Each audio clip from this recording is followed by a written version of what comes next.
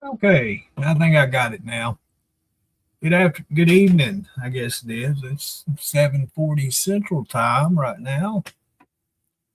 Mr. Steven, how you doing? Good to see you. We're getting a few in right now. Anthony Spade, how you doing, sir? Thank you for the thumbs up. Appreciate that. Yeah, it is Friday night. Hope we have a few come in. I posted a link on it. If somebody wants to come up on stage with me, you're more than welcome. I think it's posted on all. I'm broadcasting on YouTube channel, Truckers TV channel, and Truckers Television channel. So if you're on any of the three watching, you are welcome to come on stage with me. Hey, Rodolfo, how you doing? Good seeing you, sir. Yeah, I just thought I'd start a chat, see if anyone wants to come up or wants to chat with me. Don't have a whole lot to talk about tonight. Um,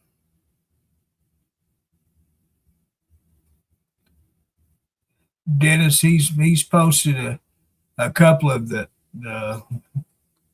Trucker TV Got Jokes videos on the page.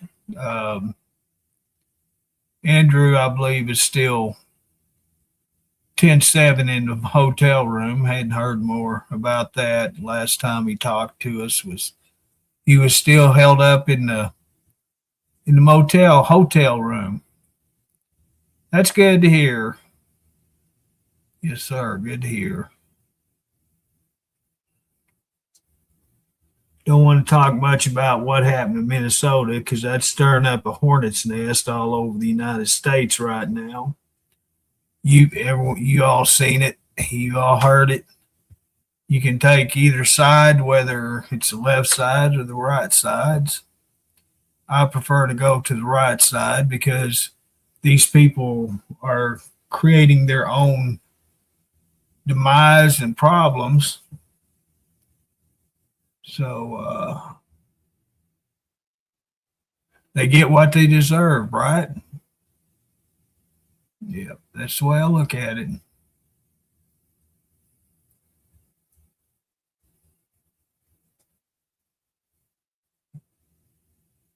Yeah, it looks like everything's good.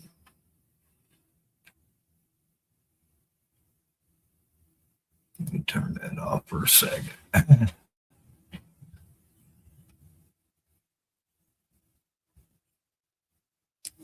So, how's everyone doing? Y'all have you had a good week so far? It's Friday, nearly the end of the week. You got one more day. I always say Saturday on my side. It's the end of the week. Sunday is the start of the new week. That's my schedule. Some people you say Monday's their start of their weekly schedule, but mine's a Sunday.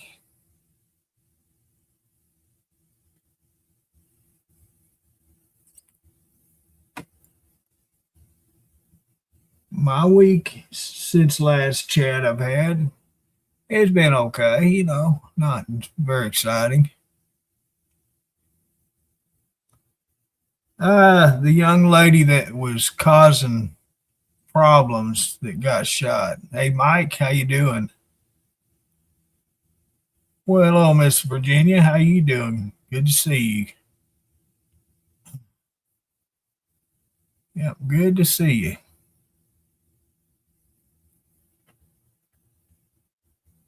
That she, anyway, the young lady nearly run over a border patrol, I believe it was, got shot. Well, she created her own problem and she created her own demise. That she did that herself. No one else did it but her own self. That's good to hear, Mike. Good deal. I have 55 degrees right now. Yeah, we're supposed to start tomorrow, I believe it is. Will be the start of our cold. I think highs in the 40s and 50s, lows in the teens to the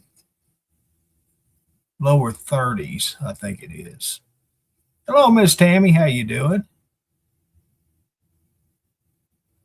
So our little spring weather is ending. It got up, I think, right at 60 degrees today. Kind of different from the 70s and right at the 80 degrees we've had for the last week.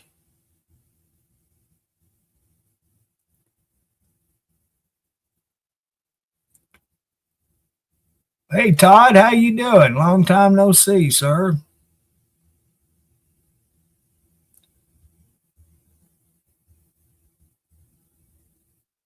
Yeah, I'm doing good. I'm doing good. Still here, still kicking. Don't get to kick as high, but I am kicking still. What's my saying? If I wake up the next morning, it's going to be a great day. And that's the way I have to look at life. Yes, sir. I am. I'm good. 59 degrees. Yeah, a little bit warmer. I don't remember what the low is supposed to get down tonight, but tomorrow night's when the really cold. Let's take a gander at it and see what they're saying. Take a gander. All right.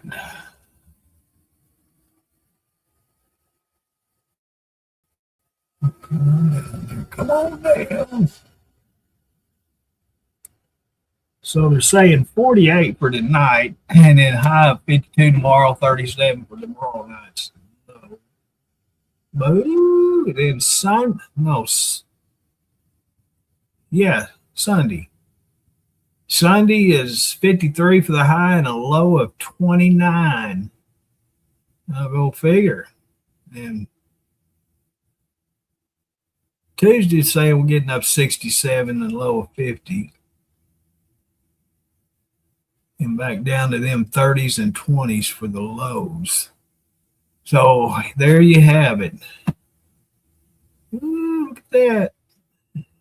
21, 19, 19, 17. Brr.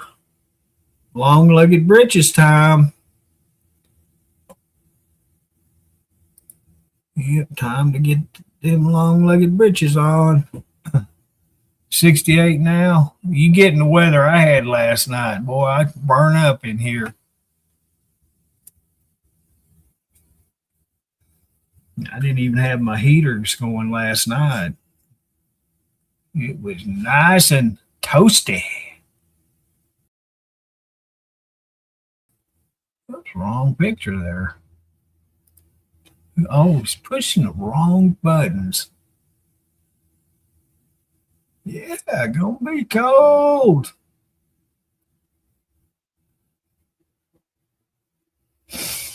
Let's see. I got enough long legged breeches. I think I only got two pair dirty. Might go ahead and wash in tomorrow. Get that out of the way.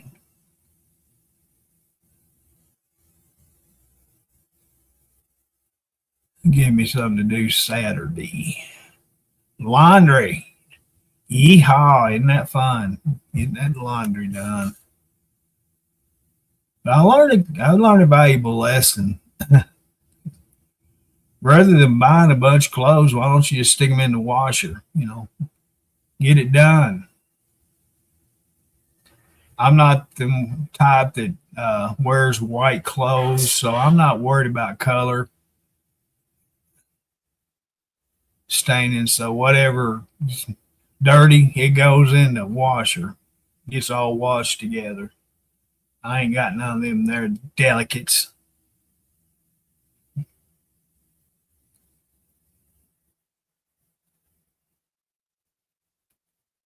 Yeah, eat all good.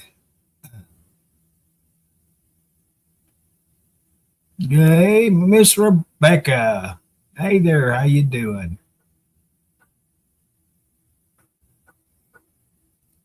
I see my cap. It matches my chair.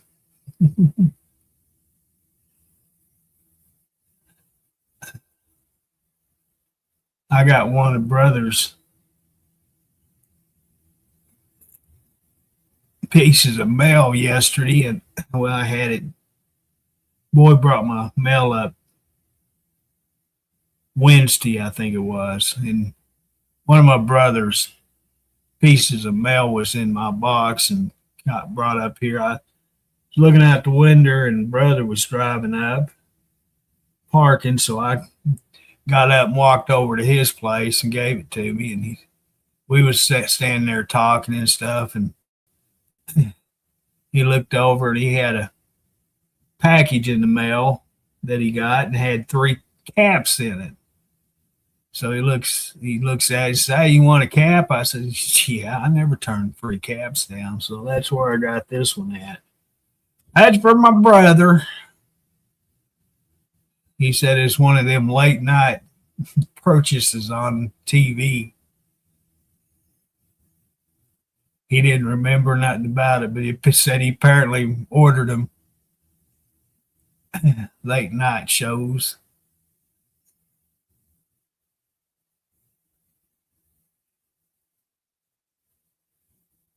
Rain and 70 degrees. I like them. I don't leave the house, and I can hear when it rains. I can hear it on the roof and on the windy air conditioner units I got. I can hear it, and to me, it is soothing. It is so relaxing to hear the rain hitting the top of the roof. Got the metal roof, and just makes you want to sleep. Oh, did you, Justin? Let's see. Oh, you did good. Good deal. Hey, Janet, how you doing? Good deal. You put the hammer down. You stock haulers, you know how to do it.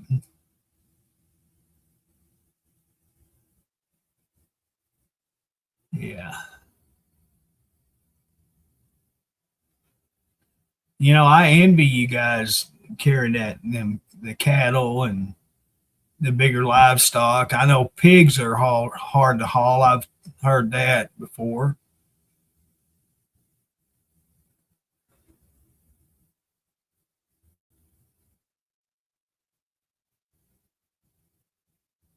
Well, hey there, Evelyn. How you doing? From Baltimore. Good to have you. Good to see you. Yeah, I've known a couple of guys that. Oh, I'm good. I'm good. Everything's good over here. Got the cats sleeping. I don't know where two of them are. They must be in the bedroom. That's good to hear, Evelyn. Fortune, of course, he's laying here beside me. That feller, once I go to sleep, he's going to be up all night because he slept all day. He'll get up and go to the bathroom or get him a bite to eat and come lay back down and go to sleep. Crap factories is what I call them.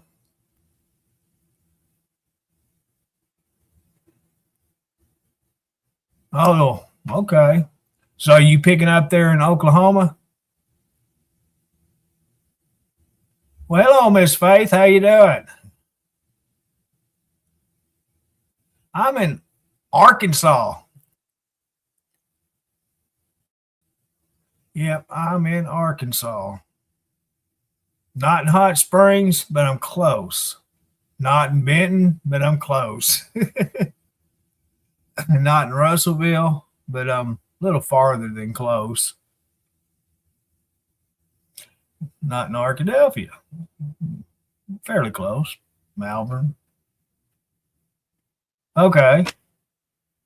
So you basically just haul cattle, right? You don't haul pigs or lambs or anything like that. Just basically cattle.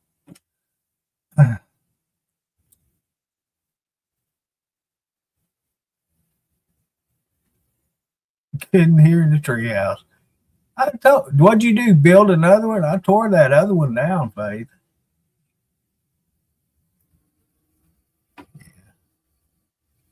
Been here all my life so far. I wouldn't go anywhere else. In fact, I've lived on this same property 50, I'm telling on myself now, 54 years. Same property. Just a different spot on the property, but that's where how long I've been here. You just haul cattle? Okay. Used to have some chicken houses down my street here, little ways, and boy, I hated that every year when they clean them chicken houses out. The street that runs in front of our property here, it would be just covered in chicken shit. It'd be like 2 or 3 inches of nothing but chicken shit solid. The county would have to come out here and grade it, and man, it would stink for half the year. Hey, Robin, how you doing? Good seeing you, girl. You doing okay? Whoa, a different part of Arkansas. Okay, gotcha.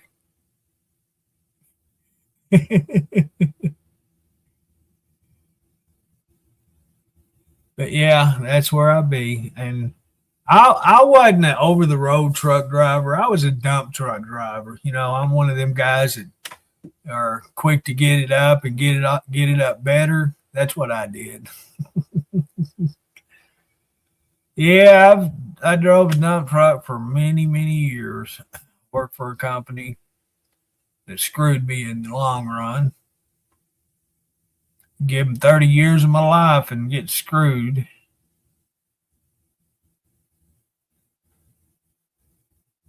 Oh, I imagine. I had an ex uncle. He was uncle by marriage, great uncle. He worked for Tyson, and he started out when I first met him. He was working at what's that called? Nuclear One up in Russellville, Arkansas. He worked there, made really good money.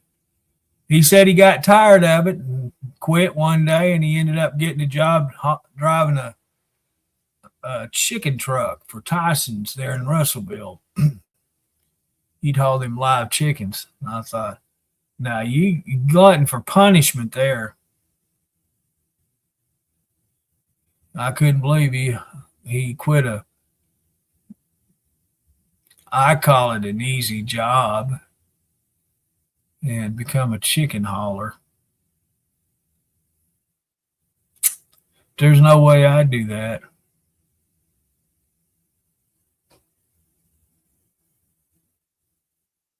Not only was I a dump truck driver, I was a wastewater plant operator. hmm So I was multitasking.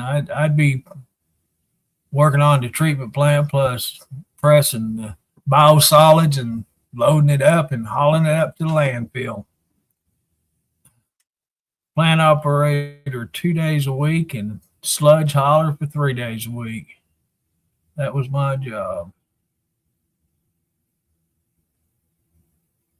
So I was dubbed the turdologist.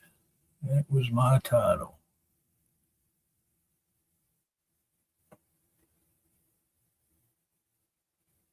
Yeah, there's a lot of things going in around the world, and I'm not really, yeah, shitty stuff. So when I say I know my shit, I know my shit, right? Yeah, but a lot of things going on around the world, and I wish I was more smart into it. I hear bits and pieces. I see bits and pieces of videos and all of that. Some of it kind of gets me to the point I don't want to see it. It gets me to worrying, because in my own little world. And when I start seeing things that really punches me in the heart of things that's possible, I don't want to see it, so I quit watching it. So that's what I do. I watch a whole lot of videos. I don't watch a whole lot of full videos because I don't want to see them. There's too much stuff that I'd rather not know about. So I just quit watching it.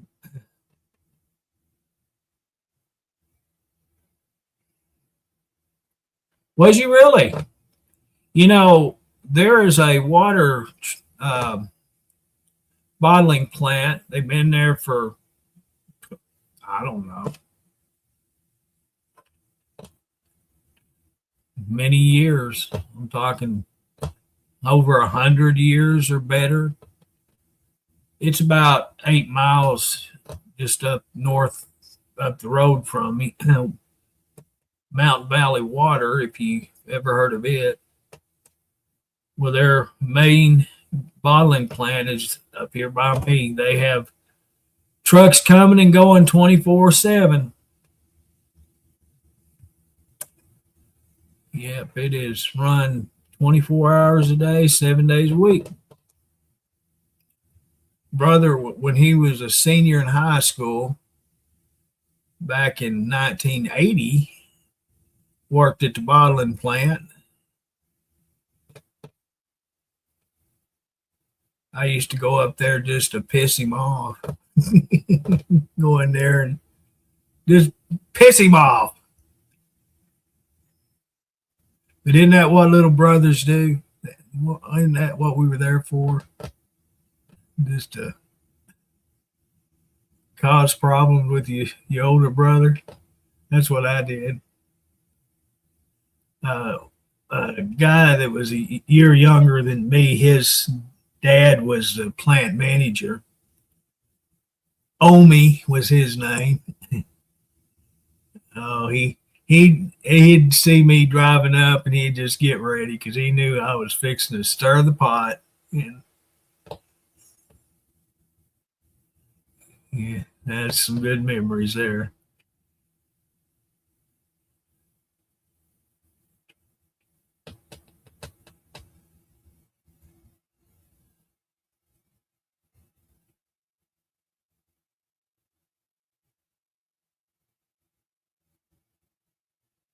Is that right?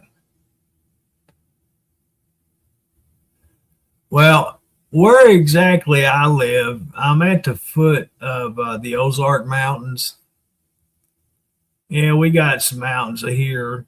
And if you're familiar with Hot Springs is kind of I would call it a valley. The Indians called it Valley of the Vapors. And that's because of the hot water springs. That was something that drew the Native Americans into this area because of the healing, supposedly the healing that the hot water, they would use it for all kinds of ailments. And they'd bathe in it. And today they still do that. They have the bath. They've refurbished and renovated. I think it's three of the original bathhouses, and they're open today. So if a person wanted to get one of them mineral hot water baths from the natural hot water comes out of the ground, well, you have in Hot Spring, you can come pay you a couple $100 and take a bath. I've lived here my whole life, and I'll be damned if I'm going to pay that kind of money to take a bath. I got on a bathtub. I can take my own bath. My weather has been really nice. We had was it Wednesday? It was really, really windy, had some rain, showers off and on through the day. Uh, but other than that, it's been really nice. But now we've got this cold front that moved in, and our temperatures are dropping. Apparently, it's rained a little bit today because I see still some raindrops on my window. And I think, what was it, Monday or might be Tuesday? I think it is. We got another chance of rain, but it's going to be 60s and 50s.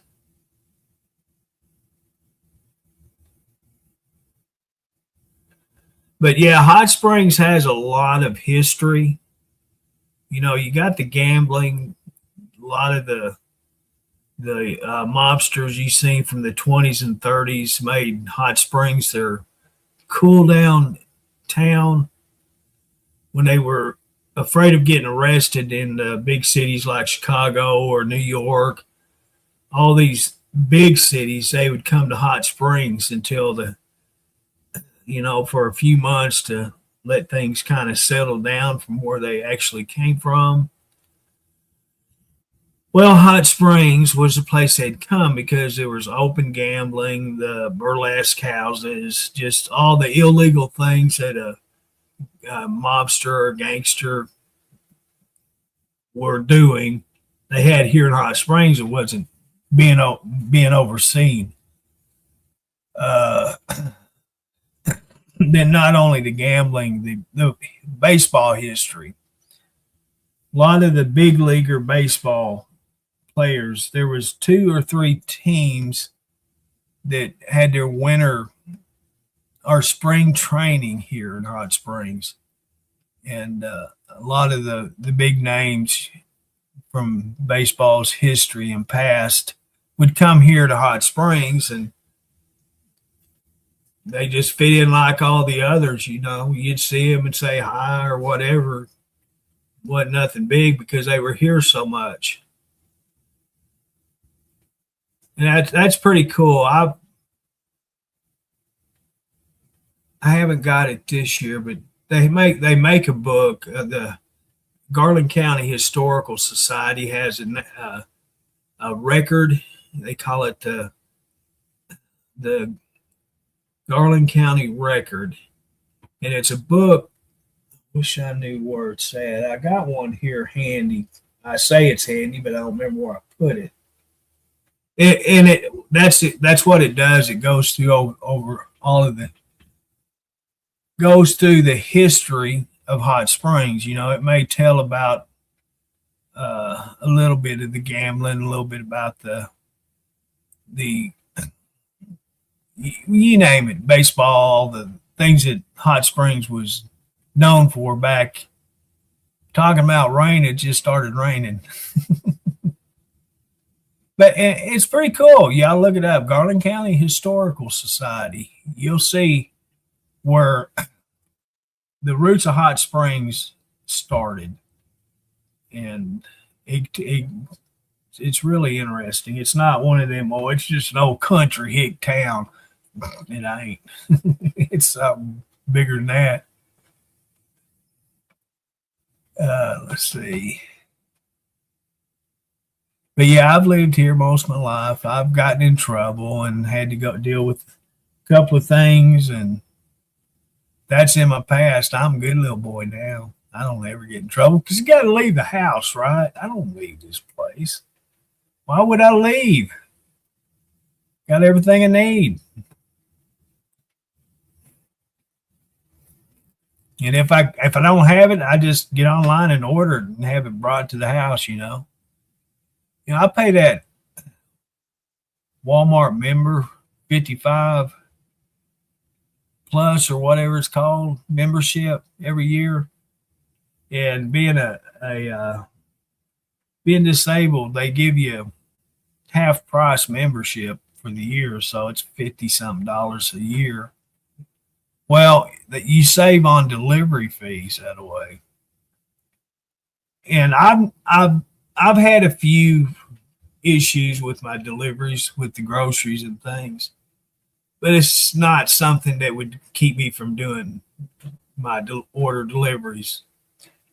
Nothing major, I can do without this or that, or wait till the next week to get it because maybe that's somebody telling me I didn't need it, right? So I'm really happy with that parts, and it don't matter. There's a few things they won't deliver, but majority of anything that I need, yeah, they will deliver. I got my first prescription delivered last week, so that worked out good. Well, hey there, Miss Patty. How you doing? What am I showing? I'm showing myself. Look at this. Look at this pretty face. Look at this pretty face. That's what I'm a showing.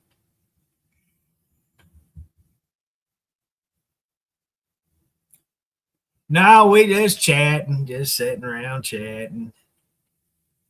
Thought maybe somebody'd want to come up with me and do a little bit of chatting. We good. Let's see if it's going to post it again. Well, there's Mr. Rex. How you doing? You keeping Florida straight?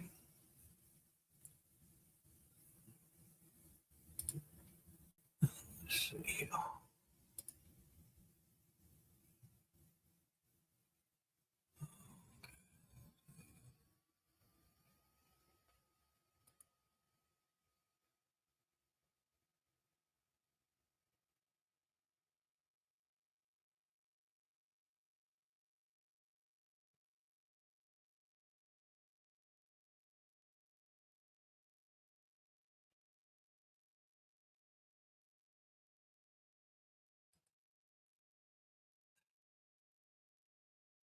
Well. That's an awful deep subject for such a shallow mind like mine, right, Diane? What are you doing, Diane? Huh? What you doing? Uh, we'll put this up there for get it there. How about that? Yeah, that'll work. That's for all them there people that ain't got good vision, can't see good, and maybe y'all can read the comments because that's showing in comments from all of the pages I'm broadcasting on.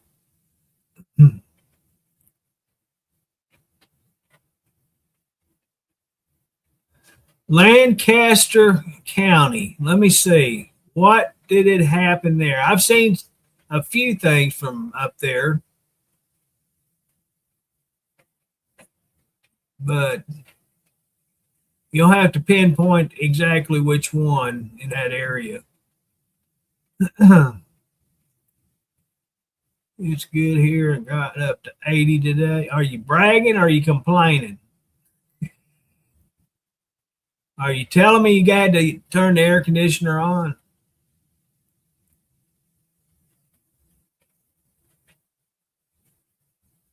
I don't know if you can hear it or not, but it's coming down fairly decent right now. The rain is. It's 54 degrees. It's dropped to, what was it, 57, I think.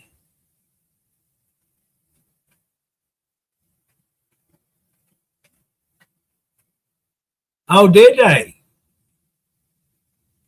Okay, well,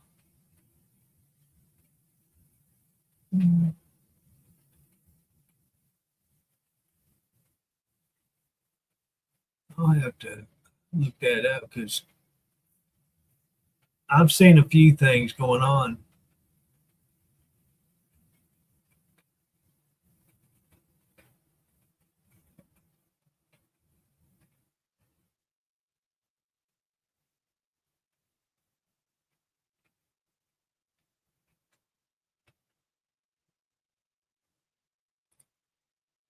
see here. I still like that there. Come on now. That copy and paste business. It saves you a whole lot of typing. Let's go here. Paste.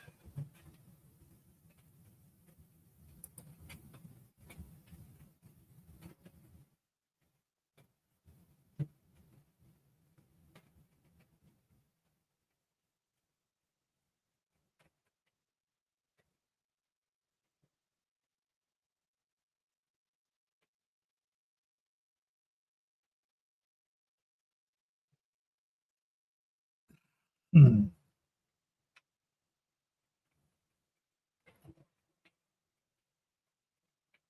Oh my gosh, I didn't see that one, Patty.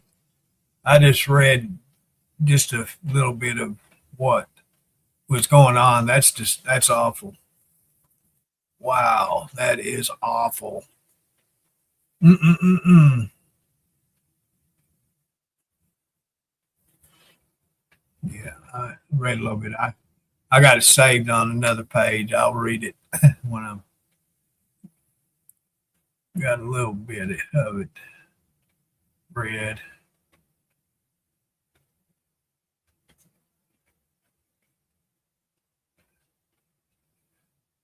Yeah, I remember that, Diane or Diane. Patty.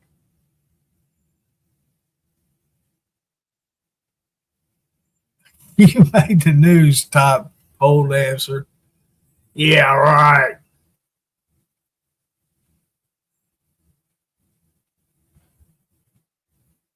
Yeah, I believe that. That'd be, oh, I don't think I would probably be, I'd be moving. I wouldn't live there. I couldn't live there. If I was to find out I was in a situation like that here, this property would go up for sale and I'd be out of here. There's no way I could live here. Mm-mm-mm.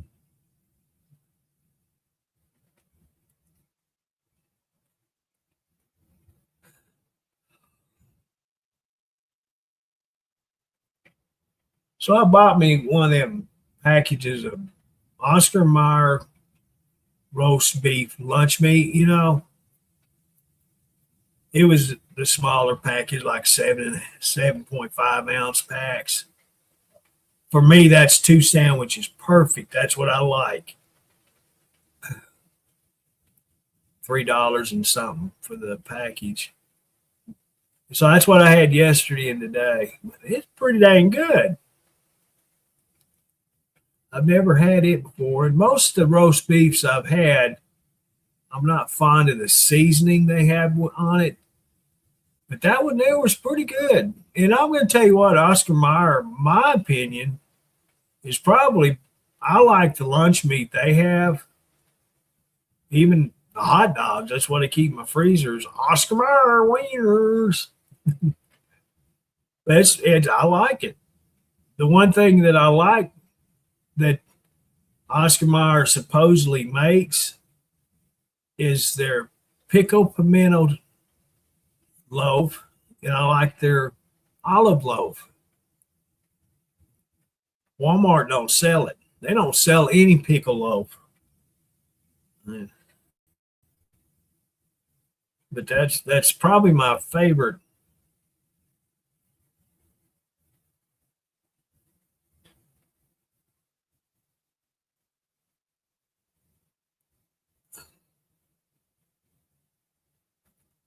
I'm gonna let the ham rest for a little while. I had it last week. Ham sandwiches for last week. So I'm gonna let it rest for a little bit. I still have what was 4 packs of ham.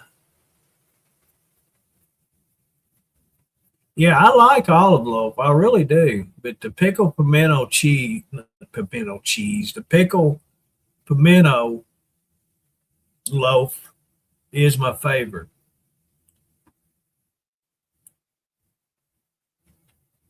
Loafing around eating pickle.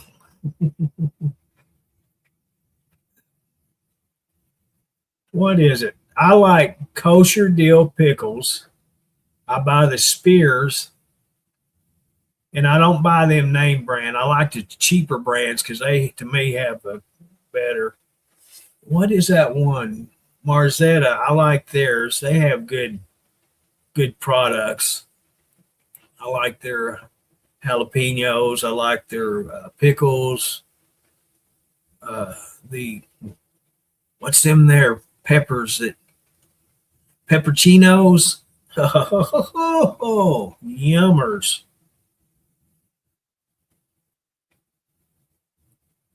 Well, that's me. I can't get it, so I just buy Oscar Mayer bologna and put my own pickles on it. That's what I do. I can go to Brookshire's. They still sell it up there, and they supposedly deliver.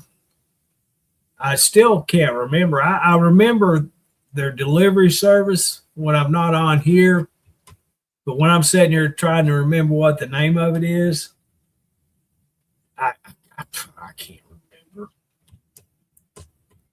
But I don't know anything about that. Let's just see here. Brookshires, Brookshires, Brookshires. Come on.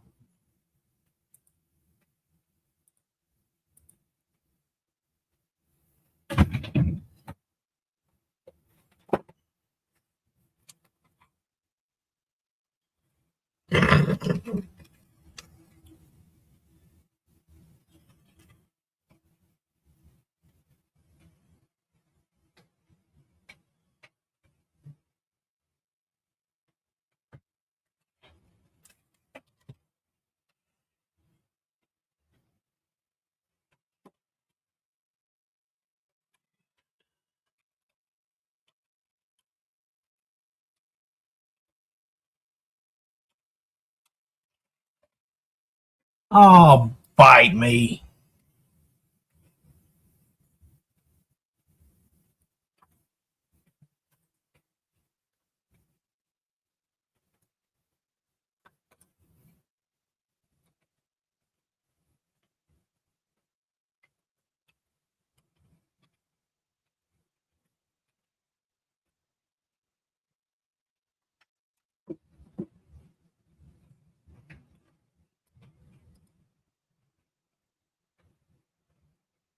Oh,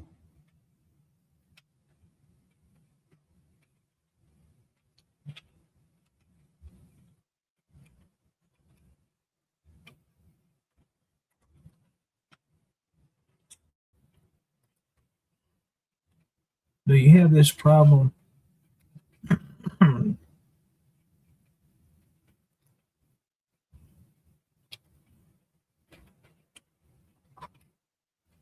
My handwriting's so sloppy. Well,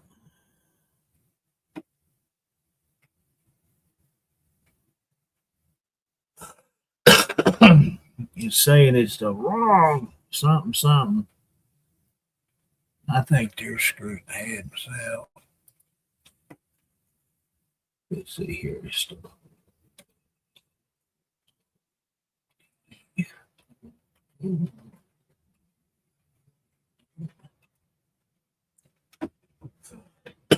About time. All right, there we go. Hi.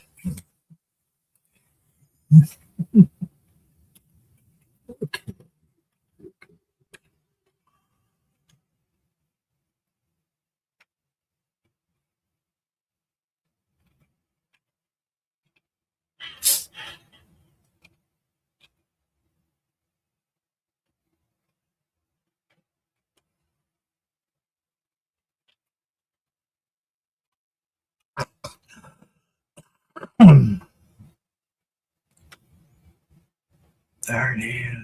That's Brookshire brand. I thought they had.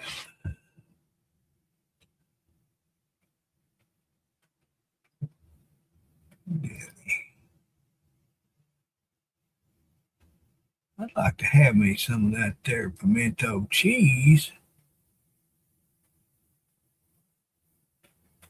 That, well, it's not Mrs. Weaver's. It's Hallam something.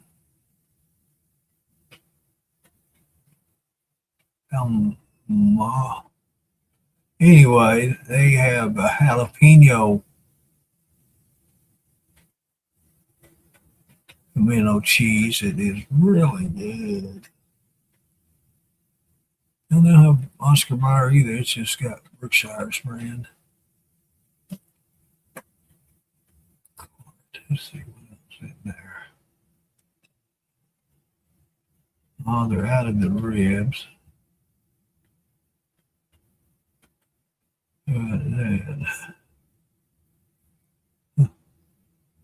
Wait, that's something. Well, heavy on you. Pooey. Cucumbers and cream cheese on rye. That sounds pretty good. I like all of that. I like rye bread.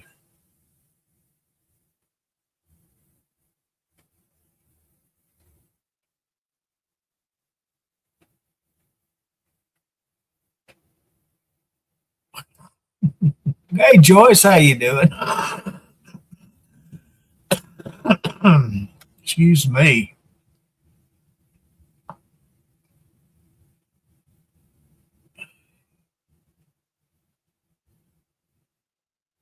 I was trying to get into my dang Brookshire's account.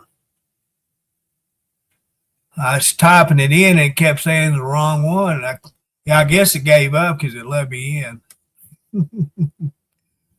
Yeah. Uh, Now, is pickles better than cucumbers, Diane? Patty says you'd know. That's funny. I'm doing good. I'm doing good, Joyce. Let's get back over here to TTV. TTV.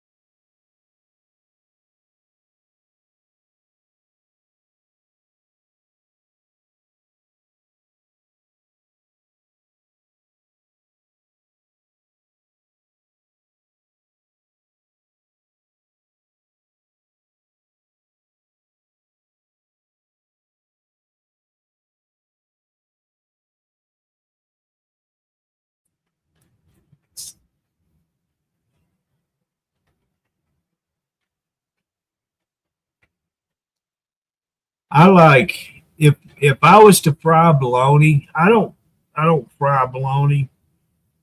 I I used to, but I don't do it anymore. But on fried bologna, I'd have to have a big slice of onion on it and a big old slice of tomato. If that's how I'd eat a fried bologna, I can just take bologna out of the package and eat it. I don't have to have bread. I like bologna. But normally I'll take bologna and, like I say, put some mayonnaise and some pickles and eat it that way, unfried. I got burnt out on fried bologna. My ex, she cooked fried bologna, and I'd get to where just the smell of it would turn my stomach.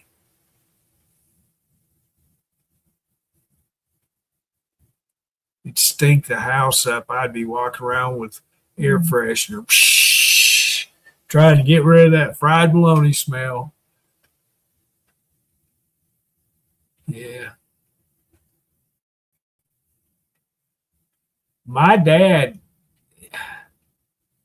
he, mom would cook him fried eggs and bologna, and that's what he would eat. He wouldn't eat bacon or sausage. He'd eat fried bologna.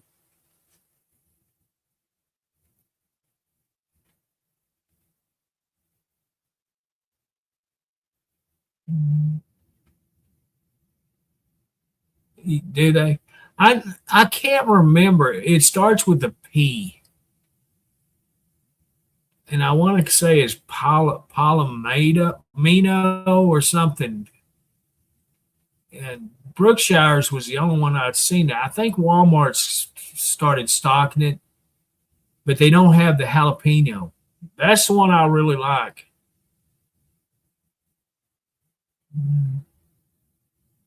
Yeah, I know. They have in the deli, they have two different bolognas that are not.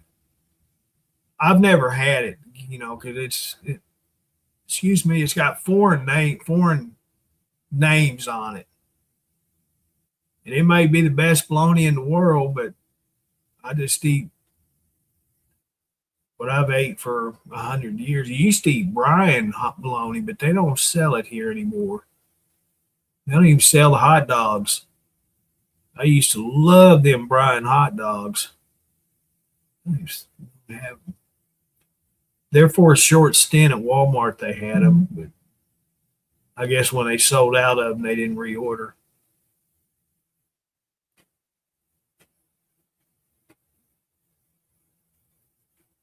Lebanon sweet bologna.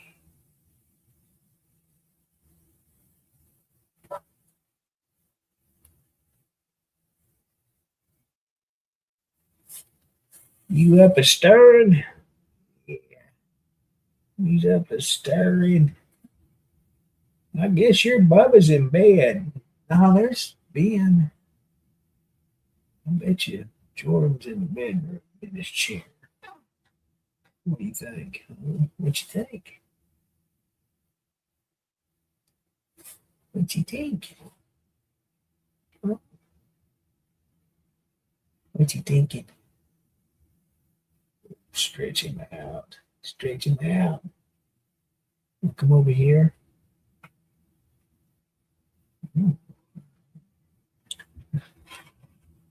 He don't want to come out. He's unsociable with Swiss. You know what I like? Pastrami and Swiss. And I guess my favorite is corned beef on rye with Swiss cheese. And I used to never eat Swiss cheese. And I guess because the older I got, my taste changed, and I kind of like Swiss cheese now. I do like it.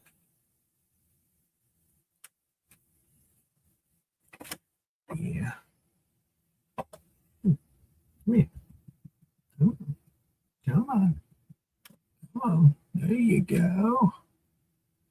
You want to say hi? Oh, come on. No, come on. Come here.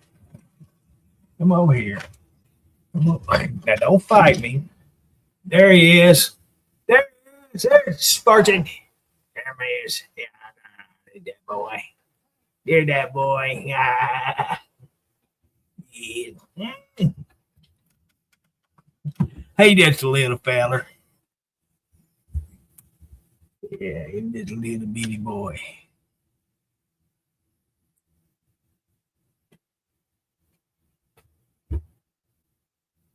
So now I got to figure out what I'm going to have lunch meat wise next week.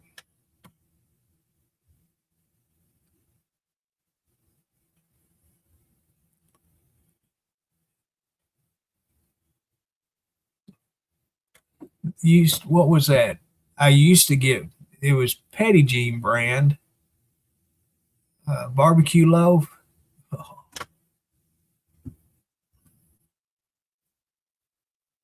I could not wait to go to Benton because I'd stop at Crow Station and get me a barbecue loaf sandwich. Oh, that was so freaking good. And she told me she'd sell me a chunk of it, and I just cut off what I needed for a week or so, and then put the rest in the freezer and freeze it till the next time. He does, Henry. How you doing? He does kick my ass at night when I'm asleep. He tears my leg up, my foot. I've got scratches from the other night from him. He's the one that lays between my feet, and I don't sleep with my feet under the blanket, so they're out exposed. And apparently, I put my feet on him or put him in some place he don't want my feet to be, and he'll tear me up.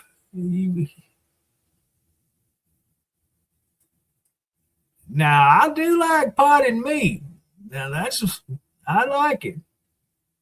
I haven't had a potted meat sandwich in years. Back when I was in elementary school, day of our field trips, that was the highlight of my year was field trip because I knew I was going to get either a Vienna sausage sandwich or a potted meat sandwich and a bag of chips and not a prepackaged. Mom would put it in a sandwich bag, some chips, and a Coca-Cola wrapped in aluminum foil. That was my highlight of the year. I don't care. There was nothing on the planet that would top that lunch bag with that in it. I know I do, Josh. Dadgummit, I can't help it. What are you doing? You doing okay? Hope so. The weather clearing up there?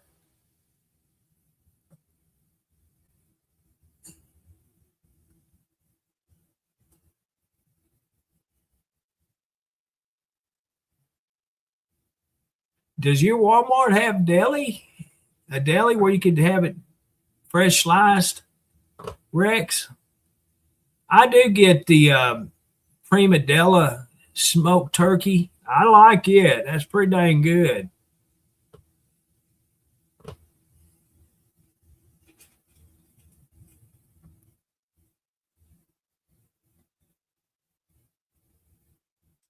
Oh, that's too much work, Patty. I can buy it frozen. Chip beef and gravy. I hadn't had it in years. My mom used to make that for Dad. He loved it. Shit on a shingle. In fact, I'm going to go to Walmart right now and put that on my list.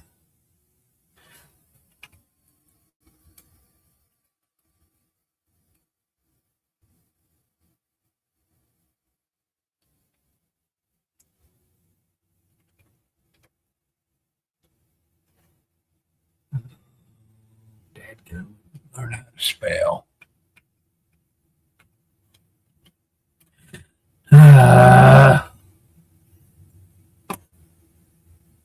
Chip beef lunch meat.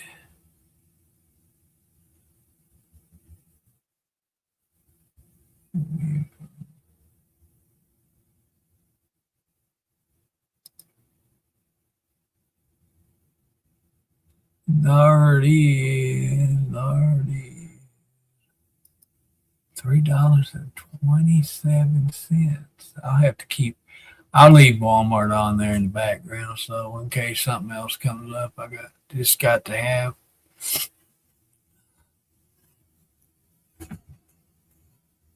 Oh, I bet it's a mess up there. The aftermath of everything, just that's the worst part of it, isn't it? Have you been able to work?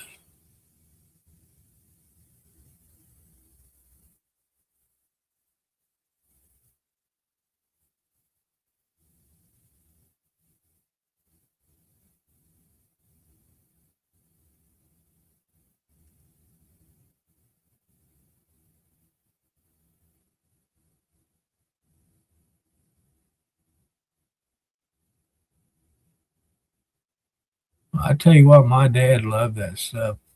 I didn't care for it. I screwed up one time. You know that in the little jar, and she would buy that and make her own gravy and all that. I gonna be cool. I thought I want to taste. I want some of that out of that jar. So I got the jar and broke me off some of it. Yeah, that was nasty. It wasn't. It didn't taste like I thought it would. You never stopped. Well, that's good.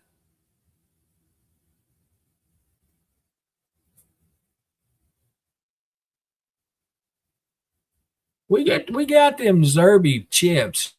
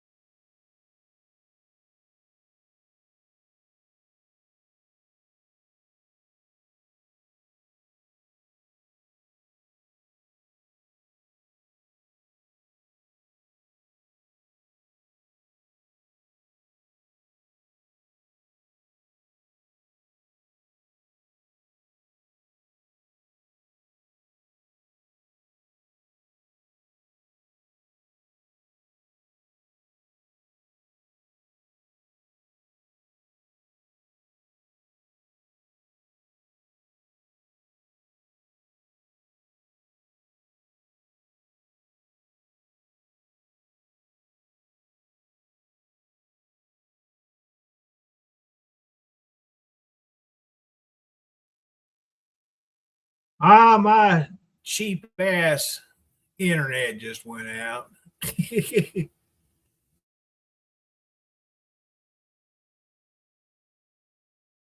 TV.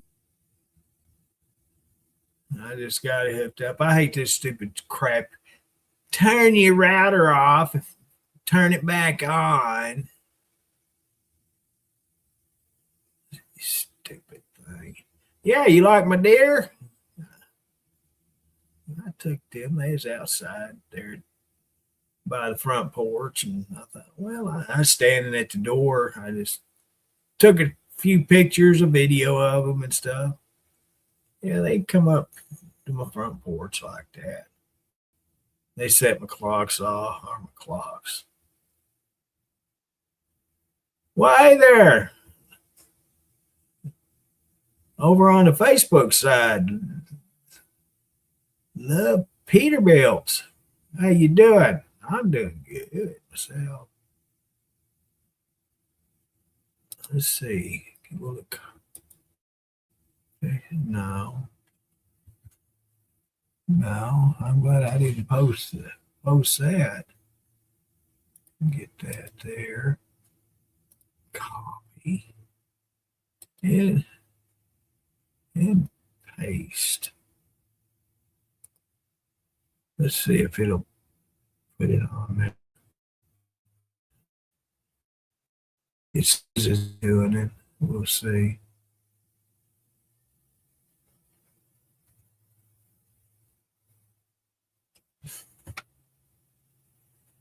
Oh.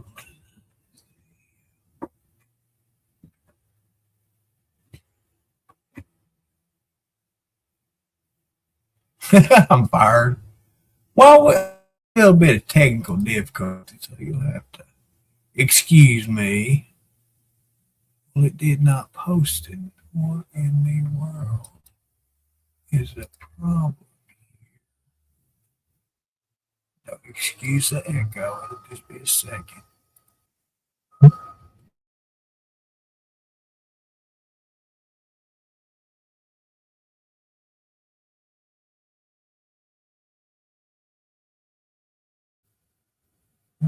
If I can pin it.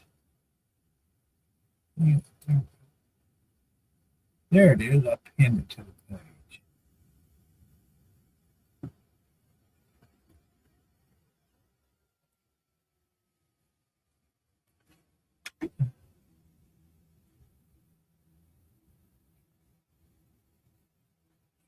Technical difficulties. My cheap ass T-Mobile internet.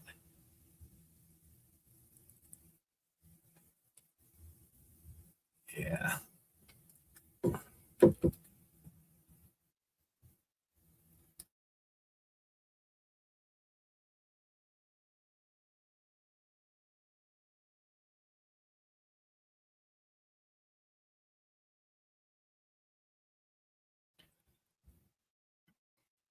So while the router was rebooting, I went and kicked a tire and got me a drink and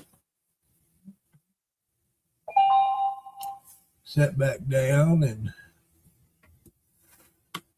let it boot up and got back on here. Well, that's probably Charlie.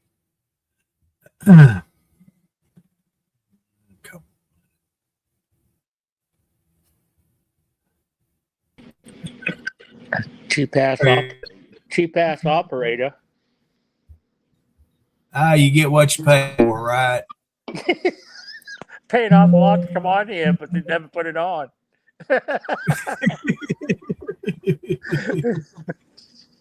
So how you doing, Ian?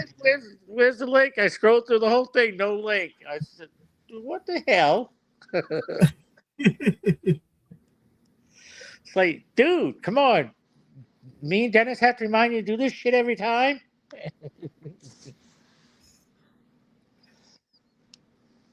So how's the weather down there today? Well, it's been pretty mild. We just had some rain.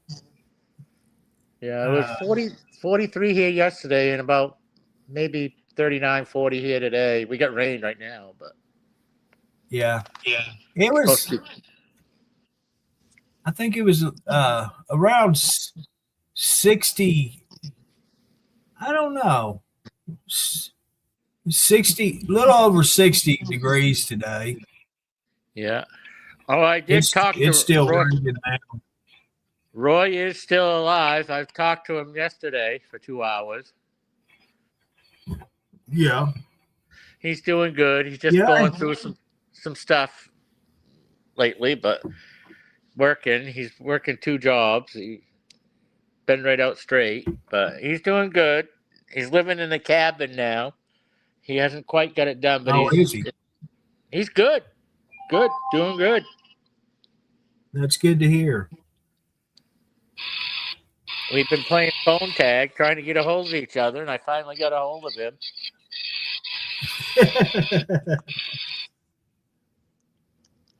Let's see. I noticed Diane's still up and around. I see she took a break from her pole tonight. Yeah.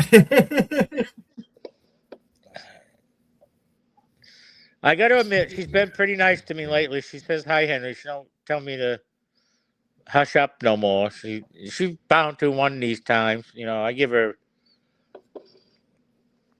We What? still go at it. You We have missed fun it though. then last week. She Huh? was telling you to shut up.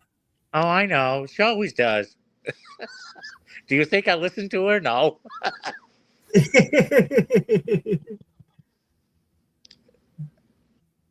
Come on here. I thought Dennis was going to get her going because he says Dennis noticed they have poles for tractor trailer trucks to put in the back. And I thought maybe Diane might get one for her car to put in her back of her car. She said I'm gonna put my red light on the turn her red light on tonight.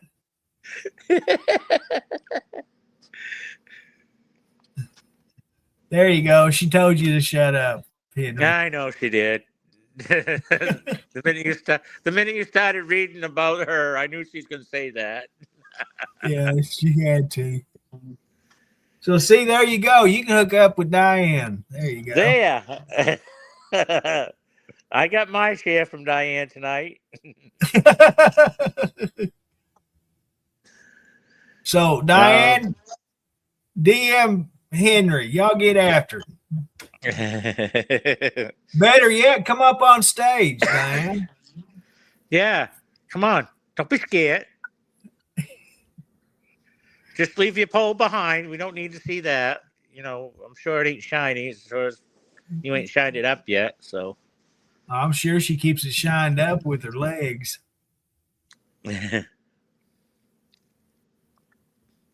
Can't keep it too shiny because she'll slip off. Yeah.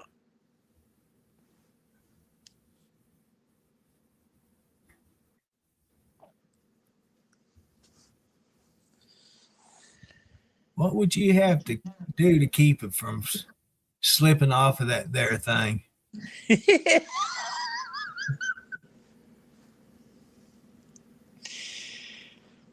Maybe some pine tar on your hands?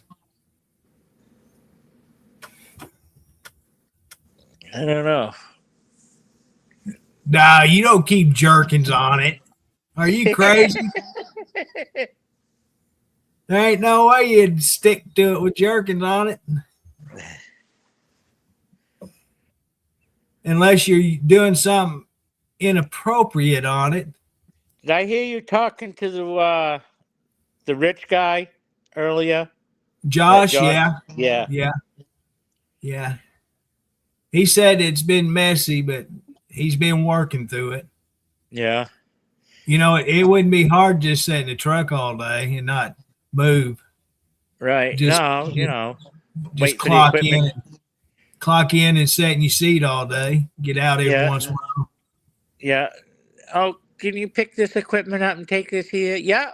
It means I got to get out of my truck. No, just have your wife load it for you.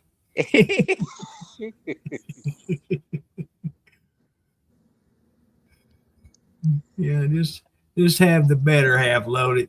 Keep your feet clean.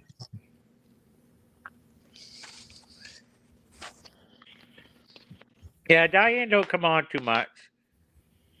No, None of the girls come on much. I know it. I wish they would. I wish anybody would come up here. You don't realize how happy you've made me just by you coming up here, Henry. I was on it the other night. I was on it the other night when you and Andrew and the rest of them were on it the other night. Yeah. Who's that guy? He's funny in hell. Who was that other guy that was on? Nick Davies. Yeah. He's a mechanic down in Tennessee, I think. Yeah, he works on heavy equipment. Yeah. Yeah, he's funny. You can't get him to say what he not. He says what he wants to say. He ain't that. Like he says, he don't have filters. No. I think, last I heard, he's still sitting, Patty. Andrew, if he comes on and makes a video, then we know that probably he's on the road again. But if we don't see him, then that kind of tells us he's still sitting. I think earlier, I think he was still sitting. Yeah. Robin, now listen, I don't hear the machine. So it doesn't bother me. Dennis is the only one that worries about it. It doesn't bother me. It's all good. So if you want to come on stage, come up. You're more than welcome. Who? Robin. Oh. Yeah, Robin I'm not gonna say anything about that. I never hear machines. I never hear machines. I don't hear no machines. No, I don't hear it either. In fact, if you come on stage, I can try to set your settings to no background noise. Maybe that'll help you. Because see, I can get on Henry's and set his settings to reduce background noise. Well, I've learned to cut my background noise off, so you don't have to listen to it now. So, well, I just clicked it off. I know you got rid of your background noise. Hey, Evelyn, where you going? Don't run off yet. We're just getting started. We just now getting started. We got Henry up here on stage. I can tease this old Mainer here. Look at his face. He was a poster child of birth control. If if you look around in the encyclopedia and dictionary, look him up. He they used his picture as a baby for birth control. What an ass.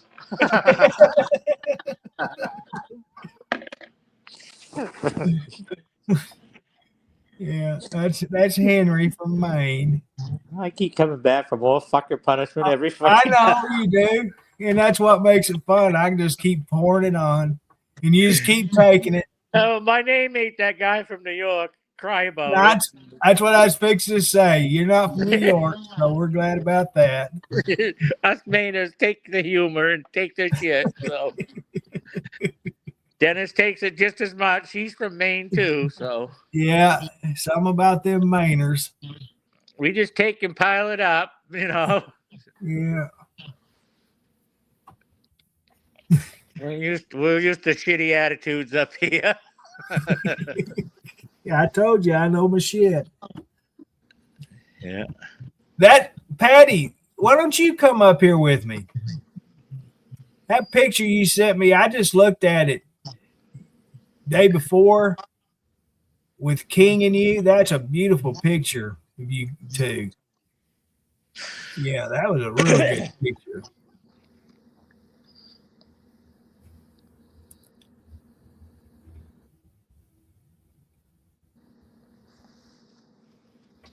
Ka. Yeah, that's how them Mainers talk. Ka. They don't know how to pronounce an R. Just like Hoss. There's no R in Hoss either. Or lobster, chowder. They just don't know how to pronounce them R's.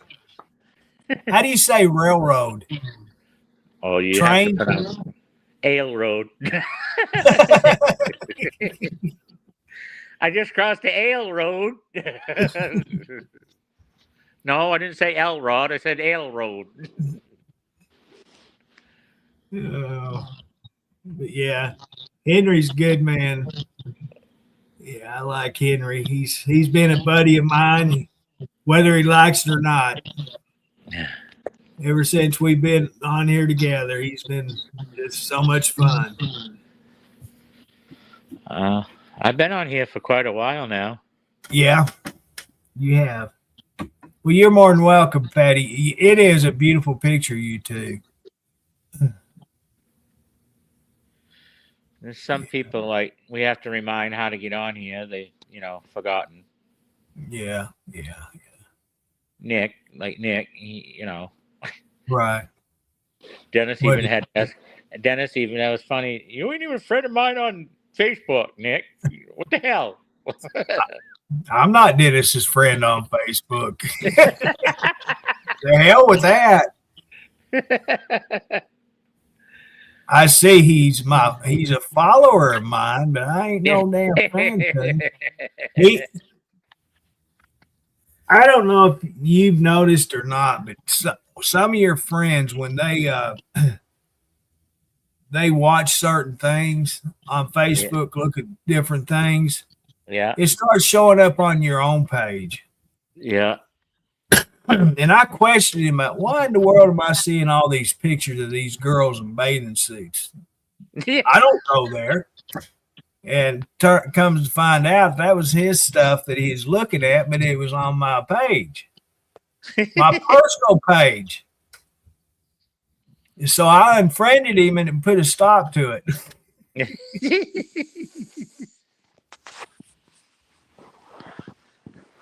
Well, Robin, anytime you want to come up and I'm here hosting it, you're more than welcome. And that's the way anybody is. I just don't care who it is. If you want to come up here with us, you're more than welcome. Let's go back up here. Evelyn, well, if you're going to have to go, thank you. Come back again. Next time you see this, you come across, go to our main page and follow it.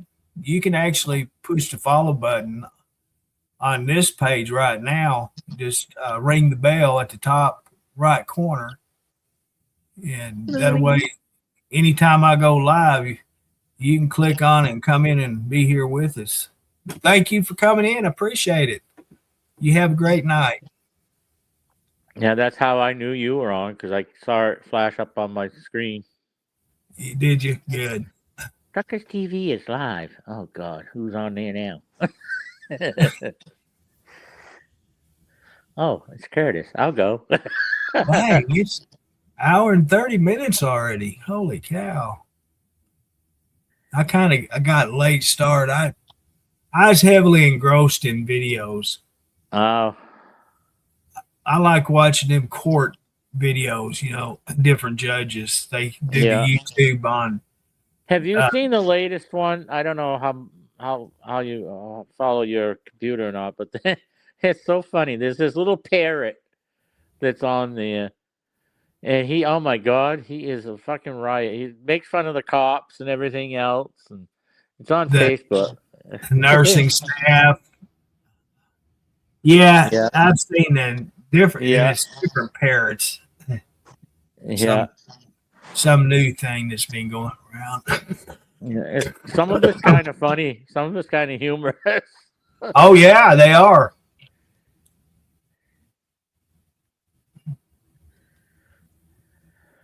Yeah, they're pretty good. But yeah, I watch Judge Fleshner out of Texas, and I think Judge Simpson, she's in Texas also. I think it's the same county that they're same courthouse, Simpson and Fleshner. And there's several of them I watch, but A lot of them they just show one person in front of the judge, but there's some that'll show 30 minutes to an hour of different contestants facing the judge. Yeah, I used to watch Judge Judy. Oh yeah, she's on there too. What was the one out of?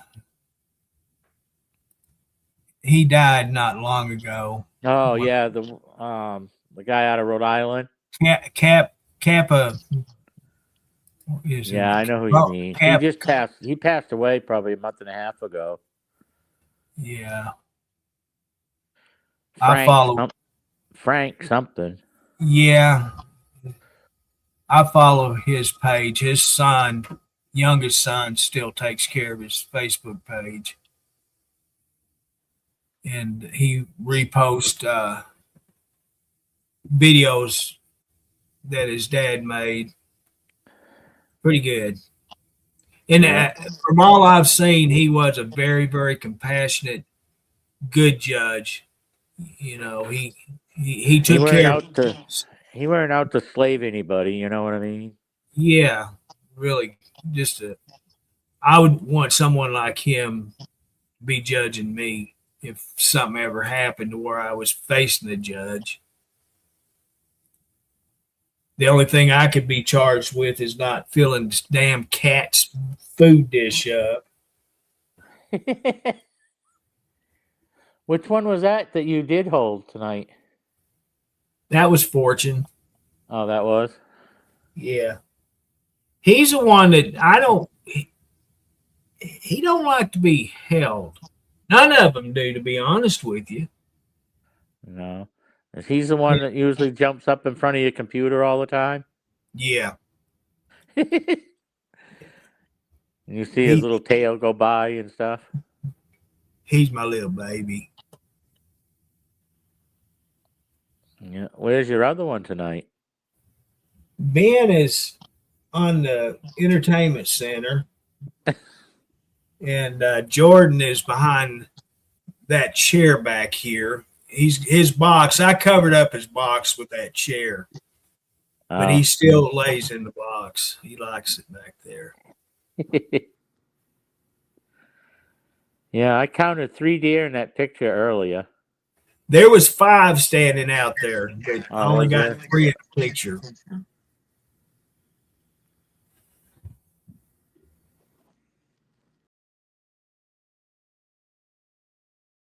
Porch. Yeah, there was just 3 in the picture. Yeah. Yeah, there's usually anywhere from 3 to 9 or 10 that comes through here in the morning. Yeah. Yeah.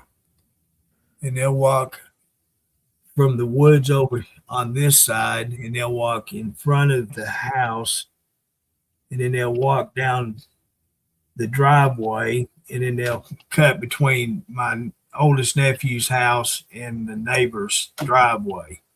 Oh, yeah. Cross the road and go across the street. That's normally their little walk. Yeah. Do your cats ever know when they go by? Oh yeah, they sit and look out the window. It doesn't even faze them. I've got an oak tree right here close to the. It's right there. Yeah. And Cody, I had him cut a limb off because in wintertime or when it rains, that limb hangs down and across the walkway. So I had him cut it off, and now there's a squirrel that'll sit on. There's about that much of the branch still on the tree. That squirrel will climb up that tree and sit on that branch and sit there and eat his nuts and stuff. And tons of cats. These cats go nuts. I'll have to take a picture of it sometime. There's no worries in the world. He just sits there and eats that nuts.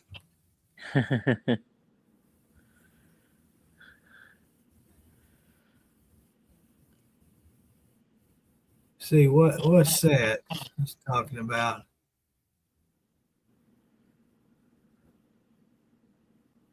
Oh, Carolyn Kennedy's daughter. I didn't see that. That's too bad. Wow.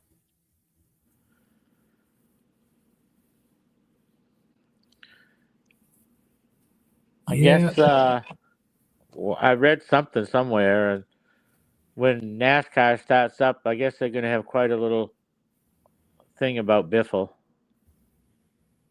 Yeah, I'm sure they will.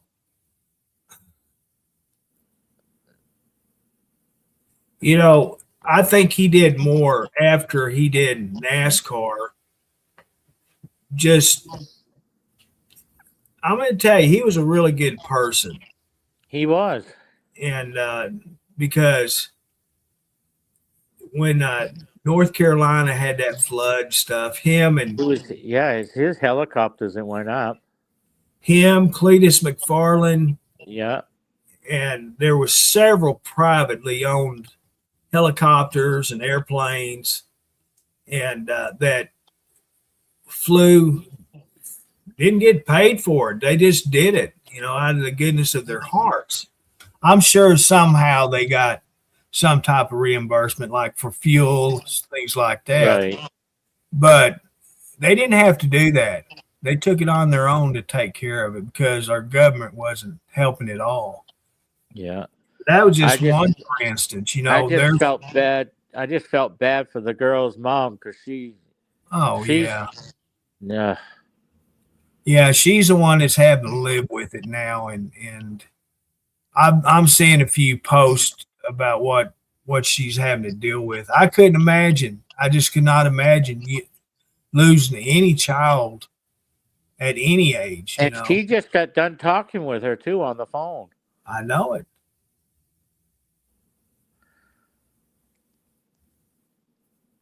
Oh, is it? Hot legs. Oh, Diane? No, Rod Stewart. She said today's Rod Stewart's birthday. Well, Rod Stewart, happy birthday. That's what they say about Diane, hot legs. Oh, my gosh. Rod legs. Wasn't he married to Frank Giffords? I have no idea. I haven't even heard anything about Rod Stewart in years. I think at one time she was married to Rod Stewart. Huh.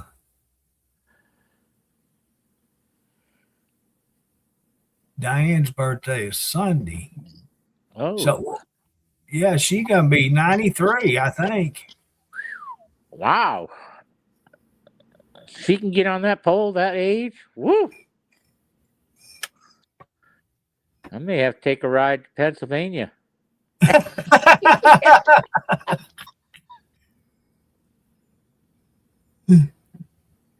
Set my GPS for her front yard and just sit there and walk. Come on, Diane. Let me hear it. Come on. Let me hear it. You want 20s or ones, Diane?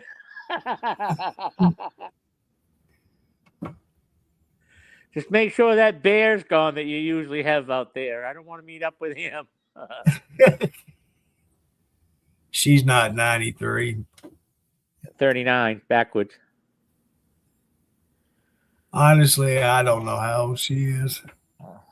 But I thought I'd get a little comeback out of her. Oh, well, there you are. Where you been, boy?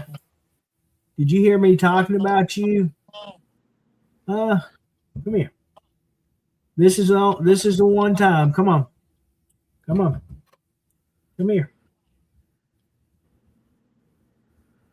Come on.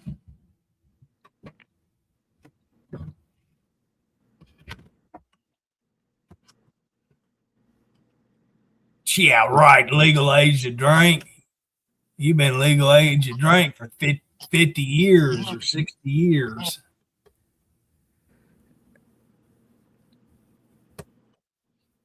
$67, is that all? Really? I been on Truckers TV over 5 years.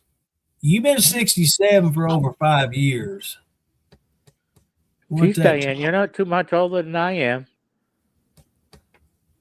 What are you, 64? 60. Oh, 60. Yeah, I'll be 61 this summer, July.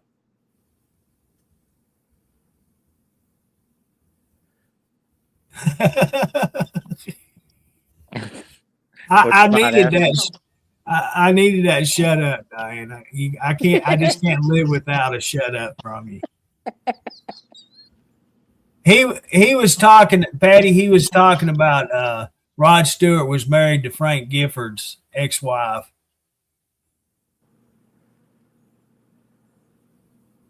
I know, Diane. Everybody knows it. I'm so full of shit, I stink.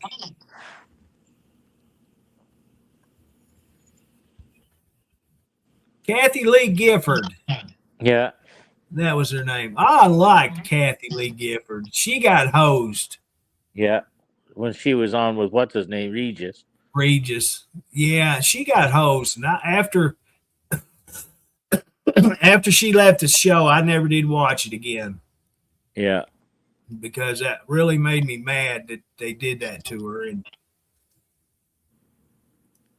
they didn't deserve for me to watch him. No, they kind of trashed her after a while. Yeah. So I quit watching it. But when she was on there, I was a faithful viewer of that show because she made it. I like Kathy Gifford. She was the best part of the Regis and Kathy show. Yeah, Regis couldn't get a word in, which was good. I didn't like him anyway. I didn't either. Yeah, and to top it off, man, she's freaking hot. Yeah, she was. I don't know what Rod dumped her for. I don't either. And then they replaced her with that little shithead that was on there. Well, I don't even know her name. Yeah, I don't know who it is now, but and then I don't even see that show on anymore anyway. It's still on, but it's not like it was. When Michael Serhan left, her show went down in the toilet. Yeah. And I couldn't figure out what in the world, why was he on that show? Oh, I had no idea. I don't know either. That wasn't his style. And no, he might as well just stuck to announcing football or something. Maybe they were trying to use him as a way to get a different style of viewers to start watching, because that wasn't his cup of tea. Yeah. I'd wish they'd get rid of that other sports announcer that's on there, Collinsworth. He ain't worth a shit. I haven't actually watched NFL, the pre-shows or stuff like that, and I couldn't tell you when. Oh, Terry Bradshaw's still announcing, though. I was fixing to ask if he was still on it. Oh, I'm still there. Him and Howie. I follow Terry on Facebook. He's got quite a lot of breeding horses. Yes, he does. Quite a few stables around, too. Yeah. I keep hoping they do another television program. Yeah, I used to like it when he did. I did too. That was one of my favorite programs. I couldn't wait. I just could not wait. I'll have to look it up and see if I can find that on one of my channels where they're rebroadcasting the shows, because I really liked them. Yeah, yeah, yeah. He's getting up there in age too.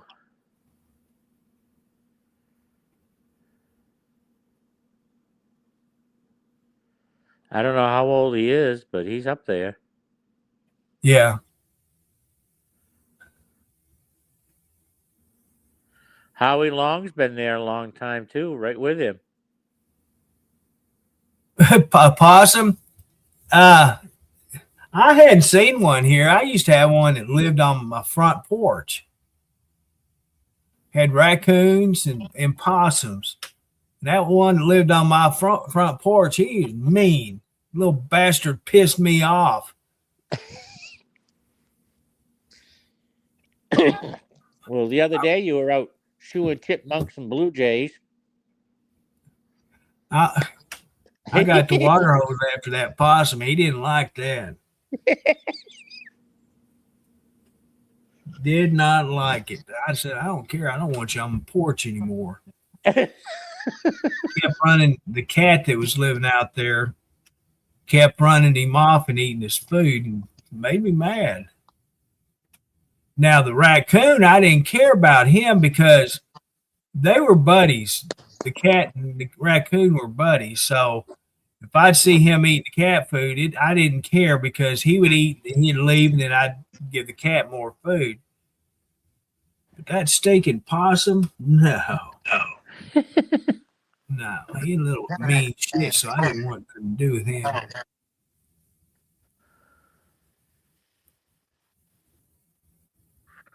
I guess they're looking for some land, huh? Yeah. So he actually knocked on your door. That's crazy. Have you seen them videos where the cats they'll go to their door, like the people's front door, and they'll back up to it, take their back paw and start beating on the door to have the owner let them in? Have you seen it? That's cute there. I like watching them. Like, hey, let me in. Well, come here. Come on. Get your butt up here. Get your lazy butt up here. See? I'm giving you a freebie. Come on. Come on. He sits, lays there and just looks at me like, what? What? Why'd you wake me up? Come on. Come on. Yeah, come on. Come on. Say hi to the world. Come on. Come on. Come on. I don't let them get up here. That's why they don't come up here. Come on. Come on. Right here. Come on. Come on. Oh, see, there you are. Look here. Look here. Look here. Look here. Come here to me, boy. Get your old tail over here. There, Jordan. There it is. Look at it. Look at it. Look at there. Look at there. You're on worldwide TV. What are you looking at? Ain't nothing up there. Kitty. They don't speak Maine. Oh, well, whatever. I'll train them. They barely speak English. Just like the owner. Yeah, that's a fact. Well, you like it because you're purring. You like it because you're purring that big old fat belly. That big old fat belly, you like it rubbed. Uh-oh, here come Ben. Here come Ben. Mr. Jealous, he got the greenest eyes. He's got them green-eyed monster. Okay. All right. All right. You want to get up. Put that leg up there. There. Oh, now you're not going to leave. You're going to... Oh, you crazy things.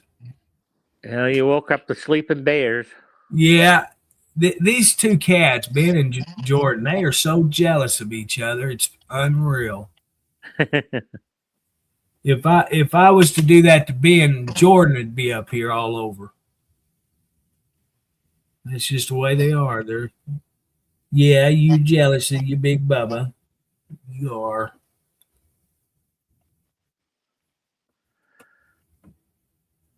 Yeah, you're jealous. Ben, he's so fat. Yeah. He wobbles. He was running down the hallway the other day, and I laughed. It was so funny because he was more bouncing than he was running because he's so fat. All right, take your butt off. Go on. Go on. No, no, no, no, no, no. I let it slide that time. You're just too heavy. You break my desk. Yeah, these cats are so heavy when they step on my. I got this sliding drawer that comes out and holds my keyboard, and when they get on it, man, that thing just drops 6 inches. One of these days, it's gonna break completely off. Have to get a heavy duty one. Yeah, I like this desk. I've had this desk probably longer than anything that I've ever owned, except for this gold chair. The gold chair came from my first marriage.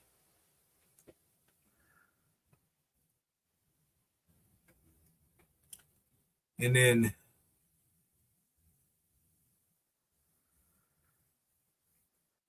the desk I bought probably 28 years ago. And I like it. It's got everything I need. I bought another one that I bought a actual office desk from Habitat for Humanities up there. I gave $25 for it. Big, nice. I had the big rack on top with all this shelving and cabinets and stuff. Yeah. It's probably 7 foot long. He's a big son of a gun. And Wow.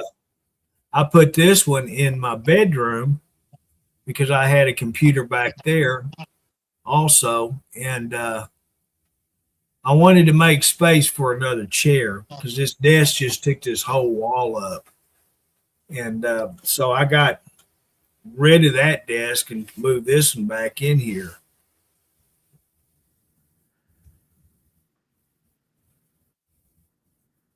Did you really? Fortune likes water. He's the only one that I know does because I'll leave the bathroom faucet going just a little stream during the cold weather. And he'll sit up there on that counter just watching that water. It intrigues him or something. He likes to watch it. Then when I'm cleaning or filling up my coffee cup with hot water, he'll sit there on the sink and watch that water. And as soon as I turn it off, he'll jump into the sink. I had one cat that he'd drink out of that water in the bathroom. He'd just lap it up. He'd stick his head up under it, and until he learned how to drink, that's how he drank. He'd run down the front of his head, down his snout, and he'd lick it with his tongue that way. He'd have a wet head all the time. I always laughed at him. That was funny. He wasn't quite. He didn't know how to do that, but he finally learned. He'd tip his head to the side.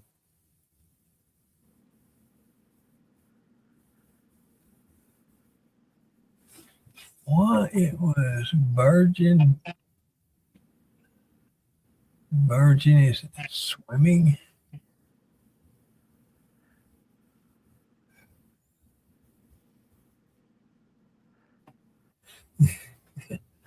I don't know, Rex. I don't know about that one. That was something I never did, was swimming. I never did like going swimming.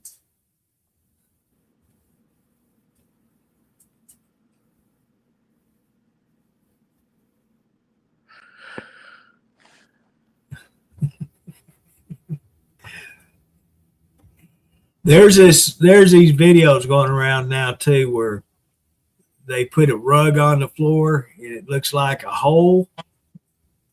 Have you seen them? And Oh yeah, the dog will either pick the cat up or push it onto the rug, and they freak out. The cat does, think it's falling in a hole. yeah. I saw that the other day. I've I seen thought, some of those new floorings where they paint it and look like the water is going right underneath yeah, it. them are awesome. I like them. Yeah, I thought they were cool looking. Some of them. And I'd like to have some here in the house, especially down Yeah. this hallway where it looks like a stairway going down. Yeah, That'd it looked like a little waterfall was coming actually inside the friggin' house. Yeah, It all lighted right up. It's pretty that's something. cool. I got to get some new rugs for the front door and the back door, and they're in the bathroom too, in front of the sink. I've got to get some more rugs.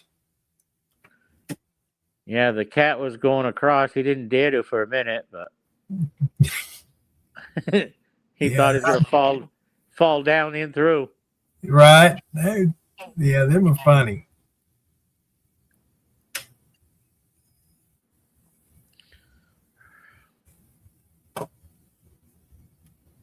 I actually had a friend of mine that had one of his walls was built and it was real water, but it wasn't getting inside his house to ruin his floors or nothing. But it was pretty cool the way it was designed. Mm-hmm. There's well, they've passed away now. His name was Wolfgang. He was a German from Germany. They retired it where they lived in Germany and moved to Hot Springs Village. Go figure that. And when they built their house, they had an actual waterfall in the living room, and it was 2 stories high. Oh, wow. And you talk about cool. That thing was awesome. You know, there's people up there that built houses. Their square footage would be over 5,000 foot. This is no lie. It'd be 1 bedroom and 1 bathroom. And the reason why they did that was because they didn't want their grandkids to be coming down there and living there. So they just built a 1 bedroom house. Yeah, maybe I should have done that. Huh? It's crazy. There's some houses that their garages are actually bigger than their houses. Their car collections they keep in their garage, and the garage is bigger than their house. Just people have so much money that live in Hot Springs Village. They just, in my opinion, they waste it and flaunt it. And like I was talking about that the other day, that's not me. I would never do that. I would actually never, ever do that, because if I was to win the lottery, nobody would know about it. Oh, that's the trouble. These people that win the lottery think, "Oh, geez, that's nothing. I got plenty of money now." And then Yeah, three weeks later, you find out they've gone broke. right. They just waste They don't know it. how to invest it. You know, invest it into something. Put it into something. Put it away. Don't With that kind of money, even I know. have pay taxes every year on it, and donating half of it to charity, my family and myself could live for the rest of our lives. Just off the interest. Exactly. People don't know that. You can live off the interest of that. So I'd have a fucking ball going up to the fucking casino every day, spend $1,000 and still wouldn't spend it all. yeah, right. But the only thing you would see maybe in my life if I was to win the lottery is I may have a new living room set. I mean, I'd probably invest in a house, get a house built. You know, And see, give, that's not me. I wouldn't do that. well, I yeah, well, I wouldn't either because I know I'm already going to get my mom's when she passes, but I'd invest in some land anyway. I'd buy some land anyway because that's good equity to have. You know, because Yeah, you can always turn land around and sell it. right. But no, I'd probably get me a different vehicle than what I got. You know, I might probably put go. a big powered stereo in my car, but I'd keep driving my Camry. Yeah. Well, I'd put a shovel on there for you when I come down. You know. If I was to win the lottery, I'd guarantee you'd have a plane ticket on your way here Oh, I would. because I'd make sure you come here and had the time of your life. You Yeah. can clean this litter box out for me. Yeah. Fuck that. It's automatic, so you just have to change the bag out. Yeah. Yeah. Add litter every But now and then. I'd have plenty of money to go travel and do what I wanted to. You know, stay where I And that wanted to. exactly, that's what I would do. I would do the things that I can't do right now. I would have somebody drive me. I would hire somebody to be able to drive me to the places I wanted to go. Right. And that way, I wouldn't have to worry about it. Right. No, I enjoy driving. You know, I wouldn't mind driving out that way and stuff. You know, but I would get me a better vehicle. I know that. Diane, you know what I'd do? I'd probably hire somebody to cook for me. That's what I would do because I just can't stand at a stove anymore. Jesus, I bought Diane's house would be loaded with poles if she had that money. I bought that stool from Harbor Freight, and it's perfect size in the kitchen. I can adjust. Boy, I've got gas. Adjust it to the right height to either the countertop or the stove top. But I just don't cook. If I cook, I use my oven. That little thing has paid for itself 100 times over because anything I need to do is in that oven. If I want to air fry French fries, there you have it. If I want to bake hamburger or a steak or pork chops, that oven will do it. Hell, I'd even volunteer to go buy a pole for Diane and bring it to her. Yeah, it'd be a gold one. Yeah. Screw that silver shit. I wouldn't. No, I'd build her a nice, either a gold one or a nice looking brass one. Look real pretty in her house, you know, and then sit back and just, you know. I'm afraid the brass one would turn green. Yeah, well, I'd make sure. Get her a built-in stage and put the pole right on it. Yeah. And see, Diane and Judy, you guys think like me. My home is paid for. I own my home, I own my property. So this is where I plan on meeting my maker at, is right here. Now I may do improvements to my home, which it still needs quite a bit of improvement. The ex tore out of the house. But the condition it's in now is livable, and that's the way I've kept it. So I don't see a problem with it. Robin, I've got one. I bought a brand new one. It's right over there. Oh, you can't see I got my camera off. It's right over there on my pantry, underneath the counter of the pantry. I bought a bag of beans, pinto beans. I bought some bacon. I got some ham. I had good intentions, but I've still not pulled it out and loaded it up. I was saying this weekend I'm going to do it, but I've said that ever since I bought it. this weekend I'm going to do it, you know. But this weekend never comes, so I don't do it apparently. Oh, it comes. You just don't do it. Yeah, and see, I've got a bag of cornbread mix. I've got an onion. I got potatoes. I even got fresh potatoes. I'm armed and ready, but I can't do it no more. Maybe I can pay my boy to come over here and set it up for me.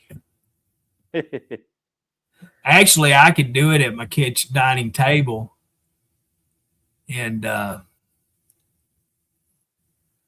plug it up right there because it's right there close to an outlet. No green beans. Now, I have to put, I don't have to, but I buy bacon bits for my green beans. Yeah, I still like green beans. I used to fry it in bacon grease, fry them.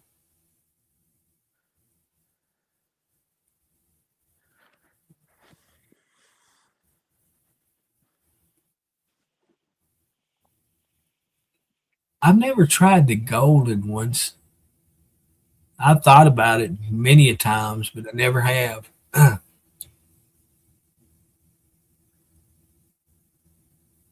I got them too. I bought a box of them because you told me when I was talking about getting one, or somebody did, and I bought a box of them. Got them over there with the beans.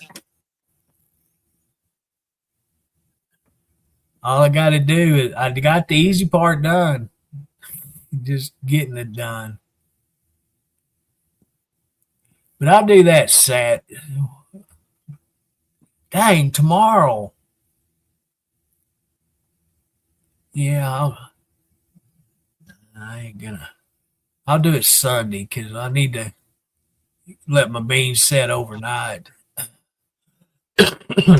in water.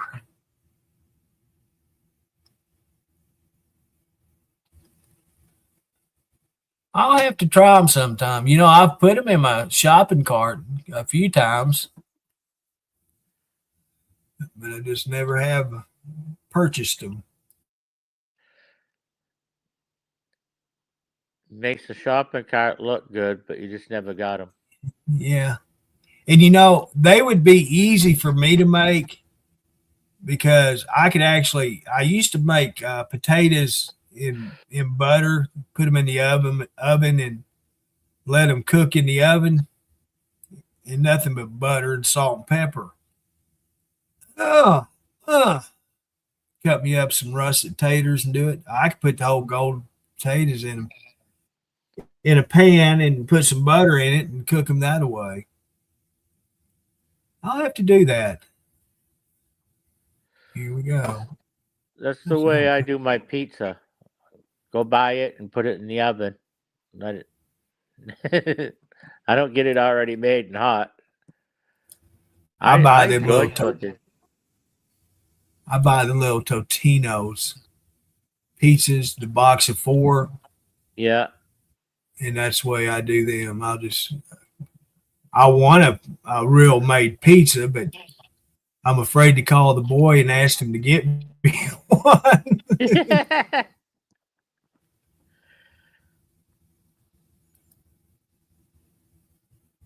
because they still don't deliver pizzas to the house. No. It's kind of stupid. No. Where you at, taters? Taters. I like tater tots. Those are good too. All I eat, I've been eating for quite a while, is tater tots. And I've gotten over the missing the deep fried. I'll put them in my oven and air fry them, and they turn out pretty good. Yeah. And let's see here, where you at? I know there you got some of them there taters. Get up here to the top. Where you at? Taters, taters, taters. I like a good baked potato once in a while. Oh, I do too, and that's why I got these taters I got because yellow taters 3 pound bag 264. I don't know. That's a little bit too much potatoes. But no, I'll take Looks and like put baked potato and slice it in the middle and put some cheese and some bacon bits on it and sour cream. Boy, oh, that tastes good. yeah. I usually just put butter and pepper on mine.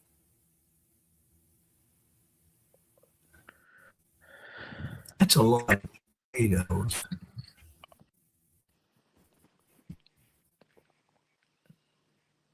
Three bag. Are they big? I don't know. Are these out there? Are they big potatoes or small ones? Like the 3 pound bag. I've never looked at it before. There's a new kind of potato out. You take the top of it and you put this little package in it, and you can put them in the microwave. They're really small ones, little round ones that you can get them at Yeah, Walmart. yeah. I was just looking at them, but they come with it's red and yellow potatoes. I don't like red potatoes. But they come with a package of seasoning in the package. You just put them in butter and throw them in the microwave, and they're pretty good. That's cute. Right, chicken's gone up. I know chicken. I went to buy some the other day. I said, forget it. That's gone up quite a bit. Has it? I hadn't bought it in Oh, quite a while. gone through the roof. Because everything's expensive. I thought things were going to go down, but they keep going up. Yeah, they hadn't started going down yet. Crock pot, country crock, 15-ounce tub. That's something else I got to get too. She took all my crock pots. Well, I got two, and I ain't used one of them ever. Well, she took my good pans. Left me a couple good ones, but what the hell she needs them for? But I didn't argue with her. Take it. Yeah, it's better just to sit back and. No, I told her when it happens, just take what you want to take. We're not fighting. I'm not fighting. I'm too old to fight. Just take what you want to take. I can get whatever I need later on. Yeah. I said, I'm not worried about that. If I have to sit on a milk crate to talk to the boys on TV, I can sit on a milk crate, put a couple milk crates up, sit on them. It doesn't matter to me. But no, we were good about it. We didn't fight. Actually, she called me today and asked how I was doing. I asked how she was doing. Both doing all right. So we've been together for 14 years, but we still get along good. We talk and see each other once in a while.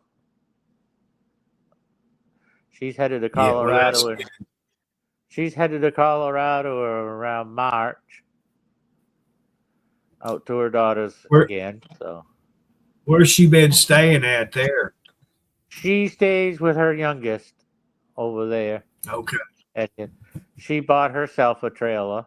So actually, her trail. I'm a little bit jealous because her trailer is bigger than mine. I haven't seen it, but it's one of them pull-out ones for the bedroom. So the bedroom's a little bit. It's got a full-size bed in it. But yeah. She likes it. Her boys went and got it in New Hampshire for her, and yeah, she's been living over there. She enjoys it. She'll stop by and say hello, and we'll talk. And Of course, she brings the dogs over because that was part of my life too. With the dogs. Oh, So she took them. yeah, Oh, okay. Yeah, it's all pets. right. It's like my cats. I know the day will come where they'll start passing, and I'll have to deal with it then. But I just can't imagine not having these things here at the house with me, because not only are they cats, they're the ones that's been here with me through my whole experience with my ex when all of that happened. Right. So they were living that life with me, and we all went through it. And it's just something that they're my babies, and by God, you hurt my babies, I'm going to hurt you. Yeah, but And no, that's the just the way dogs. it is with my cats. She brings the dogs over. They're all happy and everything. And hey, things just didn't work out. Like I told everybody else, things didn't work out. We left peacefully, and that's the way it should be. There ain't Right. no need, to fight about it. Just go. If you want to go, go. That's the thing. Why make your life miserable I'm and not gonna have deal with? there's no sense of having cops down here. Oh, she can't take that to get just do it peacefully. Yeah, they are, Robin. They're my companions. I don't despise her for taking the dogs. They weren't mine. They were hers. She purchased them, not me. Yeah, but they were part of your life for these years. Yeah. Oh, yeah. But I mean, they were her dogs, so obviously, go ahead, take them. I don't think Let the Diana. animals. I don't think she took his recliner. No, she didn't. No. Oh, hell no. Hell no. She just bought new furniture before. She was going to have to take it back. And I said, don't take it back. I'll just change the contract over and make the payments myself. There you go. All right. Yeah, all right. That sounds like a good deal. Oh, hell no. She weren't going to take it back. I already had mine what I was going to do with that. I told her, don't take it back. I will go change the contract, put it in my name. Oh, they can do that? Yeah, they'll do it. As long as they get their money. Money's money. As long as they get their money, they don't care how they do it. They don't care whose name it's under. They'll take your money gladly. Yeah. No, I got a nice little. Actually, it's pretty cool. I don't know if it's or not, but Turn my heater off. It's getting freaking hot. I'm sitting here starting to sweat. there's my TV and my little fireplace here, the heater in it. That's cool. I've got something similar to that. Have you? Yeah, mine's over here. It's got a rock face in it, Yeah, that's what mine does too. It's got the little rocks that down at the bottom of it. Well, it's all the way around it, the firebox. Oh yeah. Well, mine's got lighted up shelves, everything. Yeah. I just keep it in here because it looks good and takes up space on that wall. Yeah. It does. The heat doesn't work on it, but the fireplace effect still does. I turned my heater's right down to 65. I got this right up to 70, and it heats the whole house, everything. Yeah, and that's the way mine was. This is probably the fourth fireplace I've had since I've lived here since 89, and they work really good, but I don't have a good long life out of these heaters. I don't know why, but heating part of it goes out. The fireplace effect does it. It's just the heat. Yeah. So I like this one here, and that's why I've kept it in here rather than throwing it away. Because I can, if I was ever to spark another one of them there females, I could turn the fireplace and have a romantic TV dinner in here. eat our TV dinners in front of the fireplace. I yeah, I love mine. Oh yeah, I've had nice fireplaces, always have, but they just don't ever last. I started to put new flooring in the where the girls used to stay when they were here in Yeah. that spare bedroom. Doing that all by myself. It's starting to look good. Just tinker along, you know. They Well, yeah. say they say a guy with one leg can't do much. Well, I've done quite a bit with my one leg, so I got two of mine and I can't do nothing. No, I I went can't to, even. there's a button that I released to take the prosthetic off. Mhm. I was down on the floor the other day, and I went to get up. I said, "Oops, hold on, I got to get my leg back on." I hit that button while I was moving around doing the flooring. I didn't realize that I hit the button, and I went to stand up. I said, "Whoa, here! Wait a minute, Nellie, get back here." Is it spring loaded when you push the button? Does it shoot off? No, it just comes off. I have a thing on my leg that I and when I step, I click it, and then it'll stop. But when I hit No. that button, I happened to turn just right while I was doing the flooring, and I went to get up. I said, "Well, I guess I'm going to call it quits for the day." And I got most of it done anyway. But and I called it quits. I went to get up, and what the hell happened here? Oh, I must have hit the button when I was nailing it down. No. Gee. I've I've got enough flooring left from the front room and hallway. I could probably do the kitchen with it. Yeah. And up here at Habitat for Humanity, they've always got this style of flooring up there. Right now, in fact, they had a pallet of it that's close to the same thing I've got, and I would need uh, probably two more boxes to finish out the kitchen and the hallway on that end of the trailer. That's all I would be concerned about. And But no, I do it myself. I take my time doing it, you know. yeah, and that's the thing. I watched my nephew when he did my flooring here and seen how it's easy. Honestly, it's easy and it's not. It's easier than I thought it was. This type of flooring, Yeah. and it's that what they call floating flooring. Yeah. And if I was to tackle it, I probably could do it, but it'd probably take me till I died to do just the kitchen. Right.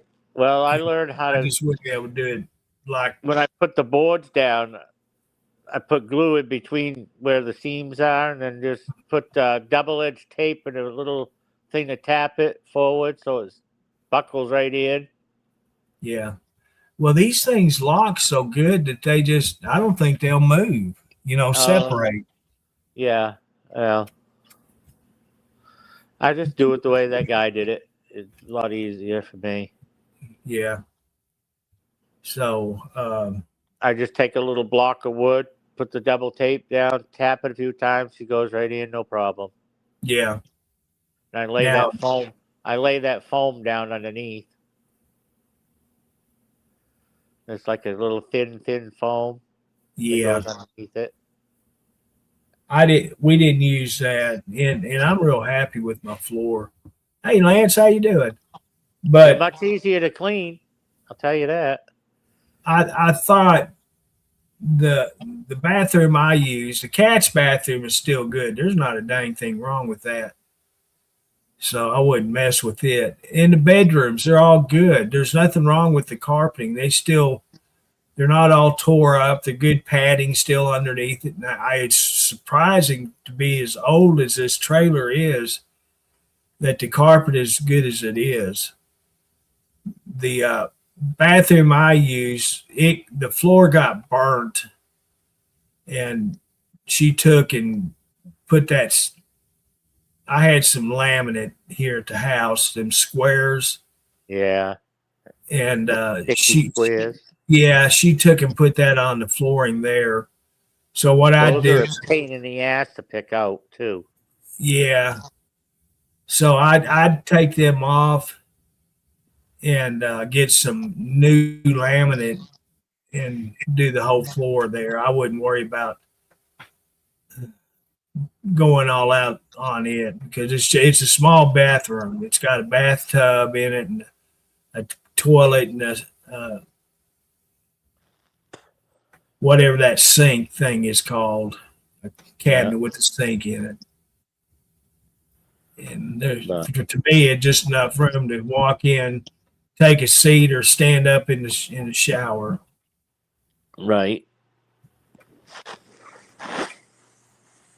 And I know what I'll do is this paneling is pretty sturdy. I want to take out. I put a 1x over the floor vent in there. Yeah. And I'm going to get a piece of this flooring and put over the hole because I took the diffuser, I think it's called, in the floor. The vent. I took it out and put a 1x6 over the hole. And I know this flooring is sturdy enough that I've got here in the front room. I've got some short pieces. I'll just take it and put over that hole. It'd be sturdy enough to hold me. Right. Over that hole. I don't know why I hadn't thought of it before now. You still there? Yeah, I was still here. Oh, let's see. Yeah, well, there's that flooring that I'm doing right now. Oh, yeah. It's nice. Got my NASCAR thing up. I see that. I went with the gray myself. I like the gray. That's what Jeremy did his trailer in. Yeah. And he also did my parents' house. He bought it and refloored it, but he used a gray flooring. And I seen it and I thought, man, that looks dang good. It's like an old barnwood wood color. Yeah. I gotta with the finish grain up. and all that. Yes. I gotta finish up this a little bit. For right now, I went and bought just a throw down rug right here. Yeah. I threw one of them away. I had it right here. Right here. Yeah. The exact same rug you showed just now was right here for That one? 100 years. Yeah, exact freaking same one. And I hated that thing because I couldn't roll my stupid desk chair around on it easy. I cussed and fussed that ever since I put it down, and the wife would not let me take it up. That was the first thing when her ass was out of here. That rug was out of here. I got that at like what they call well, it's like a discount place. I don't know what you have down there, but they call it a Martin's up here. But yeah, it's only $10. Oh shoot! I paid 60 something for mine. Right. We have a place called Railroad Salvage that really. That's why I bought this flooring I got down here. I paid 89 cents a foot for it, I believe.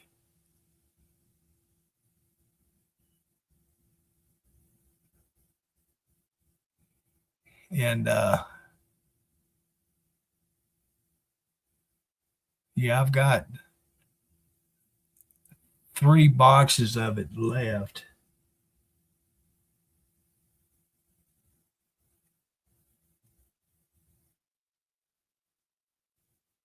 I think I'll have to buy. I'd have to get one more box of this material I've got down to finish out the kitchen.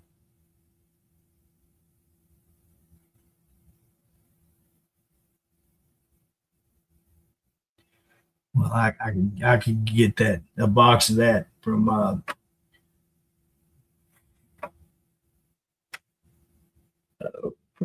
Habitat for Humanity and use it. They get that stuff from flooring stores. They can't. The flooring stores can't sell it, so they end up donating it to the Habitat. And they have pallets of that stuff up there, still in the boxes, never opened, and you can get it for a good price. And the longer it sits there at their store, the cheaper it gets, you know? So if you watch them closely, you probably get them for nearly nothing just to move them out of their store. Because they don't pay nothing for it. You're muted. There you go. Am I all right now? Yeah, you're all right. Yeah.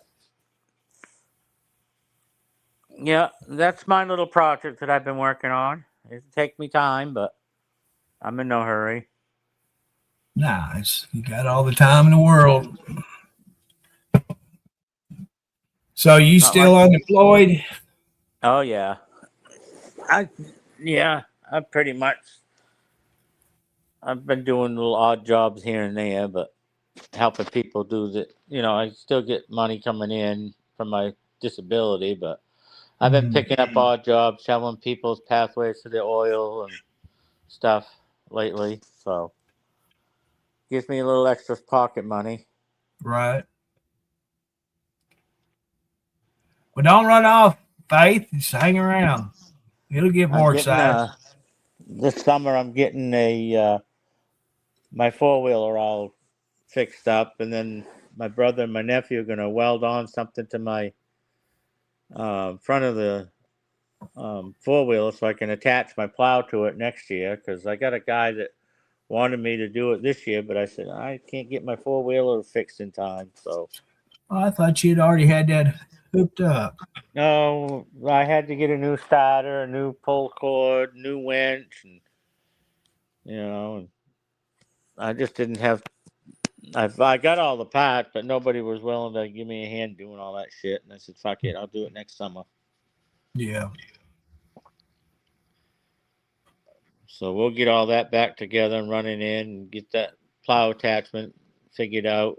Easier for me. I think what we're going to do is get it so I can just attach it with 2 pins on the side of the plow with 2 pins and hold it up and down with my winch. Yeah, that'd be good. Be easy. I don't have to crawl underneath or try to make sure it's all latched in. I'll just have to hook up those. We'll get some of that hollow pipe in, and then fit it on, drill a hole, and put quarter pins right in it, and that'll hold it. Yeah. That'll work good. Like a quick disconnect type thing, Yeah.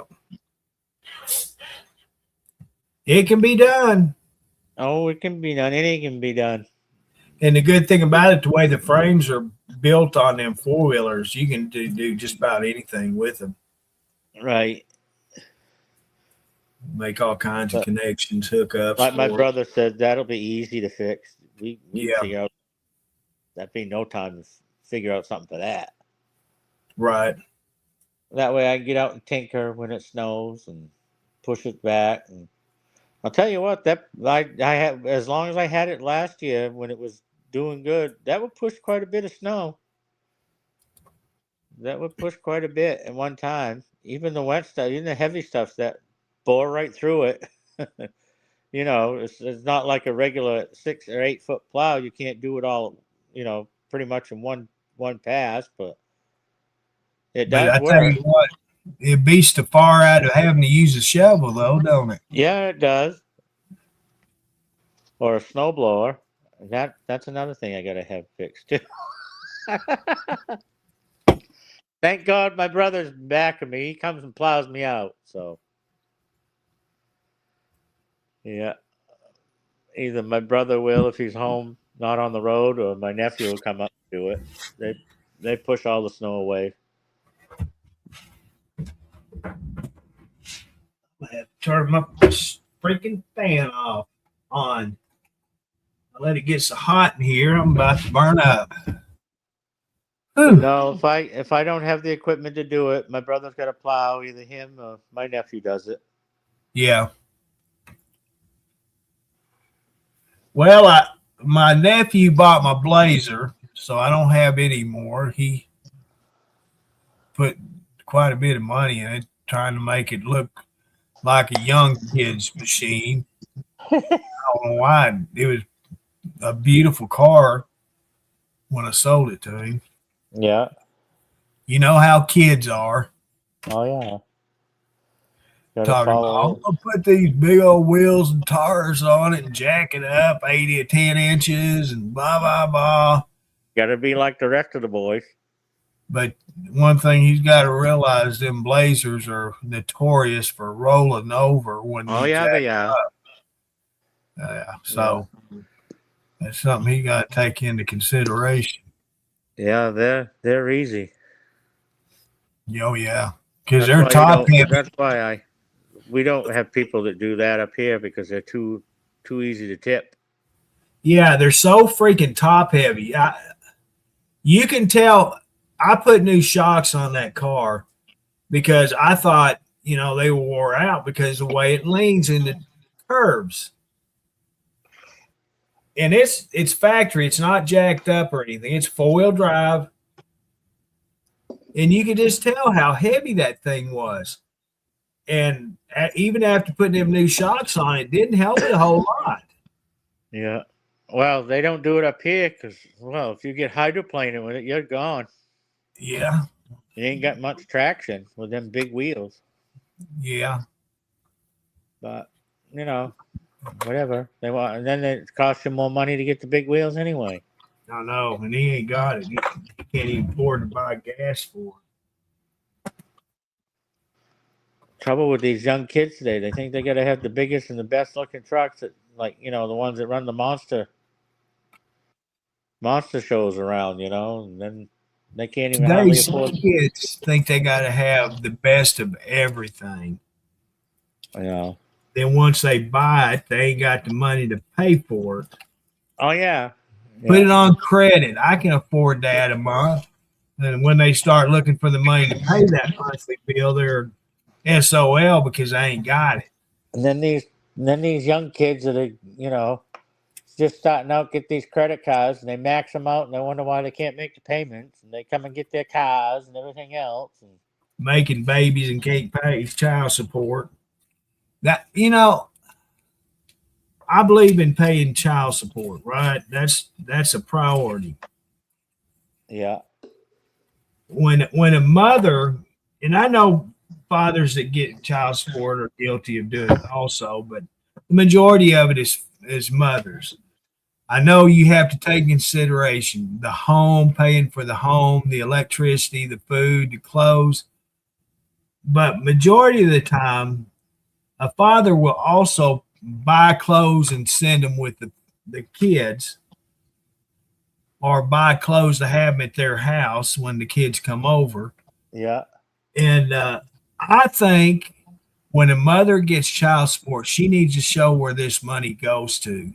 Yeah.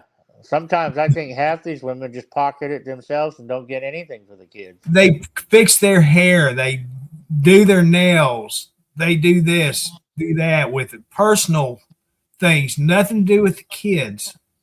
No. Have you been? I don't know if you see the court videos or not, but they got these videos. This one custody judge, she's posting these videos of these mothers. They don't work. They're expecting their exes to pay for everything. I've seen them, these poor fathers paying over $2,000 a month. And the mothers are trying to get more child support because they can't afford their hairdos or Yeah, well, they the can't support lifetime their own habits. life that they live when they're unemployed, milking the system. They can't supply their own habits. No. And I think right there, that's abuse of a ex, because these mothers need to pay them husbands back Yeah, because that money did not go where it was supposed to go. yeah. Well, these people up here, they got all these kids and their father's paying for them. But yeah, but you stop and figure if a woman's got to do all that, plus they support their drug habits, where do you think the money? It ain't going to the kids. It's going for their drugs if they need them or something like that. You take Jeremy, their custody was 50-50, but he had to pay child support. He had him 50% of the time, and she had him the other 50. But yet he was required to pay child support. I did not agree with that. Why is she not paying his child support when the kids are over at his house? Yeah. Yeah, there you go, Robin. Spend it on the new guy. That's just ridiculous. So I think the child, what do they call that, DHS, needs to keep up with where that money's being dispersed from that mother. Yeah, that's why Better have proof where that money's being spent. DHS is in some hot water up here. I think they are everywhere, Henry. Oh yeah, they're pocketing the money. They don't care where it goes. I'm telling you right now, up there. That's why the hospitals are losing people and doctors and shit, because they're not spending the money the right way. They bill you, and, it's supposed to be paid, but DHS is the most crookedest thing there is, besides the government. But there's a lot of shit, like me. If I was to go and say, hey, I need support, for food stamps or something like that, or something, to help me out get groceries. Oh no, you make too much. No, but you can give it to the damn people that come over from different countries like it was water. Exactly. And that's But what I've lived in the goddamn state of Maine for all my life, and here I am struggling to get groceries. But the minute you see them Somalian people come up here like they do, oh Christ, they get new cars, new TV, new house, all the money they need to get. They got 50 kids running around. They're in a shopping line with 3 or 4 carts. Yeah. Standing there with a card in their hand to pay for it, that you and I and every American citizen has put money in to pay with. I tell you what, when I was going into the grocery store, I would stand in line, and when I'd see somebody standing in line with all them groceries, and here I am struggling just to buy a loaf of bread, and they're using my tax money to buy their food that I paid for, but yet I can't afford. I make too much money to qualify for any of this stuff. Oh, well, them Somalians are poor. They need the money. Yeah, need the money. I do too. And I have nothing against Somalians, okay? No, I don't. There are good ones. My problem with them is they're illegal. They can say, well, you had an open border. Y'all let us in. No, we did not. You never became an American citizen and paid taxes like you were supposed to. That's the problem I have. And I don't care what nationality they are. Yeah, well, we have Somalians up here, but the ones that you can tell, the ones that are real, the ones that I know of, they're good people. But the ones that have been up here around there now, they're ignorant as fuck. And it's obvious, it's like Mexicans, okay? That is our problem here. And I've met a lot of good Mexicans. I've went to school with them, and they're great people. They have a good work ethic. They became American citizens the legal Yeah. way. They're great people. But then again, I've met some that I wouldn't even piss on if they was on fire because they're worthless crooks. Yep. Yep. And I feel the same way. Yeah. as long as you're legal, you do it the legal way, I welcome you to the United States. But when you come into this country and you abuse our system and our government allows it to happen, that's where my problem arises. And I'm hoping Sarah Huckabee will take care of that problem here in Arkansas because and I think she will. And it's not just Somalians, it's a bunch of nationalities I've been seeing that are being dealt with right now. It's not just Somalians, not just Mexicans. It's just a shame that I've lived here and everything else, but I can't get no benefits. But minute the next Somalian goes in after me, they'll say, "Oh yes, yeah, you can have this, this, and this." It's like, what the hell? You know, I put my time and effort to work around here and in the state and paid taxes and everything else. They ain't paid one dime, but they get all these luxuries. I know it. And that's what I've always had an issue with. And like I said, if they become an American citizen, they do it the right way, pay their taxes. They're just like me, they're an American citizen. Yeah. They may not be our nationality, but they became a legal citizen. Right. I know. And it's not just them, it's the so-called American citizens that are stomping and burning the flag. They're out there causing havoc with what we're trying to do, blocking the ICE and Border Patrol vehicles and stuff. Well, just like the Democrat, now they're making a big stink over. Well, that cop never had the right to shoot. The minute you start pulling away, that becomes a lethal weapon. That car. When she was going at that patrol, that officer, that's a deadly weapon.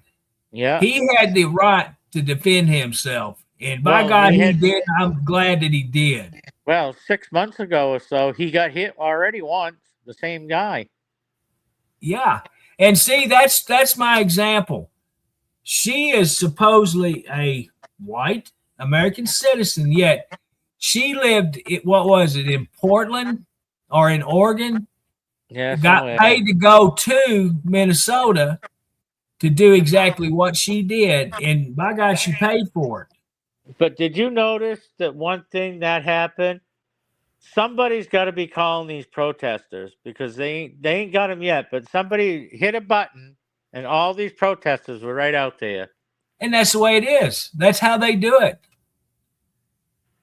Because if you look closely where that car was on the news, if you ever see it, there was another line of cars over on the other side waiting.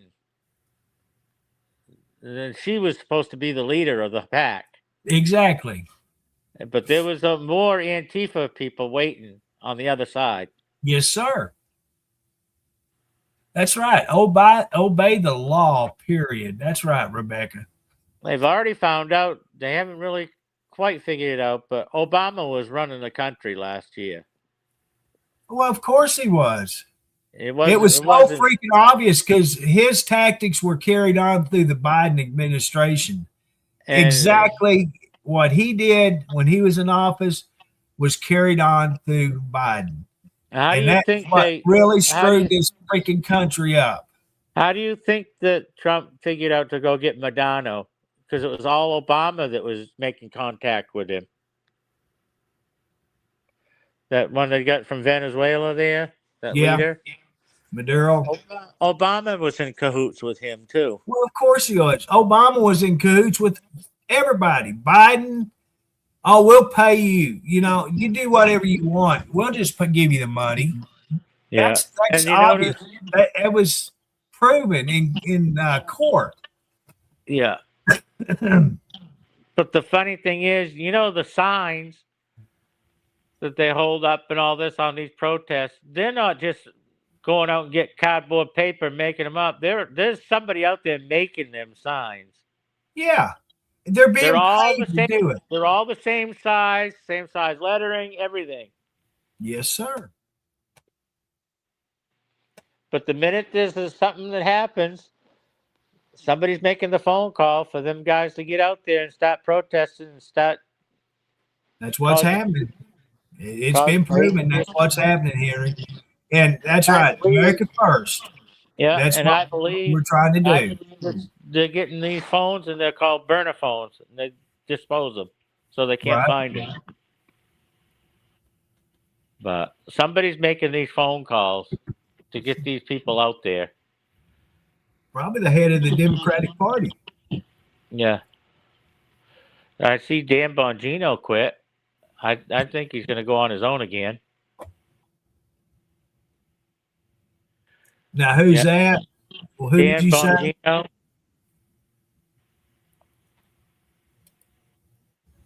Dan Bongino. He used to have his old his own podcast and stuff. He was like second to Kash Patel. I don't guess I know who it is. He used to be the part of the what do they call it? What is it? CIA that guided the president when Bush was around. But yeah, he said that they can say what they want to say, they can protest, they can do this, but they never put him in jail. I say put him in jail. Yeah, right. Put all these congressmen in jail that are on the other side causing this. Arrest them. I say what they're doing is not peaceful protest. It's called terrorism. Well, They I are saw creating that. terroristic acts against the American citizens. They're Well, I saw creating that incident. terroristic acts against our law enforcement. They Yeah. should be prosecuted as terrorists. And I don't see how these governors of these states can say, oh, we're going to tell ICE to get out of here. They ain't got no say in it. No, because we're talking national, not state. Oh, If the president wants to put National Guard, ICE agents, Border Patrol, whoever he wants, by God, he's going to put them there and take care of business. And if the governor blocks it or the mayor, they're facing federal charges. yeah. That's just the Arrest way them. it is. Yeah. Just like the asshole that went across and got that kid to come back and have a lunch with him, that caused that problem at that time. They took him over in the plane, and he's going over and bringing him back because he thinks he wasn't treated right. Well, he was on that wanted list. But these officials that think they're just governors, all these governors, they can be slammed right in the slammer just as fast as they can. That's But a they fact. won't do it. But they won't. Do it. Start doing it. Show that you're going to do it. Right. Maybe Don't they'll say find there- you are. By God, do it. Just don't give them a slap on the wrist. That's what happened to this country. Everybody gets a slap on the wrist that does all these crimes and goes out and does it again. Revolving door criminals. Yeah. But I'll tell you what, don't fuck with Trump because I'll tell you what, he's got the chess game right in his pocket and he knows how to play the game. Yeah. And that's what we need. Wouldn't Pat, that be something that JD went for president and hired Trump as vice president? Holy shit. that'd be awesome. That would be awesome.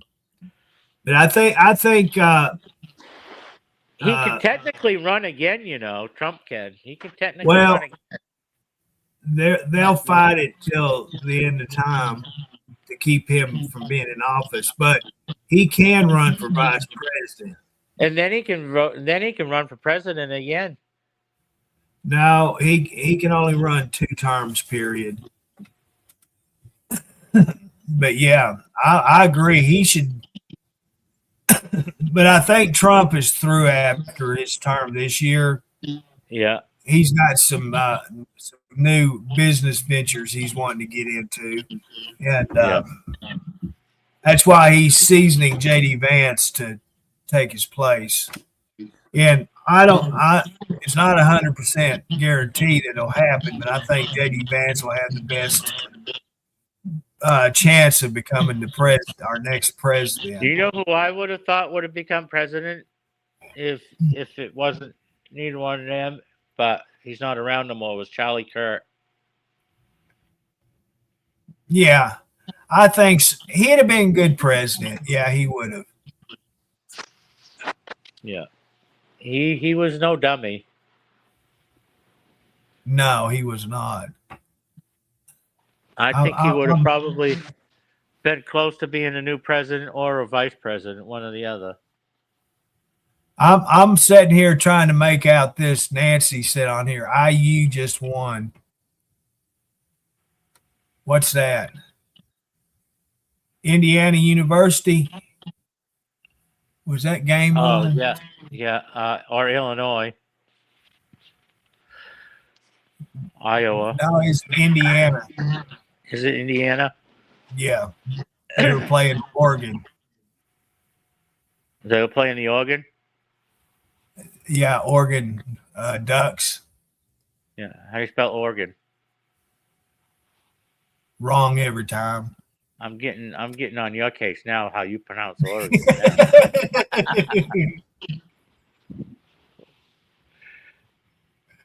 Yeah, we don't say Oregon. It's Oregon. Oregon. Yeah. I'm going out to Oregon. I don't know where it is, but I'm gonna find it. It's in the music room. I'll be traveling out that way sometimes. Say, I don't know where this is. I gotta stop at the store. Do you know where Oregon is? My buddy says there's a state called Oregon. I've always pronounced it. Isn't it Oregon, not Orgon? Oregon? The E's silent.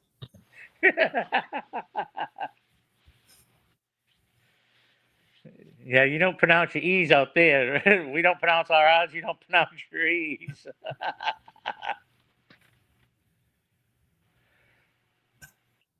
Robin, are you talking about JD Vance looking rough lately? He's working his tail off. That man's tired. He made a speech about that shit that was going on in Minnesota the other day. And he made a good speech. Yeah, he does do a lot of good speaking.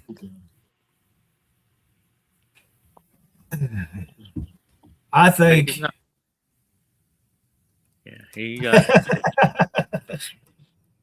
Yeah, we most of us do have an organ. Who said that? Rebecca. Oh. Yeah, it's going to be a big battle here, and for a while, I don't know that it'll ever get better, but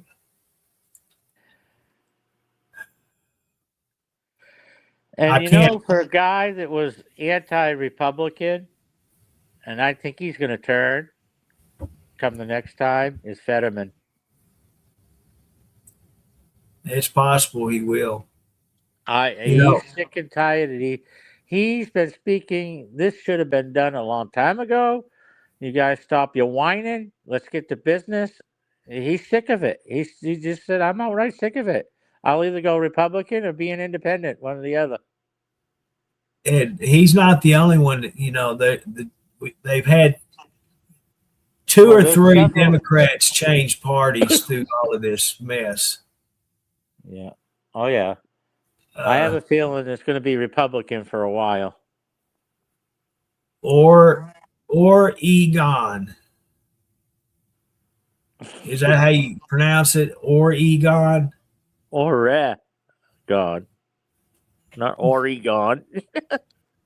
Well, that's what I'm reading right now. Or Egon. Well, just be gone. I don't care. You're either or you're gone. Which one are you?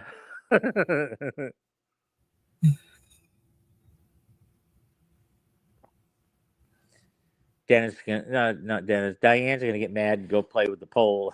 She's gonna- Well, Patty, the thing is, you can take that incident two ways, but the final judgment is you don't interfere with a policed activity. When you're obstructing justice and then you turn it to using a deadly weapon, then yeah, that's her own fault. A guy posted that up here in Maine. He got the whole law right down. He listed it right on Maine. She definitely broke the law. And then he had all the quotes from a law book he put in right underneath it. When the cop tells you to stop, you stop. The minute you start doing something, that's interfering. You take that guy from Arkansas that supposedly broke into the White House and got into the Oval Office. Yeah. He was sentenced to prison. And when Trump became president, he pardoned it, man, to get him out of prison. Yeah. That was a Democrat that put him in prison because he did not do what the Biden administration said he did. And so what goes around comes around. Yeah. And this is the way it's been for my whole lifetime as an adult. I don't care who is in office, whether it's a Democrat, whether it's a Republican. There's always going to be this battle between the parties. And this is why I hate the parties. I have said for years there should be an American party, period. None of this battling between Democrats and Republicans. Because people die over stupid stuff, It's quit. If the person that's in office does what they're supposed to, makes America great, I don't care who it is. I do not care. But when these people start holding over our heads, the American citizens, well, it's the Democrats that's responsible. Well, it wouldn't be responsible if the Democrats wouldn't create it and cause this stuff. That's what I hate about the party system. They're always going to hold it over whatever party's in his head. And I hate it. They don't have any limits either. No. They Freedom of speech. I hate that.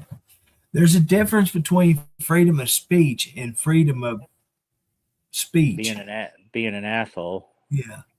When you stand in front of a police officer's face, you're cussing them and you're threatening them. That's not freedom of speech. Well, the minute they did that to me, if I was a cop, I'd slap the cuffs on them so how they wouldn't know. Yeah. You don't need to do that or you will get in trouble. Yeah, and the And then minute you they can cry, touch, it's freedom of speech all you want, but no, it's not. There's a difference. yeah. Oh, So all this friendly protesting that they've been claiming it's happening is not. That's called obstruction of justice. yeah, that ain't no freedom of speech. No.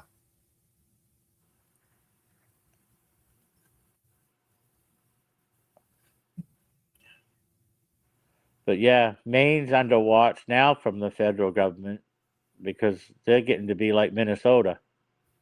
Ain't quite bad yet, but it's getting to be. There's probably 5 or 6 more states that are like that. Yeah. What did I hear today?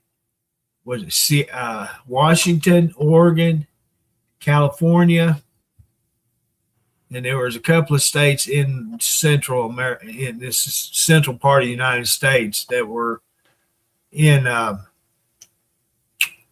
the list to be visited. Yeah, Maine's one. I know that for sure. Well, it'll be easy move from Minnesota down there.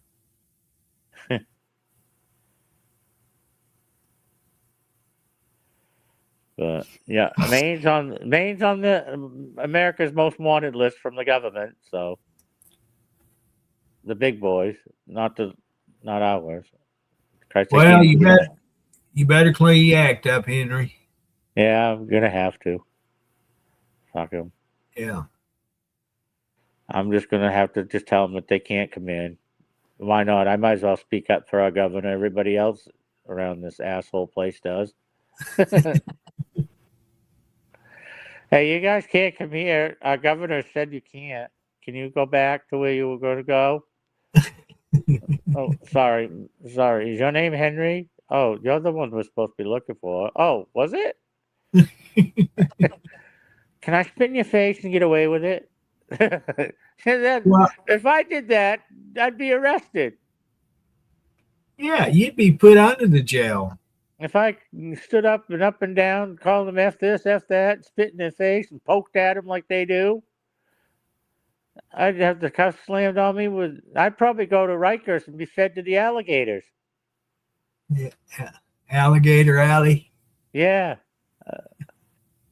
Weren't they closing that place down? I thought they were still opening it, but I haven't heard. I hadn't either. Last I heard, they were these bleeding heart liberals and Oh, yeah. Democratic Party was, oh, that's inhumane. They don't need to be there. They need to be turned loose into the America. Yeah. Bastards. Ship them all over there. I thought it was the greatest thing in the world. Go to Cut down Rikers. on guards, you know. Yeah. Try to escape from Rikers. You ain't gonna. No, there's whatever you do, don't send them to Arkansas because it's the way it looks. It's one of the easiest places to escape from prisons here. Always having prisoners escaping from the different prisons here. I ain't never seen it before. They got that big one over. Well, we got one here in Garland County that's a huge, I think it's 400 something bed facility, and they only used half of it. Benton, they've got a great big one over there. I passed it every time I'd go over there to landfill. I'd pass it coming and going, and looks like a Holiday Inn. Man, them guys have got it made. You got any rooms available? Yeah, yes, Right. sir. How much is it to stay there for a couple of nights? Yeah, you got a continental breakfast? Hell, they're getting fed good meals in that place. 3 meals a day. Yeah, Plus- three square meals a day. Plus a store inside there on the complex to buy your snacks at. Yeah, and I'm sure they get recess. Real. Yeah, recess. Hey, Andrew, how you doing? And they You get a still recess sitting? every so often. Yeah. Go out and play tetherball. Play hopscotch. Yeah, hopscotch on each other. They're doing that in the shower, though, right? Yeah, just careful, just like that show I used to watch, Tango and Oops, Cash. oops, I slid. Just like that Tango and Cash. Oh, geez, don't bend over. Oh, we're going to the big show. Oh, no, they're not going to send no cops and maximum security. Oh, yeah, they did. Then who was it? Oh, was it Mel? Yeah, I can't. Was it Mel Gibson that played in that too? I think so. One of them did anyway. And he says, if we go to maximum prison, just don't bend over to get the soap because Bubba will make you. He'll drop it on purpose and tell you to pick it up. That's what we used to tell there at work. We'd make fun of. Uh,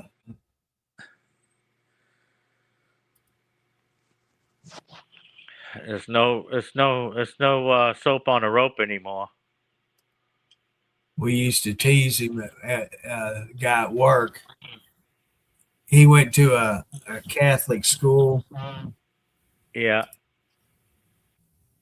We'd tease him and say, "Was you familiar with Father Malachi? Did you did you ever drop the soap around him?" I don't want to be too graphic, but yeah, we used Yeah. to tease about that. Oh, you are on the road. Awesome. Andrew, Yeah. about time. Yeah, about time. Paid vacation's over with now. Yeah. Get your ass back to work, right?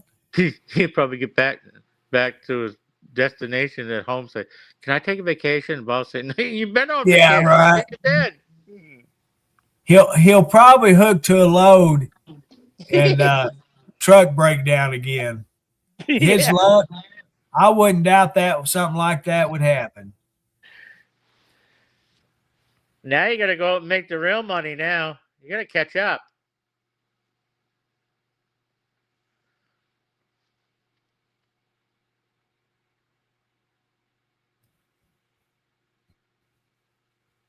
Geez, when he gets home, his Oh family man, won't. When he gets home, his family won't know who he is. I know. Who are you, sir? You live here? Yeah.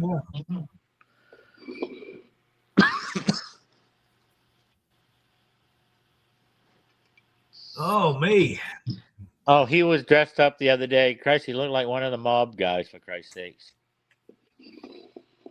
He had that hat that they wear and stuff and sunglasses on and it looked like he was part of the mafia or something, for crying out loud.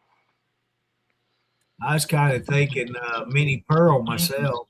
Well, he didn't have the tag hanging off his hat. Yeah, yeah, he's got the tag on there.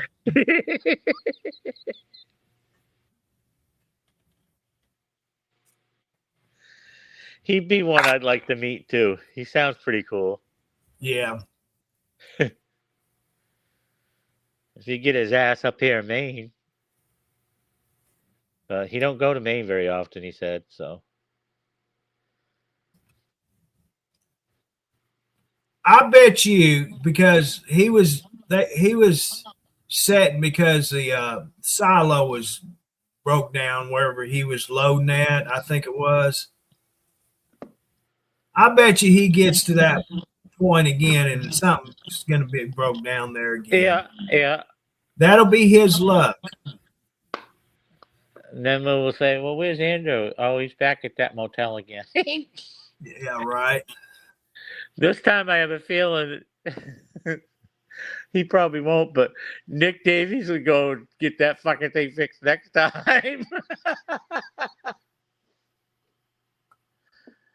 Nick says, Jesus Christ, it's taking us so long. I mean, come on.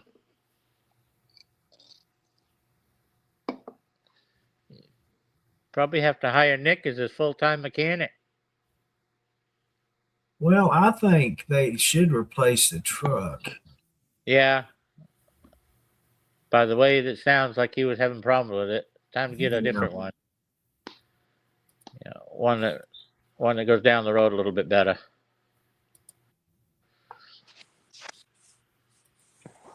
Let's see. Why the hell did I do that? I can remember when they used to have those hot shot trucks. Remember those? Yeah. My I had a couple of cousins that drove them. They were pretty sharp looking vehicles too, back when they had them.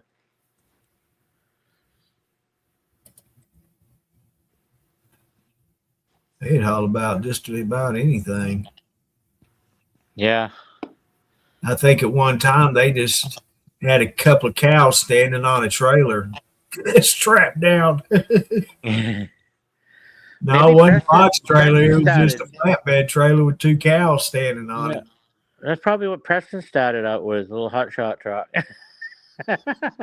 Carrying We- them cattle around. We got another stock hauler that comes on here. Oh, do you? Yeah, Justin. Oh. Yeah, he chats a little bit with us.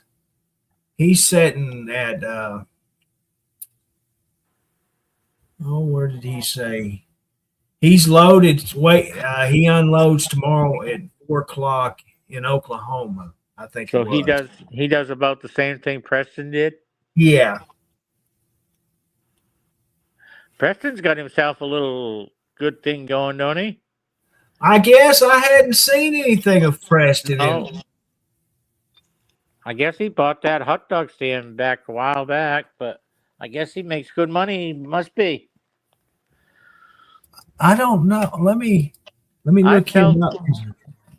I felt bad for him, but boy, that guy took a beating at times, loading them cattle. He just couldn't do it anymore. He got burnt out doing it.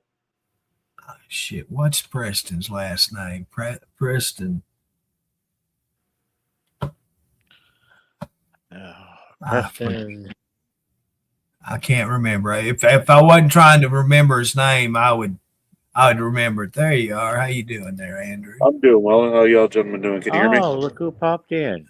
Doing good, Preston. You're finally driving again, huh? Yeah, sometimes it happens every now and then. You know, it's kind of like a win-win. After 4 weeks of vacation. two and a half weeks. Probably felt like 4 anyway, huh? Yeah, but you know, like, what's a vacation when you're stuck in Christmas and New Year's away from your family? Yeah, it sucked. Did you give your key to the hotel back? Did you see my comment I made? They told me to keep them just so I would be there, like, just ready to go the next time. I made a comment. Yeah, Preston's probably got the key to the friggin' storage room for food and everything else. You know, he's like the mayor there now. Well, Andrew's there now, so he's got that key. Unlocks every door. Yeah, So they so like, finally got it I ended up heading out last night from McAllister. They were supposed to send me down to Texas. And then the driver that was supposed to come in with that load, he never showed up. So I was like, "Hey, dude, what do you guys want me to do?" They're like, "Just go to Joplin."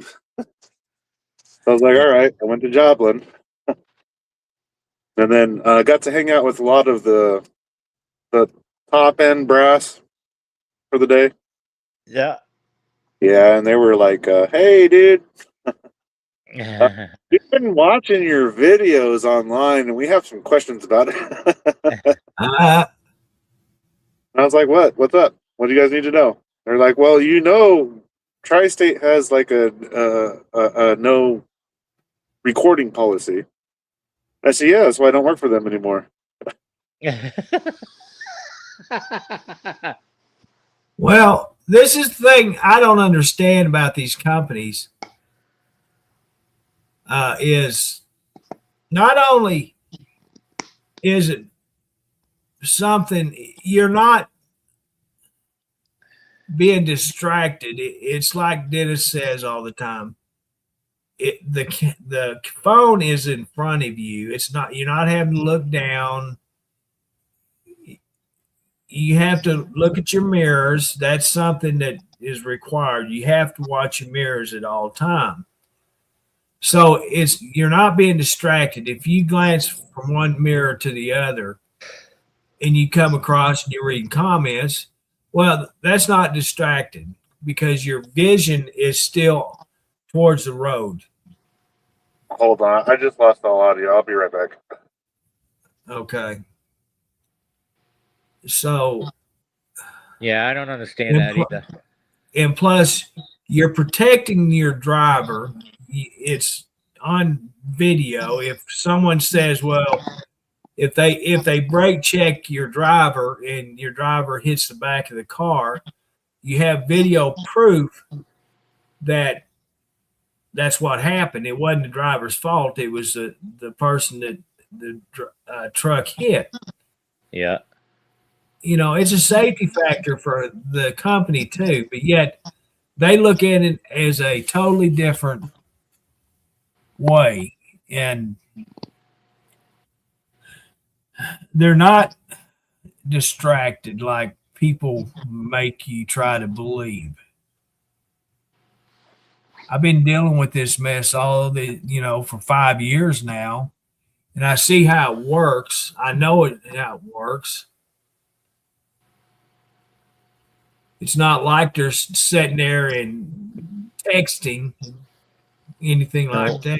Well, it's like Dennis says. If I miss something, I go back and read it later on, and when I get a chance, I will respond. Right. You know, there's a lot of people that he sees them in there, but sometimes he's paying attention to what he's doing. He doesn't get a chance to read it, but he'll go back and look at it. Right. So I don't see what the problem is. If a driver wants to do it, then the driver should be allowed to do it. Yeah. It's better than the driver not doing these things and they fall asleep, you know. Right. If you're on the road and you get behind another truck, well, you get like tunnel vision. You're looking at the back of that truck, and you can fall asleep. Yeah. Because you're not paying attention to your surroundings. And plus, I don't know how to explain it, but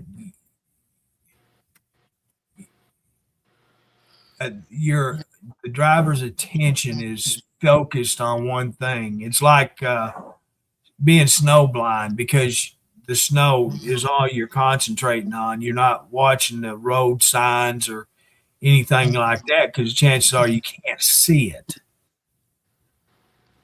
Yeah. But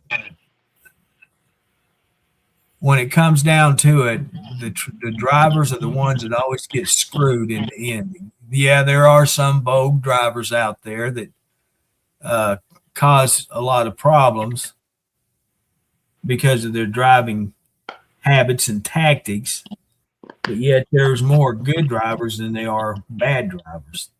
Yeah.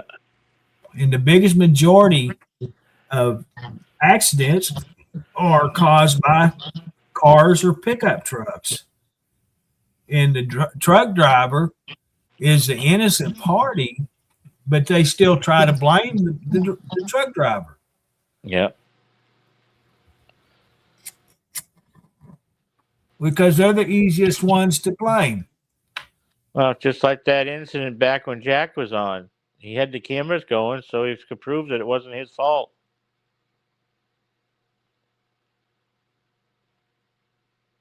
Now some states are forbidding companies putting in cameras to watch their driver.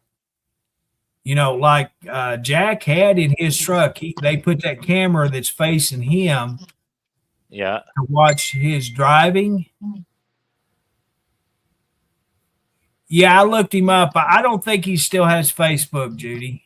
I just looked him up, and his last anything posted was in 2022.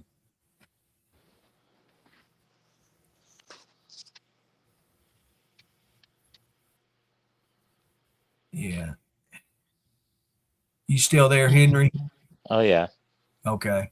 Yeah, Andrew's having problems coming on. Yeah, I noticed that. He was batting and he kind of went off again. Yeah.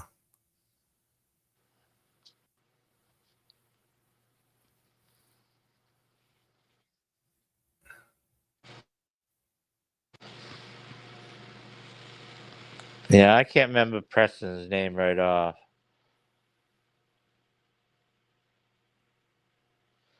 Do you remember it at all yet? Oh, I'm sorry. I was reading these comments. What was it, Henry? You remember Preston's last name yet? Yeah, it was Hooper. Yeah. Yeah. I looked him up. Like I was telling Judy, last post he put on his Facebook was in 2022. So I don't think he's still on Right. Facebook. I don't know what other social media pages are there other than TikTok, YouTube, Facebook. That's the only ones I know.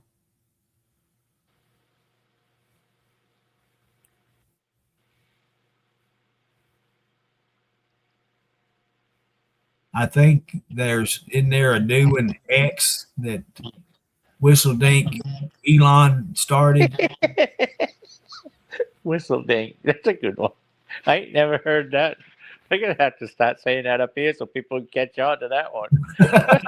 Hey, Whistledink, what are you doing? Henry, I've said that my whole life. I'm It's gonna just- have to say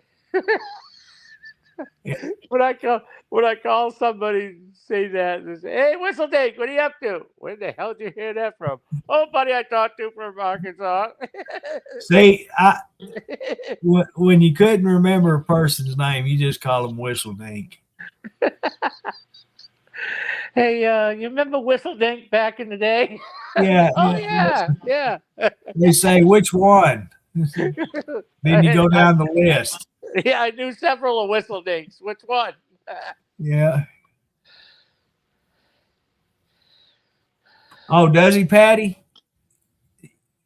I thought he did, but I don't remember what what he called his hot dog stand company.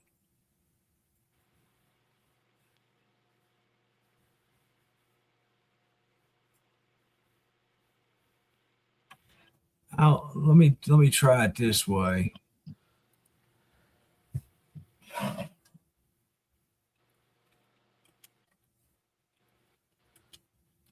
I need to hire a secretary.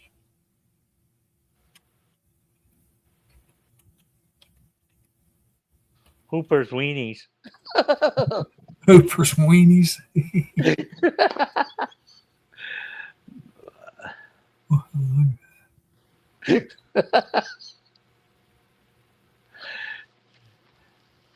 Did you want it regular size or did you want it a foot long? Wiener Schnitzel.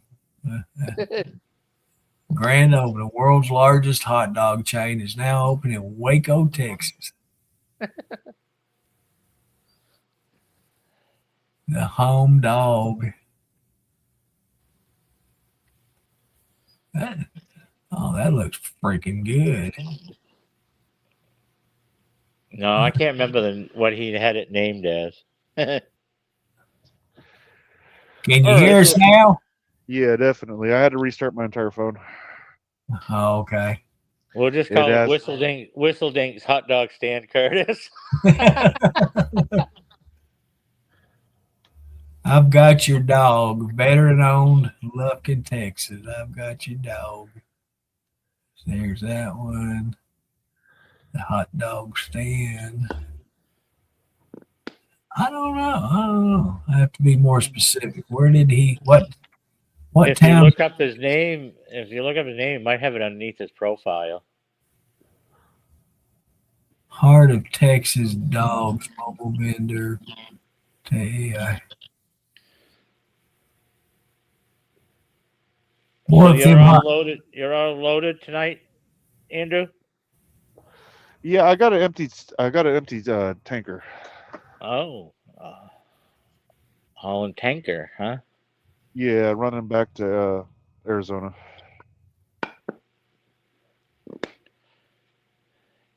Heavy duty fuel. Wouldn't be surprised if that's what the finished product is used for.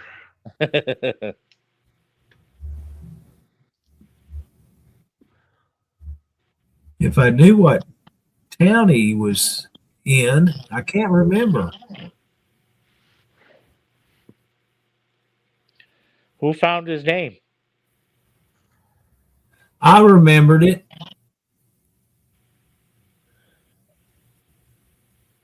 You did? Yeah. Mexican style street hot dogs. Wonder what makes it Mexican style. Roll it up in a tortilla. Like, We that's only what- use Chihuahua, Holmes.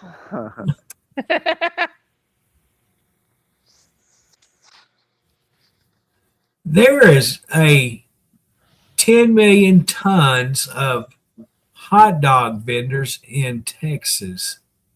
Holy crap. It just keeps going on and on. Hot dogs, El Boss. Got some jalapenos there. Party, the hot dog guys. Chick's hot dog stand. Hey, Andrew, you been to Oregon? Yeah, a few times. Ha ha, Henry. Ha ha ha.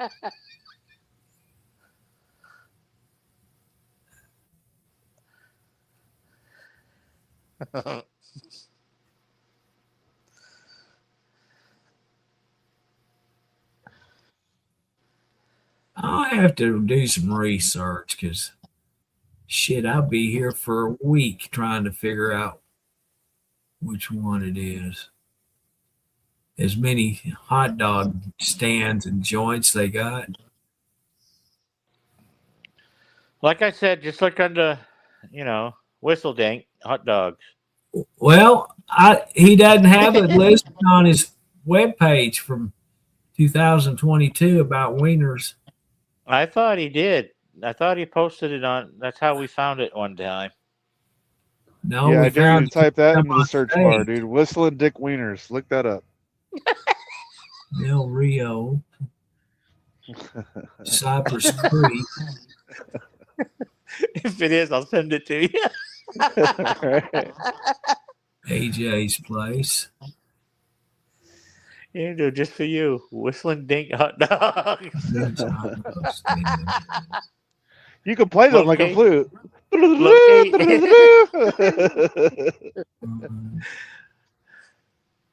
Linda K. Barber. Just for you.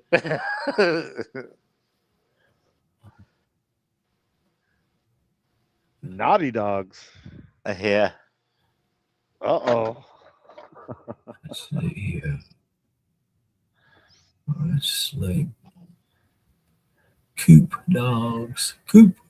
So you Daddy. said you don't get to Maine very often, huh? I haven't been recently. No. Yeah, Bill. there's not a lot of tanker stuff coming out of their roll-offs, you know. Right. Keep going and going. Here's the funny thing. Like, my company called me up, and they were like, "Hey, by the way, you need to go back to the main headquarters, and you need to certify to become a roll-off driver." And I was like, "What do you mean I need to certify to become a roll-off driver?" They're like, "Yeah, we don't have any certification paperwork for you." You do realize I'm one of your roll-off trainers, right? Yeah, we do understand that, but we just don't have any of the paperwork. I was like, okay, so that's kind of weird. So turns out because I was roll-off driver before I left the company and all that stuff, and did all I had a little family emergency I had to go and deal with for a few months. And I ended up having to leave the company, and then came back and hired back on and all that stuff. They were like, "Yeah, we're more than happy to have you back." But because I left and came back in that time, now they're having all the certification paperwork. And when I originally certified, there was no certification paperwork. They're like, "Oh yeah, so and so did that. Yeah, he's good. He knows what he's doing." So like now it's like, no, we got to have paperwork, justifying everything. So it was just really weird. You like, I'm your guys' trainer, but I'm over here getting trained on how to do roll-offs. Okay, sure.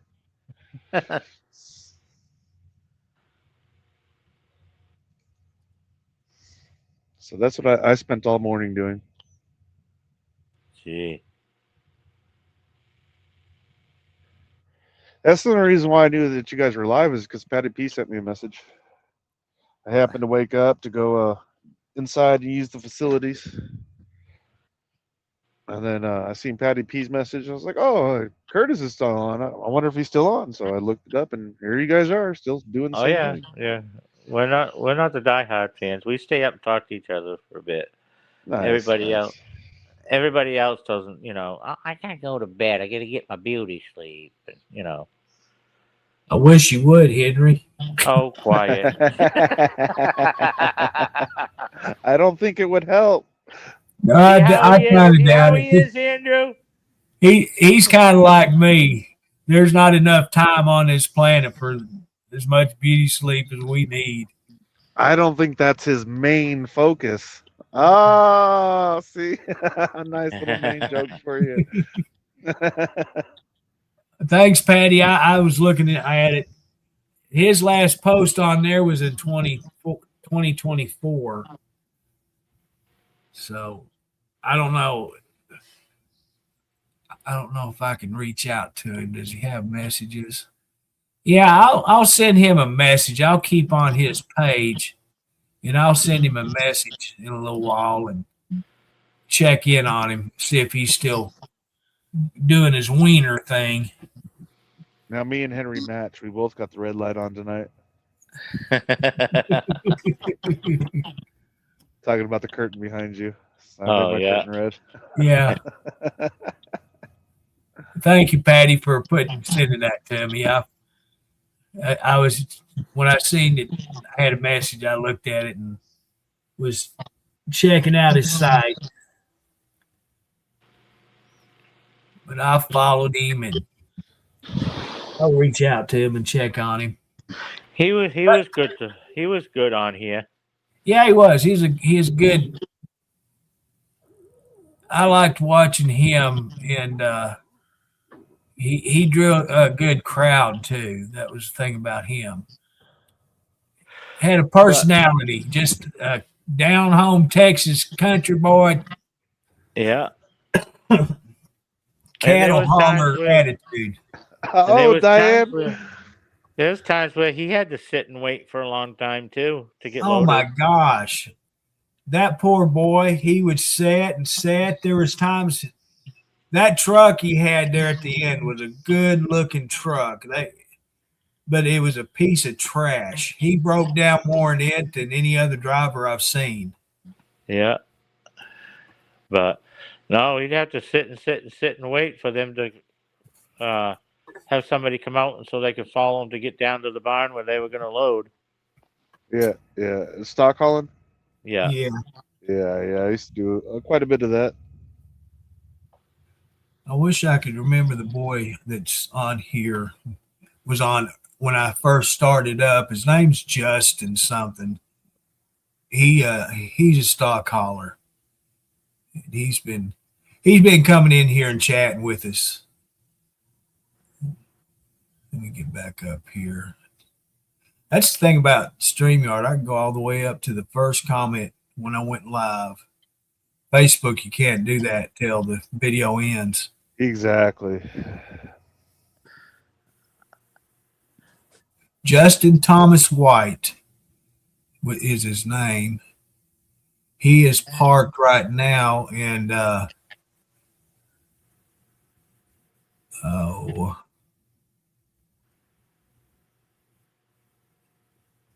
well, I can't get to them first comments.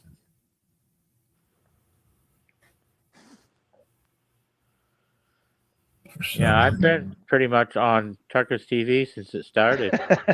Diane, you're killing me, Roxanne. I mean, Diane. Is she talking dirty to you, Andrew? No, not at all.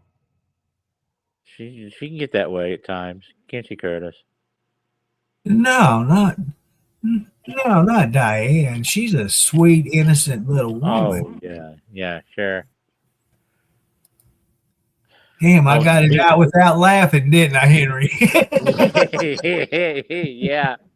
Good thing you didn't laugh because you would have been I'm told. glad to you're shut not up reading the again. comments because that does not reflect that. She could tell you to shut up again, Curtis. She's already telling you to go to bed. Yeah. You know, you and Diane, it would be a perfect fit. 'Cause she could keep your ass straight, I guarantee you. She'd have a short rein on you, boy. Oh yeah. Oh, hey, Mike, I'm Talabanda Say, good to see you from Hawaii. Yeah, hey, Mike, how you doing? Glad you're here. Good to see you.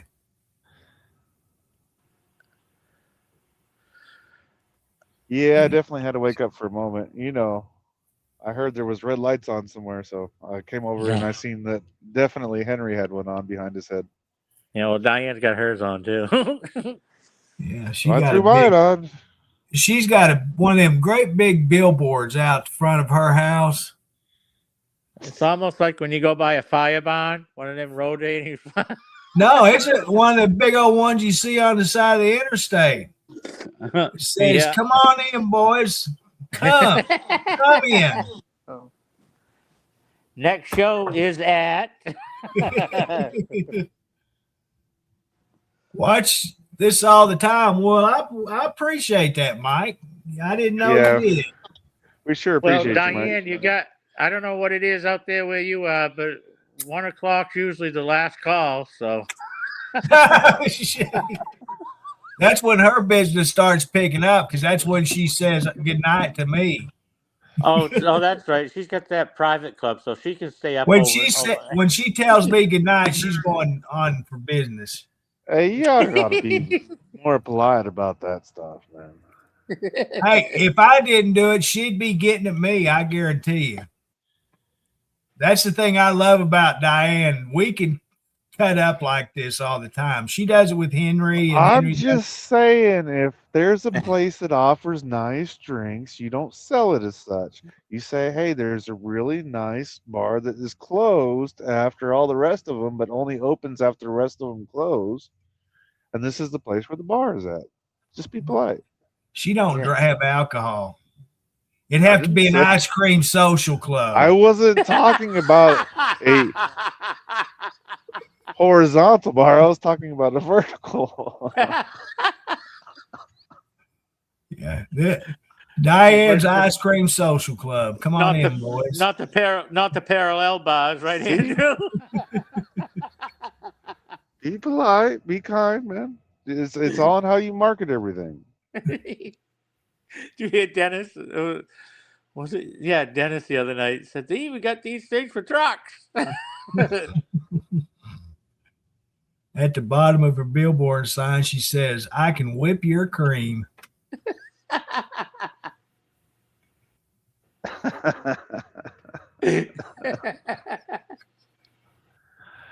She's gonna whip all of us cream in a minute. Tell us she's going to bed.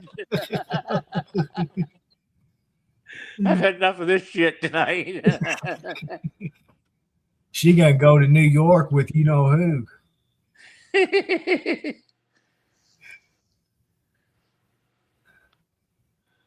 Become a weather girl. She said, oh no, drinks are there. Didn't want to read the last one. You got it, Patty. That's a good one there. Hey, Diane, you know I love you, and I'm just teasing with you. We having a good time. You know that. I always try to be polite. Yeah, Diane.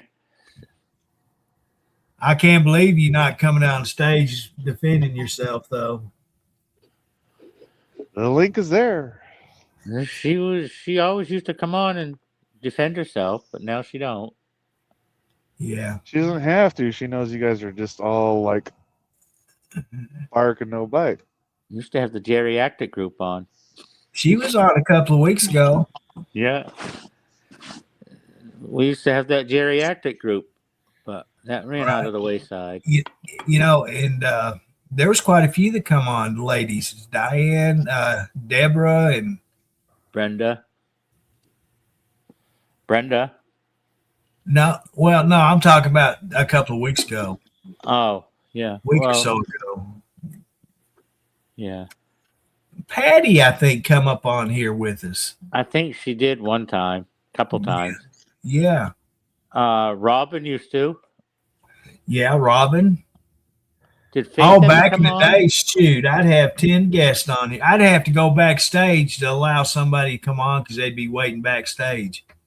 Apparently, Henry's business is kind of slow. He threw on the blue light special.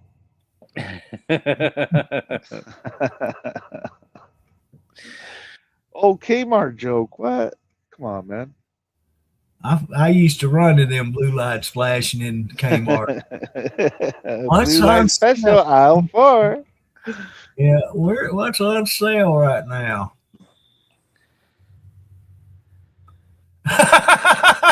Jeez, Diane. Damn. Oh, she Shot got one, Patty. She fired. got you on there. Jeez. Oh, that's funny as heck. Oh man. Yeah. I can remember the days me and Diane went back and forth. We still do, but we not as much as we used to though. But Yeah. boy, oh What's boy. crazy now is like a lot more is protected now. So like as long as we don't say too bad of horrible things, like obviously a previous Well, team yeah.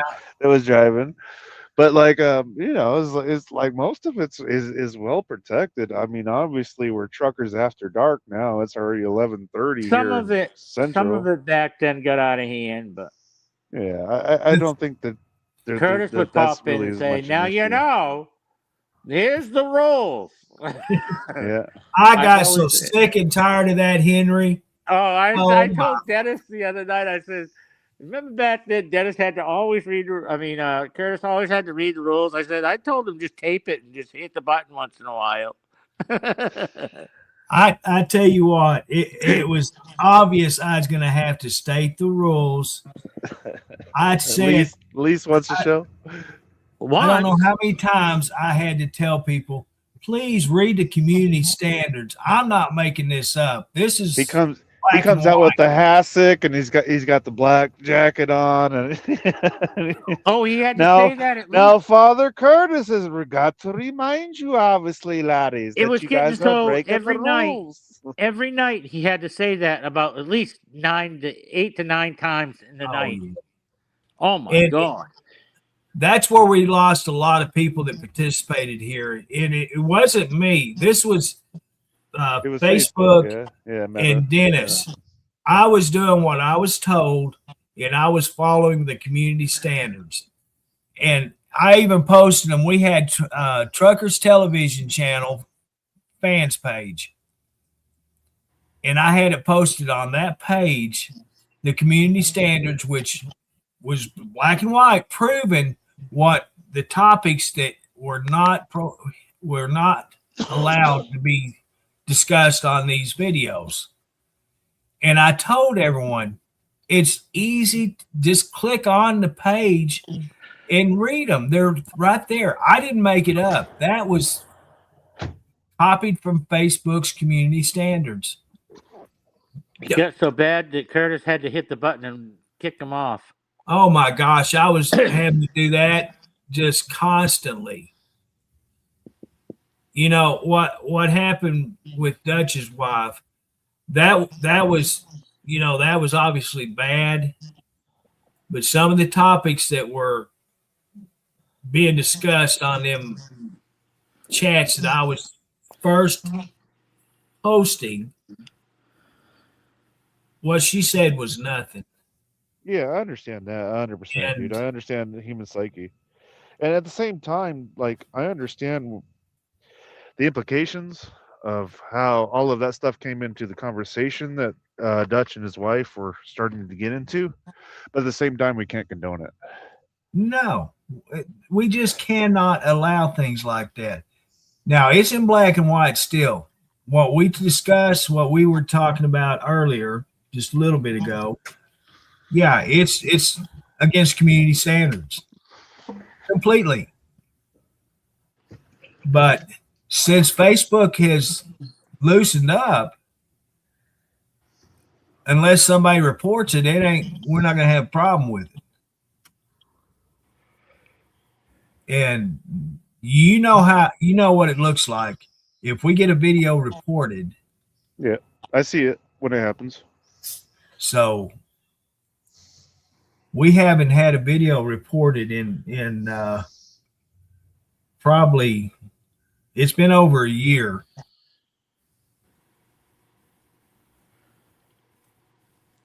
Now we have some that's claiming our videos, but that's easy fix there. I'm Now- pretty sure she can eyeball it now by now, Diane. I'm not going to lie. Yeah, she just uses her hand.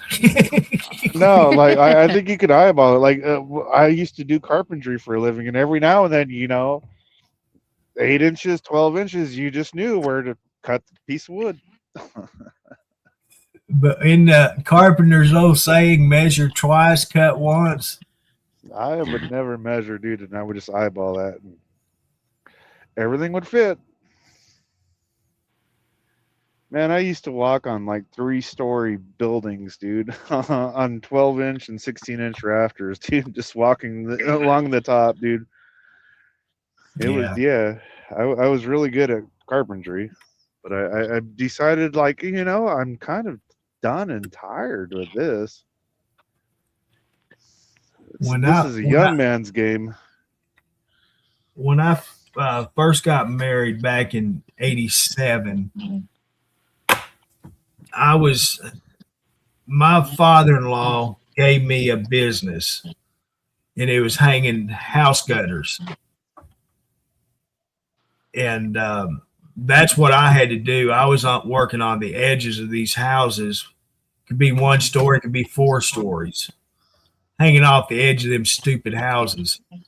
Having tied myself with a rope to a chimney with a rope that was long enough that I'd bounce about 200 foot. Once I hit the ground, I'd bounce 200 foot, not even thinking about, Right. Stupid stuff. And now you wonder why you hurt so bad. Right. And the thing is, I'm scared to step on a 2-foot ladder now. Yeah. That's no exactly lie. it. But back then, I had no fear. I get It's up amazing. It's amazing when you cross that line from invincible to plausible hospital bill. There's a big difference right there, and it's a very fine balance, dude. there. Oh I yeah. was having this conversation with a couple of my buddies today because I was like I said, I was in corporate, and most of my corporate facility, dude, they're all retired, either like special forces or they're retired marshals, or like, dude, it's a pretty high end industry that we work in. So most of them have like this crazy background that are like, hey, these people offered me a job, and we're like, okay, yeah, we'll take it. So like dude, we were having these conversations earlier today, and it's like, yeah, dude, half of the stuff that we would deal with on a daily basis, it's like, this can kill you, this will maim you, this will hurt you. And they're like, oh, it's fine, boss, I got it. Don't worry about it. Let me go out and be the little guy. Yeah. And, Yeah. and nowadays, like, we'd be like, no, I'm good. I don't want to touch that. Right. And see, when I was in the maintenance part of my job that I retired from, I had to climb water towers. I would have to repair the cables that's inside the tanks. Yeah, for measurement. Exactly. I had to go in there and rebuild them. Yeah, And I that a lot did of not stuff, bother too. me one bit, climbing them big, tall water towers. But now, could you imagine trying to do that? Hell no. It's like, I'd be fuck scared that, to dude. death. I I didn't don't want to even get use 10 feet off the belt. ground. He I can't didn't even use a climb up his safety own belt. steps. Yeah. I'm afraid the 3 steps I have on my back porch, that scares me to death. See, Patty P's gangster. She's like, dude, I climb my own ladders. I clean my own gutters. I wish I could. I'm not even gonna. Never mind. I'm not even gonna say a word about that. Is she daring you? No, not at all. Triple daring you?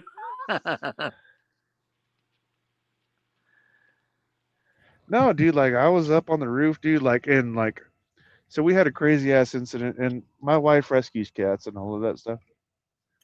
And like we had a crazy ass incident. We had a couple dogs rush up on the porch, try to get at the cats and all this stuff. So now all of a sudden we've got cats on the roof. We got cats, all of this stuff. There's a couple cats that are they're fucking vicious little bastards, man. Like they don't really give a fuck about who you are when they're scared, And No, they most don't. animals are like that. So like I'm up on this fucking roof and I'm like going over here and grabbing the cat here, a cat there, and I'm dragging them over to the edge and I'm throwing them over to because we got a screened in netting, so they're landing on the net and all this stuff. I'm like, here's one, here's another one, and like I'm like, hey, be careful with this one. This one is Star. I call him Fang. They call him Star. I don't know. I think there's a big difference between the two names. And There's the a thing reason about why it, I call him Fang. Like, hey, don't reach up in there and grab him through the net because he's not going to like that because that's Fang. So I let him know, and sure as shit, dude. Next thing I know, dude, I'm hearing people screaming downstairs. Ah! I told you it was Fang. They're like, I thought we didn't know you meant Star. And it's like, I've and never the called him thing, Star. the thing about a cat is once they latch on you, they don't want to turn loose. No, it's They're just- their claws. it's just Their gonna claws continue are and like continue. they're absolutely hooked backwards. It's not like they can easily. It's not like they're going to be like, oh, whoops, sorry. No, their natural action is to just finish the action. I rescued a cat, and she's lived in the house here for several years, and she was having seizures, and her back was going out. Well, she's on the end of the bed by my recliner, and she started having a seizure, and I was reaching over to push her further up onto the bed so she wouldn't fall off. Nope, she latched on. Oh, she latched onto me, bit through my thumbnail, through my thumb, and I felt bad after I did it, but my God, she hurt me. So you like lashed out. Yeah, I understand it. You don't have to explain it any further than that. It happens. Like it's just a natural reaction once you just feel that wouldn't turn natural pain. loose.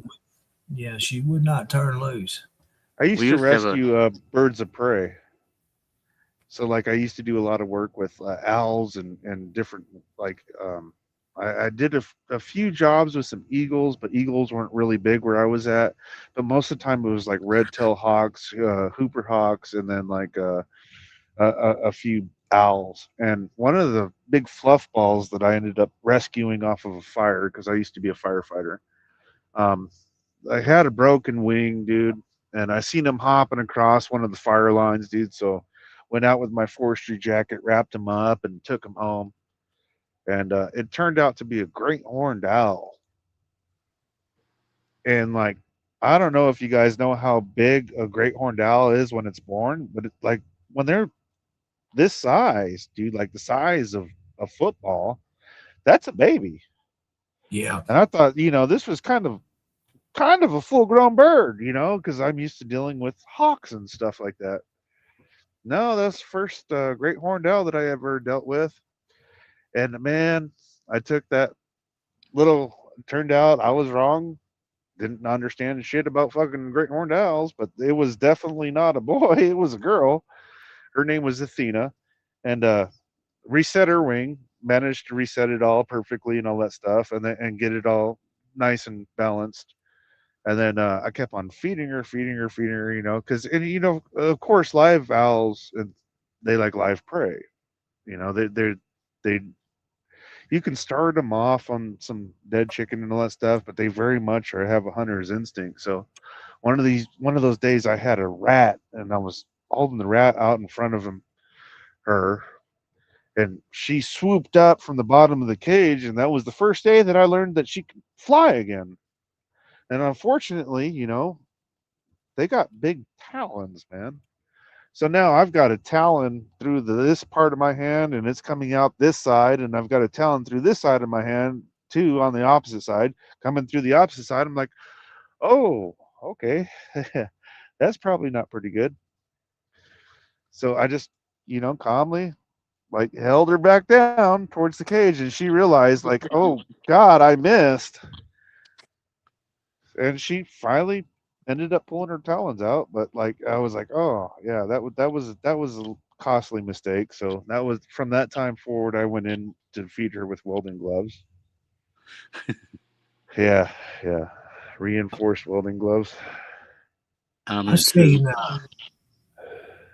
one of them big owls at work one day. It is during the daytime, and it surprised us when the Hot Springs Village was expanding out to the east end of the village. There was where Balboa Dam is. That Yeah, I know exactly where that's at. Yeah. okay. The subdivision just past the marina was just starting, and it hadn't been fixed up or anything. But anyway, one of the big old oak trees, the top of it was busted out. And we seen something perched up on the top of it, and we coming to the road, we couldn't tell what it was. But once we got to that road, we could tell it was a big old horn owl. And that thing was freaking huge. I'd never seen one before. I didn't realize, we have the screech owls and stuff here around my house and the barn owls, but that son of a gun was huge.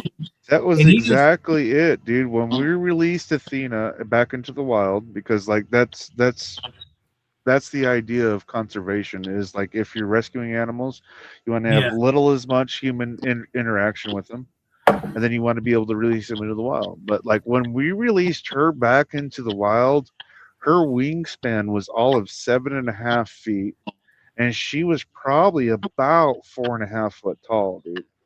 Yeah, she was a big bird, dude.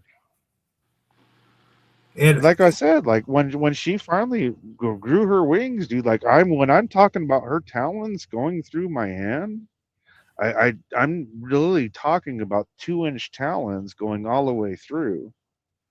Yeah.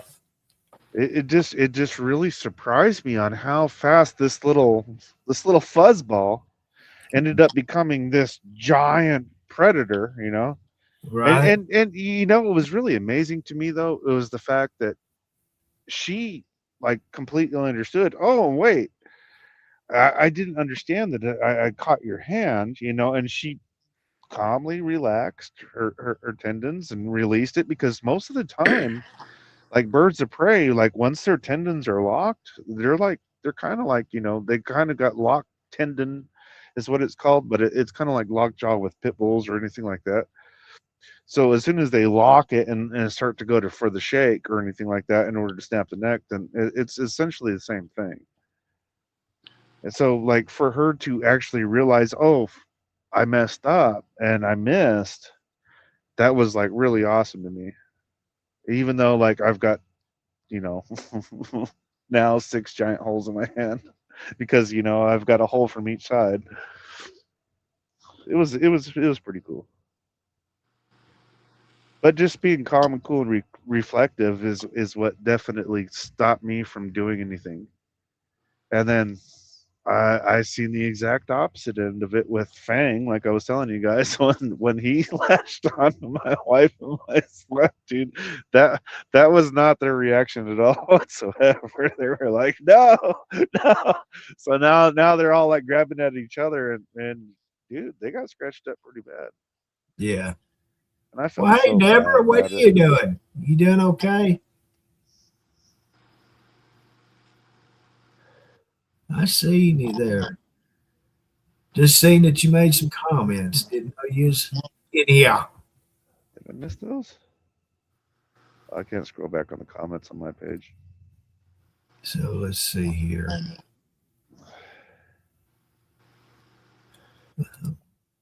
That's the thing about my business. I'm constantly just no, Patty P. I didn't have gloves on at that point because it was just a fuzz ball. You know, at that point, all the way to the time that I finally realized the danger. I didn't really get a chance to see the actual gloves or the actual talons that were going to go through my gloves. Yeah, so like, yeah, I definitely. I when I work with most raptors or anything like that, I would have my my Jesuits and all of that stuff on the bird or anything like that. But like, I just didn't realize that bird was going to grow that fast. Like, it was just really amazing to me because like I had checked the claws when I very first got the bird, but within a month, those claws were massive. Talons technically, but claws sounds the same. It's just like you don't really understand how fast these animals grow out in the wild.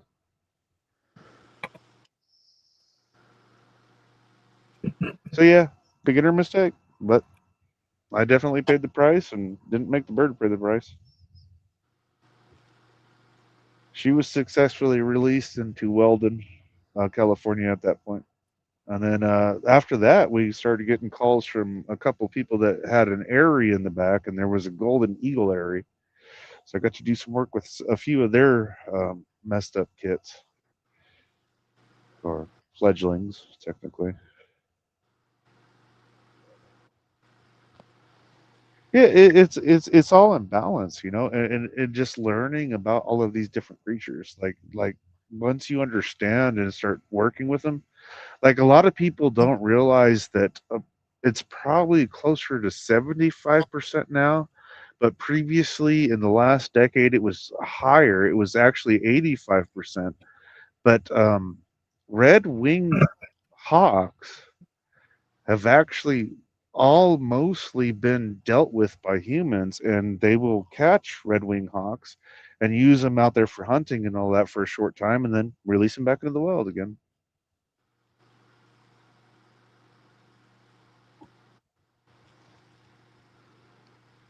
Sorry, guys. Went on a wild animal tangent.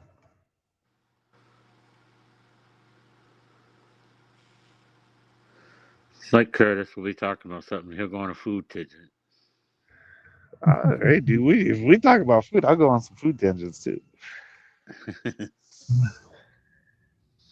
We'll be talking about nature and something. All of a sudden, Curtis like, "Well, I gotta get my Walmart list. See what I gotta get to order." Oh, my, here we go.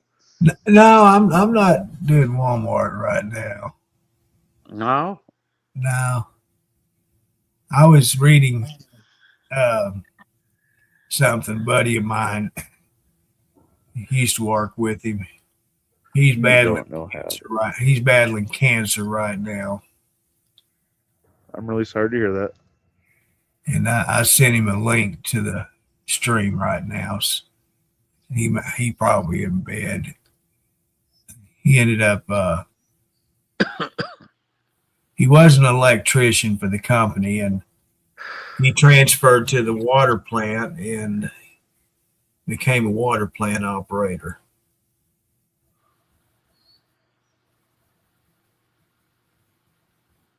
I don't know if he's still, I don't think he's doing night shifts anymore. I think he's on day shifts.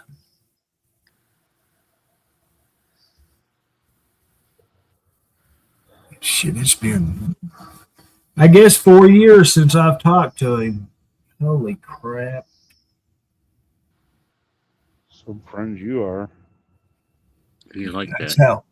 how fast time's flying by for me. I look back at things that I did, like talking to him, and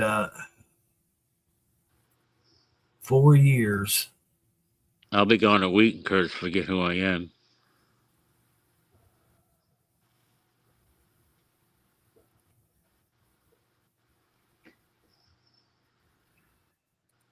If I don't at least either text him a message on Messenger or get on here and say hi, Curtis, I don't think he'd remember who I am.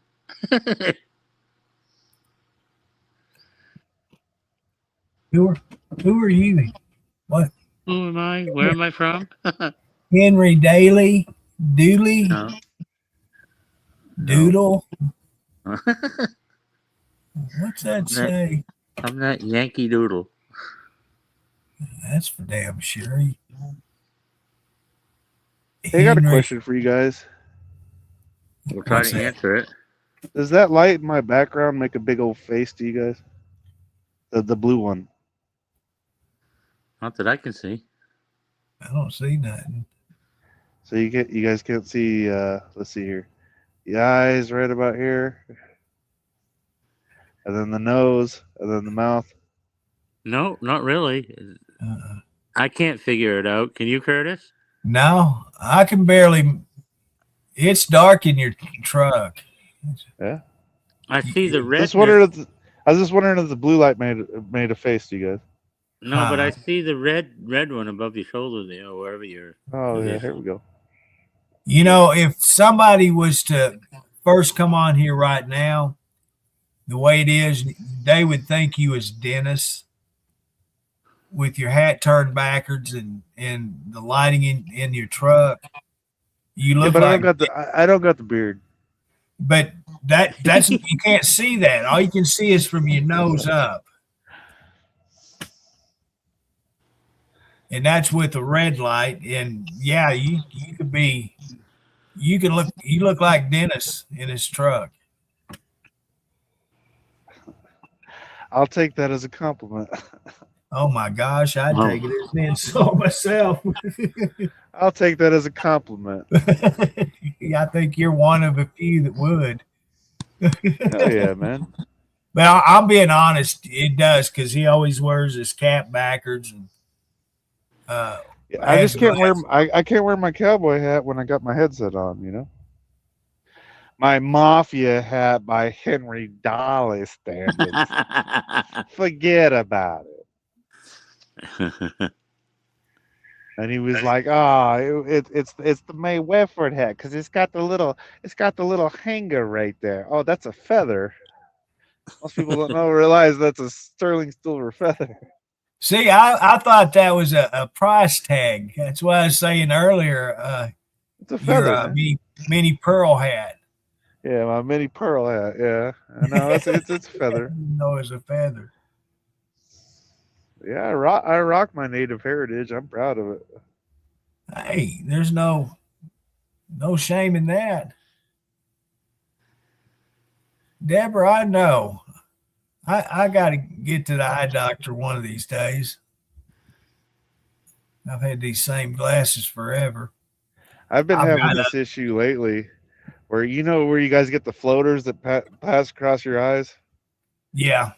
I've got one that's like dark brown, and that's probably not good. No, that's a indication you could have diabetes, the floaters. Yeah. Or like mine, cataract. But it's not sitting in one spot. It's constantly moving. Yeah, that's a symptom that could be telling you your sugar is giving you some issues. I was curious about that because I've been craving sugar. Well, like me, this is what happened to me. I didn't know I was diabetic, and the practitioner I was seeing at the time, because I'd never checked it before, and I myself was having headaches, and I just assumed it was my blood pressure because I was already on blood pressure medication, and that's how I knew I had high blood pressure. And so I assumed that was it. And with my blood pressure medicine, it was under control. So that she asked me, had I ever been tested for diabetes? And I said, no. Does it run in the family? I said, yes, it does. So she checked my glucose, and I was over 400. And she asked, do I see the little squiggly lines going across my eyes, when I'm looking at something? Do I see them floating across? I said, yeah. Yeah. And so then that started my journey with diabetes. But I had no clue that I had it. I never tested for it. And so, but I don't have them now. A lot of the issues I had with diabetes, I haven't had it since I've been on the Ozempic. I don't take, the only thing I take for diabetes is a shot once a week. I don't take any of the pills I used to take daily. So you're just taking the Ozempic for the diabetes? Yeah. That's it. I was taking 4 pills a day for diabetes. And I hadn't taken one after I got taken off. See, I was taking both, the pills and the shot, and my sugar kept bottoming out. I could not control it. And she says, well, did I not tell you to stop the pills or cut them in half? And I said, no, ma'am, you didn't. You just said continue on my regimen. And so she says, well, stop it and monitor it. And sure enough, I did. And it was controlled with just the shots. And that's the way it's been for 3 years to over 2 years. And my A1C is down in the 5s. It's been so good since I've been on this that we changed my checkups from 3 months to 6 months. That's nice, dude. I'm really glad to hear that. Yeah, and the journey I've had with getting this stuff has been a great big hassle. I was getting it for free from Novo Nordisk. They sent me a letter. No, I'm buying it for the wife, so I've already learned the entire steps of all of that stuff. That's a hell of a journey too, right? Once they give you the trial journey and then all of a sudden they up the price. Yeah, getting it for free, Yeah. and then all of a sudden they're wanting $1,500 a freaking shot. A syringe, yeah. Yeah. So anyway, they sent me a letter in October telling me that I was not going to be covered through them anymore. So I got on the internet and started checking and ended up changing my insurance, and they do cover it. It cost me $45 a month, but I ain't going to complain as long as I can get it. At that. And you're in Arkansas too, right? Yeah, Which insurance did you switch to? Humana. Humana. Yeah. Yeah, so I was curious because I'm on BCBD, and then like that Blue Cross Blue Shield, like definitely they're kind of scalpers about some stuff. Is that better, Deborah?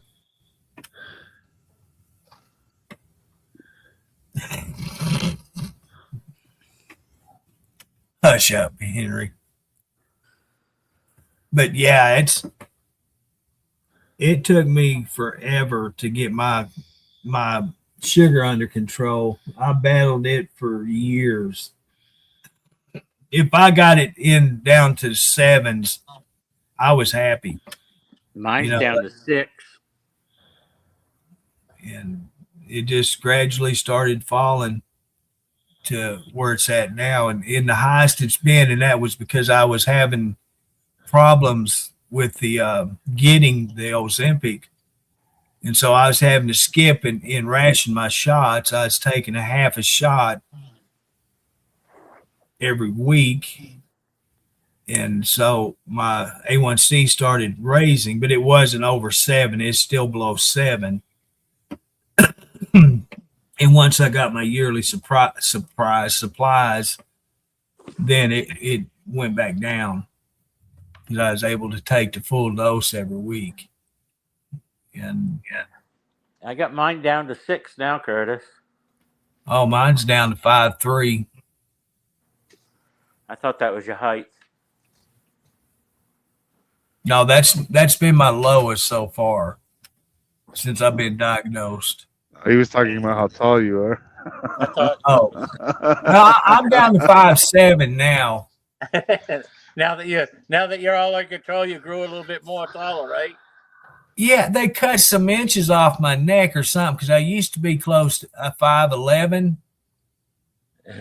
This is no crap. I'm down to 5'7" now. What happened to me, Henry? I don't know. You're shrinking. You ain't shrinking on us, are you? I think if I just stand up straight, that would help. You know, I'm turning in Standing up straight. that old man that hunkers over all the time.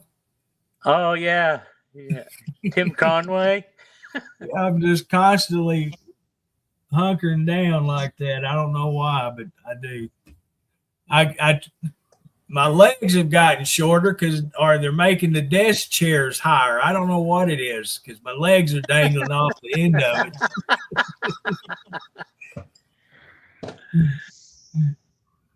Yeah. Just be careful when you get out of bed because your feet don't touch the floor. You think you're on the floor and then fall. My recliner rocks forward, so I'm covered there. Oh, you got one of them that tilt you and put your feet right to the floor? Yeah. Well, it's a manual one, you know, but I can touch the floor when I rock. When I let it down, Yeah.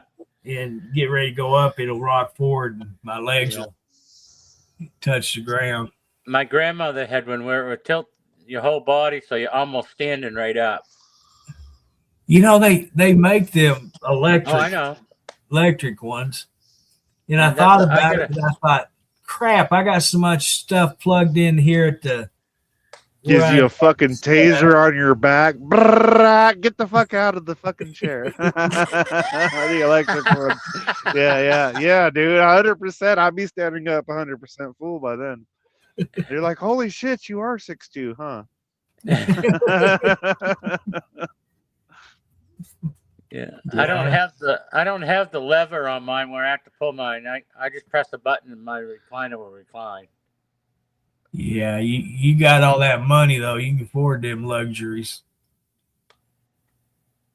They make handles to put on your handle so you don't have to reach over as far to put it up or put it down, you know. Wait a minute. There's a handle I could put on my handle. He's probably got a gear shifter on here. What? I don't have to reach over as far? I could get that handle to put on there and get a Eaton Fuller head for the shifter and mount on that, and I could be there shifting gears. You imagine rah, rah. Put some wheels on it, Curtis, and drive around the house. And they're like, what are you doing? Oh, don't worry about it. I'm definitely not touching that part. He can put some wheels, Andrew. You can put some wheels on it and recline back, take a trip down to the corner store, get his stuff. Hey, dude, we'll throw a little 365 Husqvarna engine on there for you. Yeah, dude. Deborah. I mean, if you want to be about it, we'll throw the McCullough on there. We can throw that 467. Put a V8 on it. No. We don't need that much power. Patty, 5'9.5". Holy cow, you tall girl. All these ladies, Deborah's 5'3". It's been 13. I had a few years ago. Number. She said, Yeah. like, I'd be like a midget baddie to you. Oh, my bad. It said bestie. I didn't read see that wrong. How tall is Diane? I didn't see that. Oh, she's I'm kidding. She didn't say bestie or baddie. She said beside. I'm just fucking around with English. It's amazing how close all of those three words are similar. And then it's amazing that I still got my license. Can you speak English to her? No, not really. no. Give me three words. They're okay, green, pink, and yellow. Oh, well, the fun went green, green, green. I pink it up and you say yellow. If they asked me if I could speak English, I'd say no, never could. Now, if you ask me if I can speak hillbilly, yeah, I can speak it. No, I can't speak English. I speak American. Fuck that beans on toast. I don't live in no England. Right?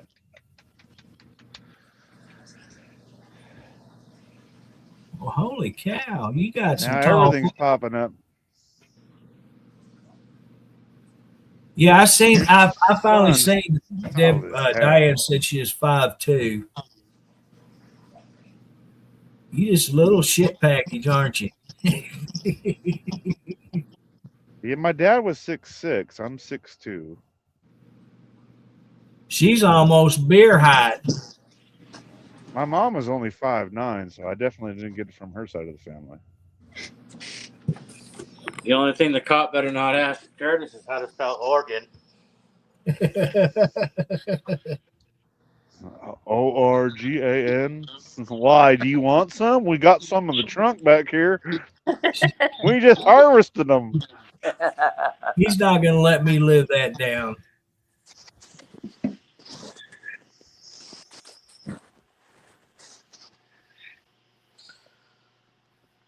Si, señor.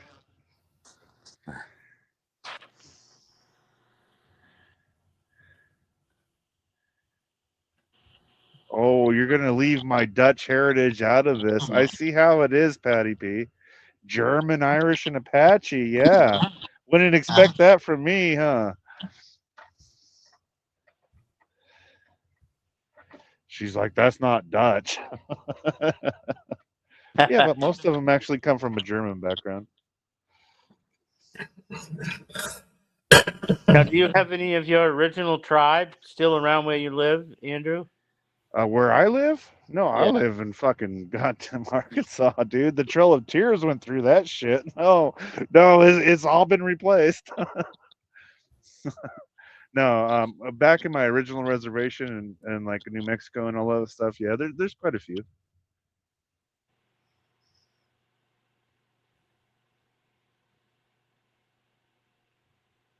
Weren't expecting that joke or what? You just went dead. Dead. I went to a ritual in where was that at? I think it was in Norman, Arkansas, where the city built a little youth baseball. They built 2 baseball fields per youth.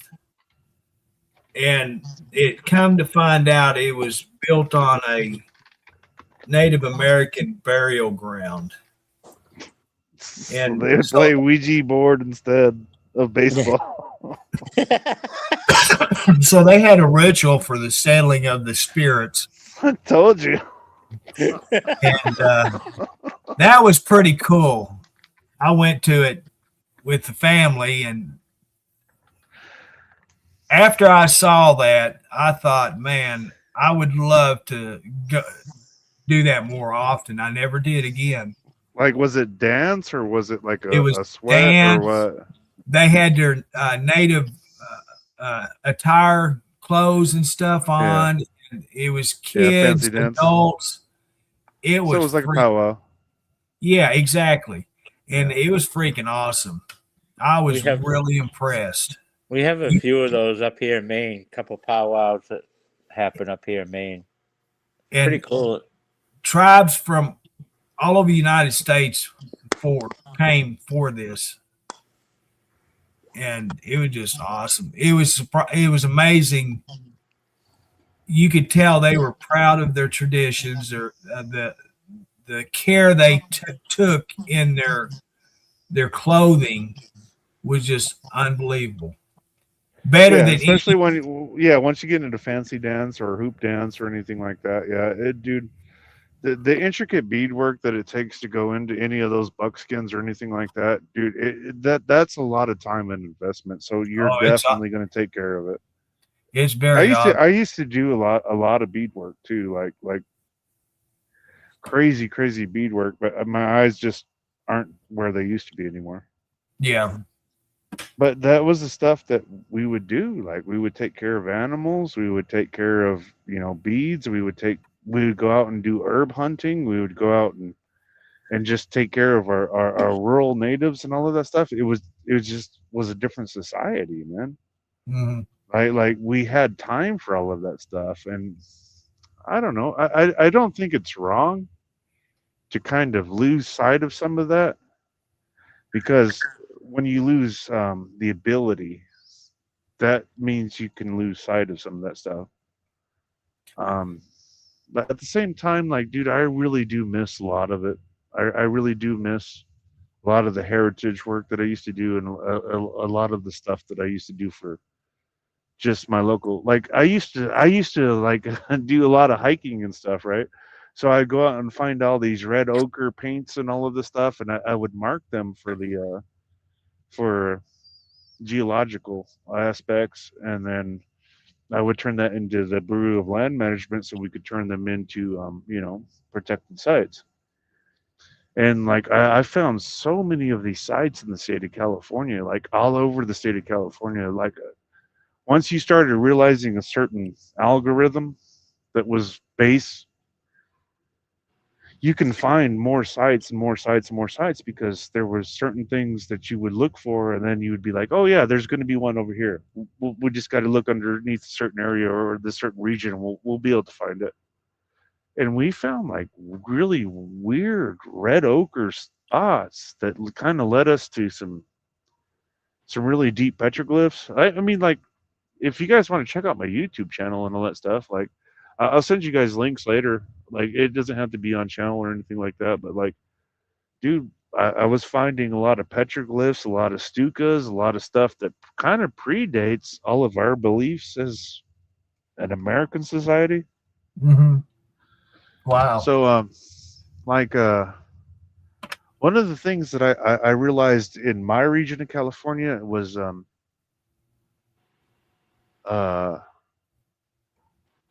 we started finding all these stukas, and like they're kind of in the exact same shape as a menorah, but it's not quite a menorah. So like I started looking into it and started finding into all of this stuff, and the region where I had grew up in was quite a bit different. It was they called it the Peliguan, right? And the Peliguan was the place of the falling waters. But that was local oral tradition. But when you look at it from a little bit different ideal, Peliguan means the people of Peleg, right? Because Juan, essentially this accentuates to the people of, and then when you look at Peleg, based on rough diametrics, actually talks about Peleg as the founding father. And I was like, well, that kind of sounds familiar to me. And like when we look biblical principle and all that stuff, it was one of Noah's children, wasn't it? That was called Peleg, and that was the time that the earth was shaking and moving, and that became one of the lost tribes. And all of a sudden, now there's this whole entire nation over here that has moved over from the entire opposite side of the coast that were called the people of Peleg. So that kind of started me on this like downward rabbit hole, I guess you can say. So I started trying to correlate all of these sites. So I really got into that heavily. I mean, like a lot of that is definitely documented on my YouTube channel, but I haven't posted anything over there in years, man. I lost track of all of that stuff. But I started doing all of the language research. I started talking to the old timers. I started talking to a lot of the people from the region. And because like everybody was telling us that the Tlabalotl were the people from the region. And so I started tracking down all the Tlabalotl natives. And that's in Central Cal. And I was talking to a lot of the Tlabalotl natives, and they're like, no, we weren't the first ones here. We weren't the ones that did all of this stuff. If you guys want to see something amazing, you guys got to see this. So a couple of the elders, and I'm talking like, 95, 96-year-old natives were telling me stuff, and they wanted to go down and show me this stuff because I had put two and two together. And they were showing me like star charts. They were showing me oratories. They were showing me all of these like just amazing pieces of American history that we've lost, that we no longer like kind of have taken into consideration, that people had definitely a much larger oral understanding and visual understanding of what we have now. And there was like a spot that you can lay your head into the rocks, and it would cradle your head perfectly and make your head take a specific region, because it would move your neck bones. Like if you try to lay down into that without any other region, you would look up through this hole that was carved in the rocks, and there was all these swirls and all that stuff, right?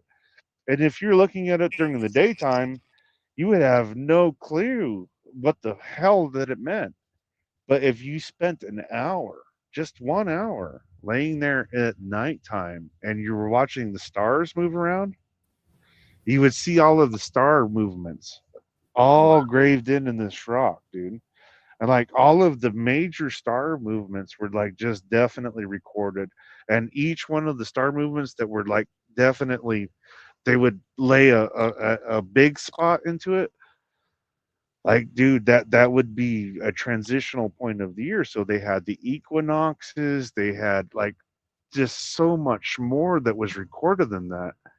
And then like, dude, it gets so much, it gets a lot deeper than that, like relative to how we view society and how Native Americans view society, even way back when, because that's not what current Native Americans view society as, because most of them are, they're just like us. They've lost sight of everything.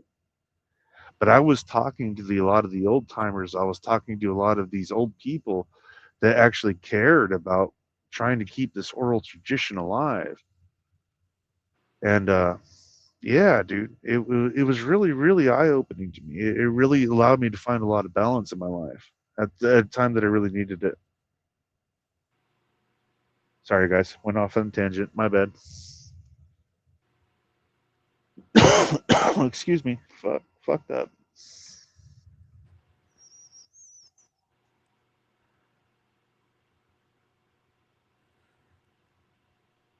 Yeah, all that history.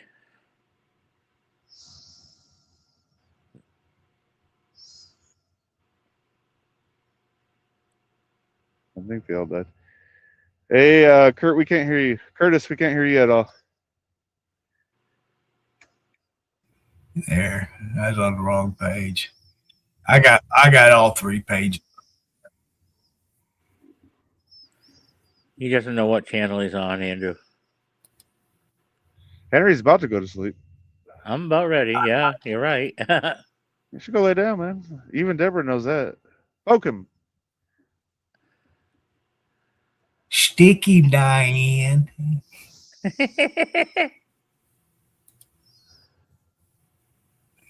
Hey, we appreciate that, Dinah.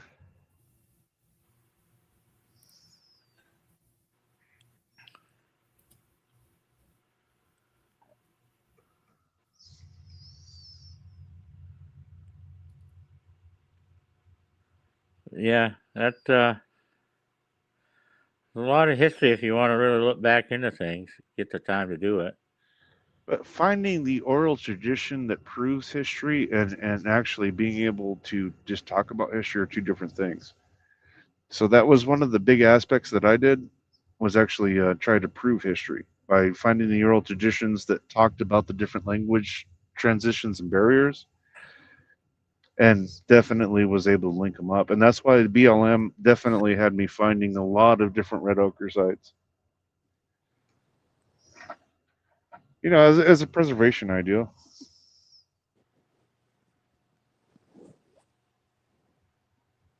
He's going to sleep. He's going down. Hey, Henry, Hey, what? have you ate anything tonight? Earlier before I came on. Okay.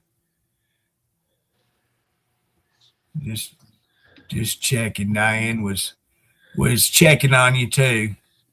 Oh, I had a snack before I came on. Okay. Okay. You good. Yeah, I'm checking the pages. I'm sorry.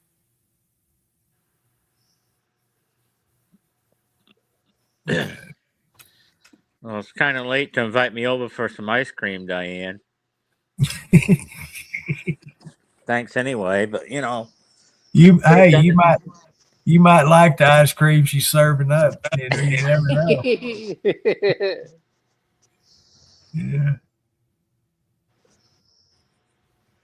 You know, you could have done that earlier. Halfway through the day now, you know. Oh, Henry, take your leg off first.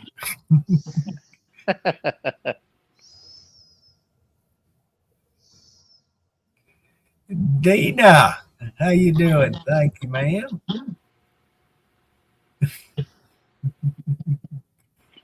Oh, me.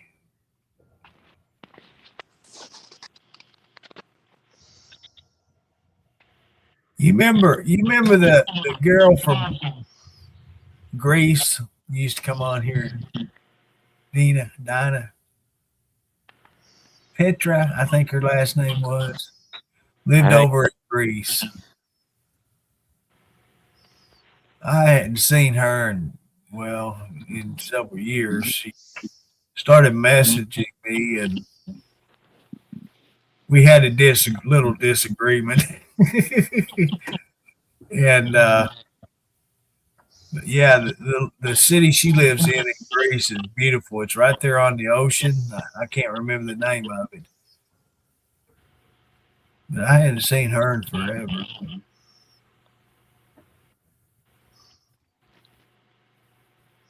She had a sexy Greek voice. Oh, she is sexy.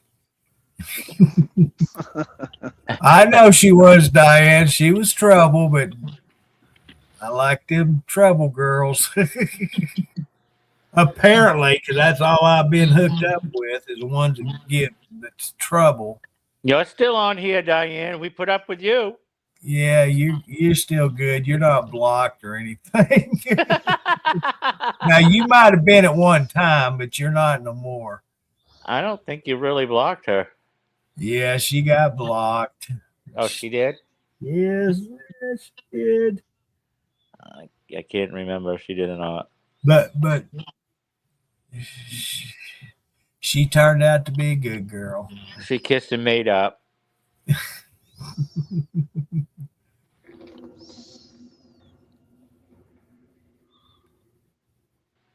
Could have a traffic accident. Cars are lined up.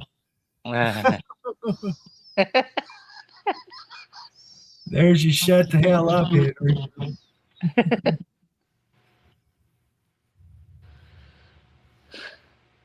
Yeah.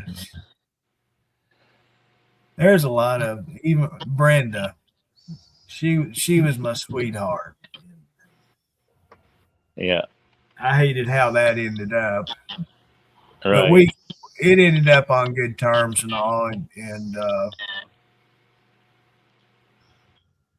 she'd come on every now and then and stuff, in the comments. But yeah, she's a good one.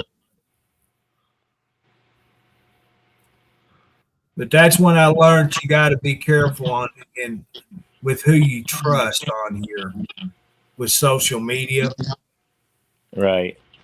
because that was something that I just couldn't tolerate. Well, if I can't trust you, then I don't want you to be part of my circle, because what I do and what I represent, I don't want it to be compromised. You understand? And that's why we have to be careful with who we add to our page, like Andrew, because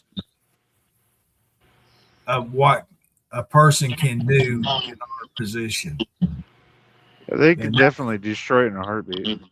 And that's what happened to Dennis the first time. And we figured out who it was and how it was done and all. And we fixed it. Dennis fixed it. Because I couldn't do it. It took the page owner to fix that problem. Yeah. So that person was really nasty. yes, he was.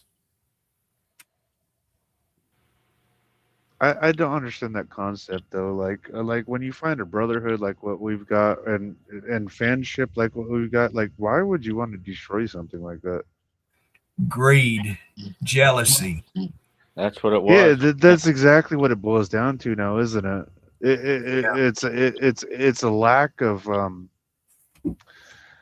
camaraderie. It's a lack of. Well, this guy had no respect. Well, what this person did was he tried to take the page from Dennis. He tried to get the money that Dennis was making. We lost the original Truckers TV fan page to this individual because he claimed it. And Facebook sided with him. So Dennis lost that page. So what did Dennis do? He just closed it out. Easiest answer. And then it escalated from there. And it took us over 2 years to recover this last time. And this is where I played a part in it, because we did everything possible that they were telling us to do, but yet we were not able to monetize. And it took me going in there and deleting every video that he had ever made, every driver on this page, every video were gone. Took me hours. I'd be here at the desk working 14 to 18 hours at a time, deleting videos. Because as you know, you don't just go in here and click a button and say, No.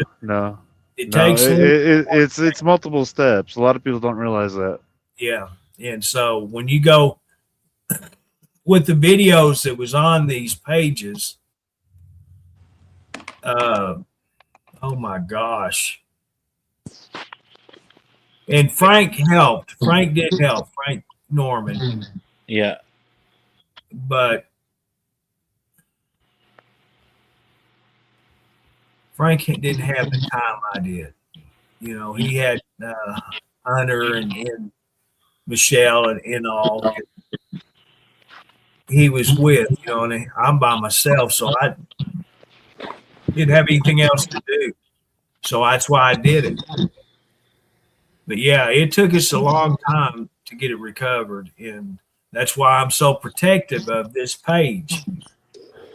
If we allow somebody in here, I'm gonna watch it like a hawk, because I damn sure don't want Dennis to lose it again. And that's when I said on you notice I'm on the same wavelength there, buddy. Like, dude, was I not just sure I about just that. really appreciate you guys just inviting me over to do this whole entire experience. Like, that's what it's been. And And it can be fun and it can be stressful. You make it the way you want to make it. Social media is a totally different life. I didn't realize what I was facing when I joined this Truckers TV team. the balances between the two. Oh my gosh. You have to learn to accept criticism. You have to learn to accept, there's people out there that their life's goal is my misery. There's people out there that their life's goal is any streamer on Facebook, YouTube. Their misery is their happiness. Yeah, that's trolling. Yeah. And it gets old. Henry's And that's back. why you have to step There you go, away. Deborah. We know you missed Henry. Sorry about that. He's back again. There you go, Henry. There's another one for you. And she's retired. She just retired last week, I believe. It was last Friday. It was her last day. She didn't get nothing. She worked there over 50 years. Mhm. That's fucked up, Miss Deborah. I'm really sorry to hear that people don't respect you guys. No. And see, she's military. She Yeah. worked on a military base at a hospital. Did not WVA. get a second thing. It's like my mom. She was an administrative assistant for a doctor's office for several years. And when she retired, she didn't get nothing. Not a dang thing. Lost her health insurance. Didn't get nothing. I'm really sorry to hear that, Deborah. Though, dude, that doesn't reflect us as Americans. That reflects the stupid ass people that we keep on putting in charge of stupid shit. But I think, I know it doesn't do any good for you now, but I think right now, from here on out, it's going to get a little bit better. But I really can't guarantee that either, because unfortunately, now we're very much in a corporate world, and everybody that's involved with that is very much business minded. And unfortunately, our economy kind of needed that.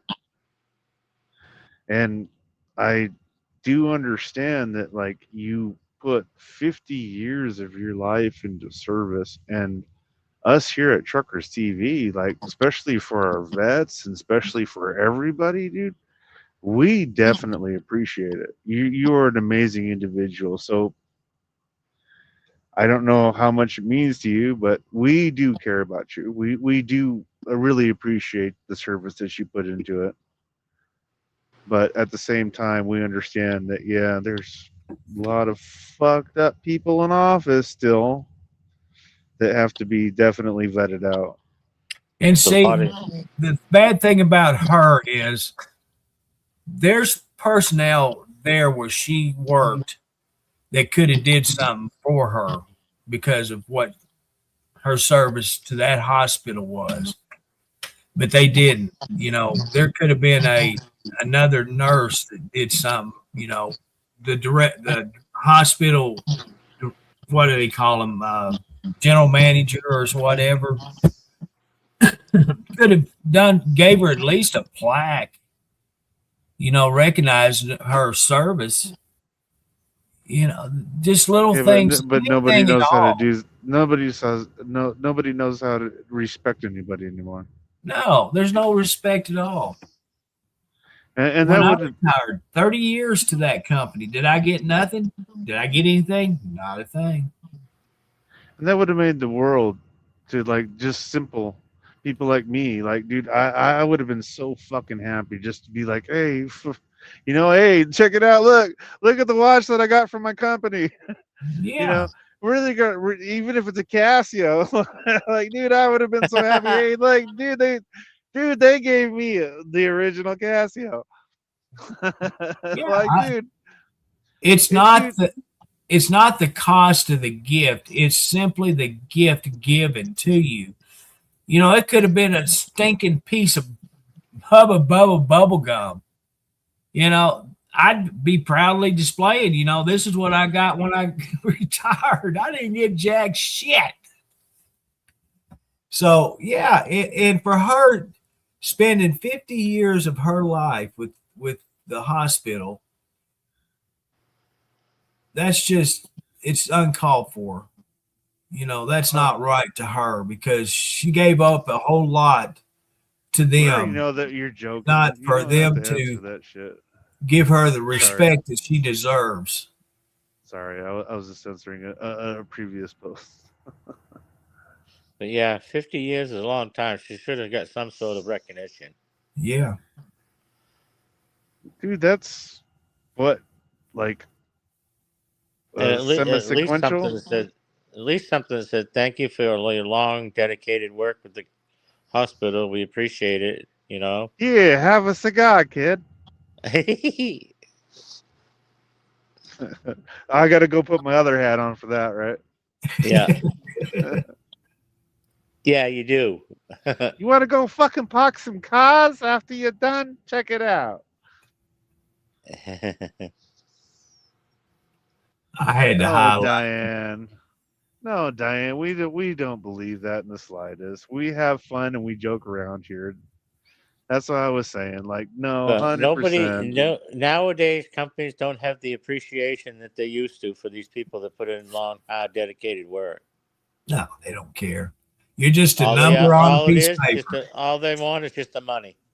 That's exactly all it is. And that's And as exactly long it. as- Like, I've been on call, dude, nonstop for not nearly anything like that long, but I've been on call nonstop for the last 6 years, dude.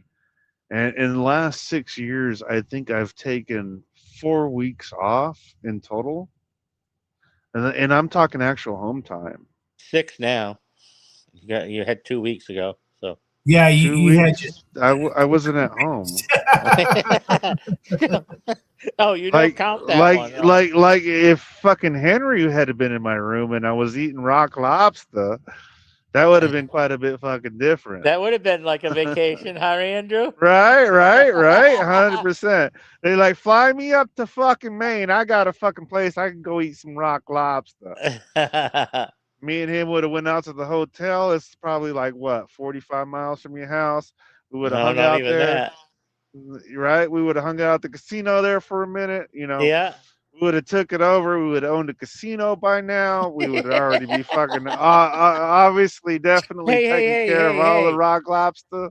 Hey, you ain't been on. How do you know my casino habit? You've been on long enough. I know you. I know exactly who you are. Don't you ever question me with my nice hat. I'll wear a ball cap today, but it's always a nice hat. But you've been on here long enough to know all my casino little tricks and stuff. Oh, here we go. Forget about it. Curtis has been on here to know my habits. I know Henry doesn't eat lobster there, Diane. That's why I want to have the lobster. So I get a double portion every time. He probably doesn't even eat crawdads. I don't even eat crawfish or nothing, no. Yeah, see, that's what I'm saying. I told you he wouldn't even eat crawfish. So if I take him down here to a good old, Louisiana boil, then he's going to have to what? Eat chicken or steak? Alligator tail? Steak? Alligator tail? No, it's Louisiana, son. No, they still sell steak. They still have steak in Louisiana. They don't serve it at a Louisiana boil, son. But I'd go out and get one. Yeah, I'm sure you could if you pull it out that fucking alligator's belly. This might be a little poodle steak, depending on what the alligator ate last. There's always a little bit of red meat and some white meat. Yeah. I got me some shrimp today, or not today, but I ordered on my grocery list. I got it, some fish strips, fillets, I guess you'd call them. Yeah. I forgot about that. Had me some fish and shrimp one night. Mm. That's Yeah. a fact. I think he'd rather eat sauerkraut than clam chowder. Curtis, don't even say that. Oh, Even though I did one time. you ate sauerkraut instead of clam chowder? I had no. I made a bet with somebody, With and he didn't Jack. even know how to eat his. No, he didn't. He chickened out on me. I had mine down before he even had halfway on his. Ugh. And then he spit it Right, out. Diane? Didn't you eat 1.5 or 2? Who? You. Oh yeah, I had two, but he couldn't even get one down. No, he ate maybe half of it. Yeah. So now I gotta ask, was it that Boston clam chowder or was it the New England clam chowder? Because there's a big difference. Most people don't know that. I've never had the Boston. I love New England clam So chowder. the Boston uses yellow cheese instead of the white cheese. Well, one of them. Which one is it that has the tomato sauce in their chowder? None up here that I know of. Chowder. Yeah, I don't it's a know. tomato-based sauce instead of cream like normal. Not sure about that one, man. I know that Boston uses a yellow cheese, and I know that New England uses Up the here white we cheese. use the white cheese. Ye- Yeah, it's because they're racist as fuck. They don't like none of that Chinese cheese.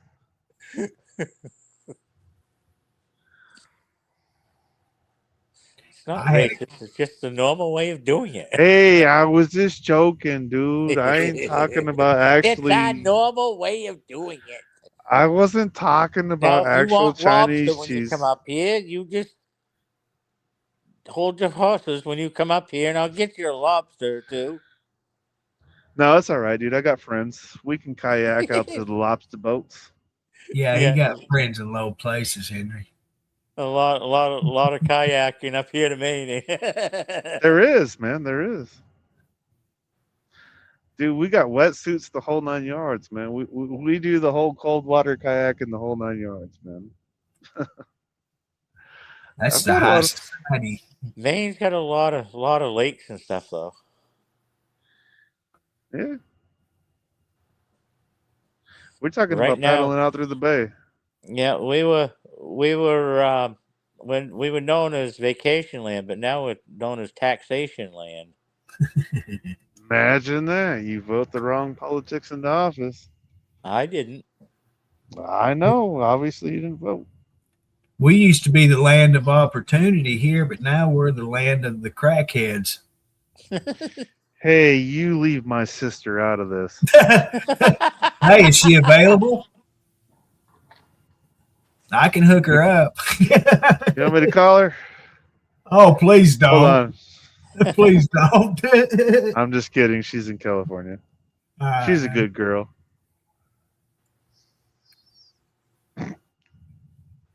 Hey, Henry, you got a sister? No. Dad, Did you say cistern? Are we trying to get rid of some bodies?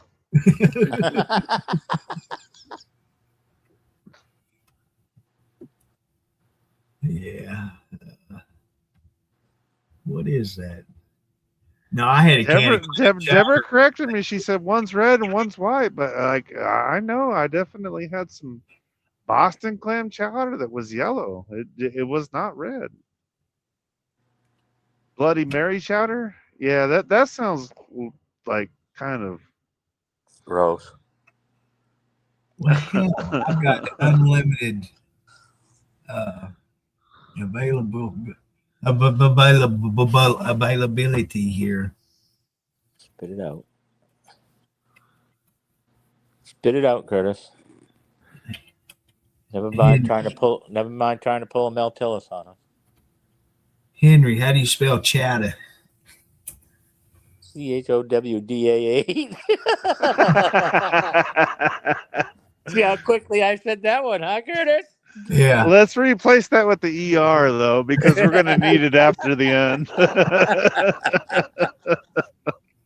Okay. It is known as Manhattan clam chowder. A tomato-based broth That's style what I chowder. thought. I didn't think it was Boston or New England. And then you have a Rhode Island red clam chowder. Then you have Really just looks Rhode- like a stew is what it looks like. Then you got Road New hard, England. put away wet. It's not creamy or anything. It's just like a soup, with clams in it. Exactly what I said. Road hard, put away wet. Jesus, now you're gonna get Diane all in a fucking bind here. Oh my god. Honestly, I'd love to try it. I don't know if they sell that here. Let me go to the Wally World. We know you made that up, Rex, but you know what? We're going to make it for you the next time we're down there in Florida. We're going to serve it up, dude, with some pickles, a couple of bacon strips, probably like a few pimento olives, dude. We're going to just chop that up into some chowder. We're not going to throw any cheese in it, with some V8 spicy juice up in that shit, and you're going to have to eat it. That's Yeah, going to be you your and- challenge. You and Judy. Well, Judy can bring the chocolate cake. And we can all have a party. A potty. A party. We're gonna have to all go potty after that if we eat that Potty. shit. I'll tell you that much. I didn't say party. I said party. No POTTY, PARTY. No, we heard you, PODDY, because we're not sure if we're gonna die. Old El Paso has a Chipotle corn Chipotle. chowder. I got a Chipotle up here. What's a Chipotle? Chicken place? No, it's- it's a chili fucking chicken fucking chowder. Chipotle. Chipotle. Chipotle. Chipotle? Chipotle. That restaurant that's got Chipotle. that restaurant that's got the pole at the end of it. Yeah, That is a Orange. fire roasted red jalapeno pepper, a chipotle pepper. yeah, it's roasted. But it's not chipotle. Chipotle is completely different. You know? Well, if you pronounce it the way it's spelled, it's Chipotle. Chipotle. Dude, It's a that's chili- down in Texas. That's the way it's spelled down in Texas. Anyway, you do Old El- realize they're only freed. Never mind. I won't even go. I've never had corn chowder. Corn chowder's pretty good. Yeah. It's decent. But that's what this Old El Paso has that. I want to click on that and just check her out. Potatoes and corn and a little bit of onion thrown in it. Click on it. Corn, potato, Pretty good. I think Henry was a cook at one time. peppers, and other delicious ingredients. Henry, were you a cook at one time? Nope. Him and Junior sure. was going to get into business together. No, we weren't. Yeah, bullshit, dude. He was working with Walter White. He was going Did to you move ever to meet New him? York. Andrew, What was that? did you have the great honor of meeting? Jack Yeah. DeBoe Jr. No, I didn't. You're lucky. You weren't missing anything.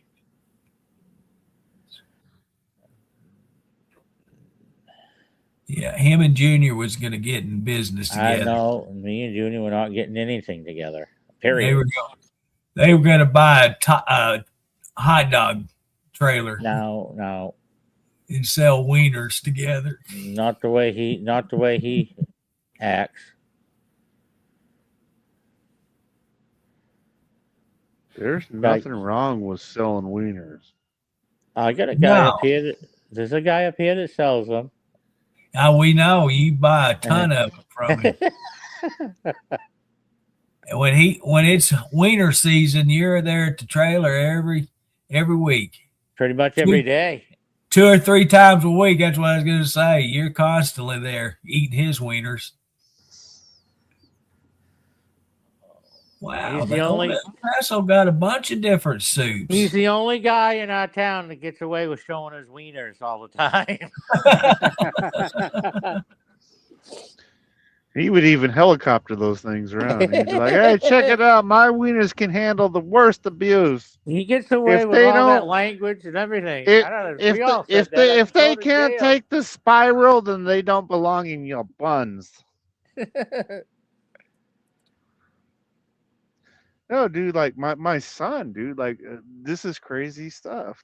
Like when he wrote up a business proposal and everything for Cyclone Dogs, dude, and that was having a hot dog cart, but it had a spiral fucking flamethrower essentially that would just roast your dog in less than like 30 seconds, man.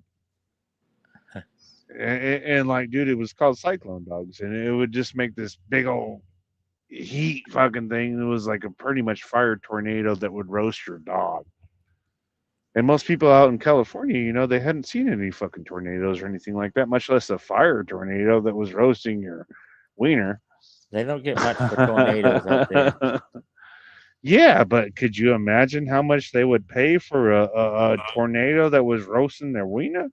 They can't even handle fires, let alone handle a tornado. Oh, bullshit, man. I was a firefighter out there for years. Dude, we handled all the fires. Oh no! Well, I mean, what happened out there? You know what I mean. Hey, Deborah, I'm sorry. I didn't say that the rich people can handle I it. said it to you. They made some excuse. Oh, well, we didn't have any water. Yeah, bullshit. You live right on the fucking ocean. How can you get? How can they not have water?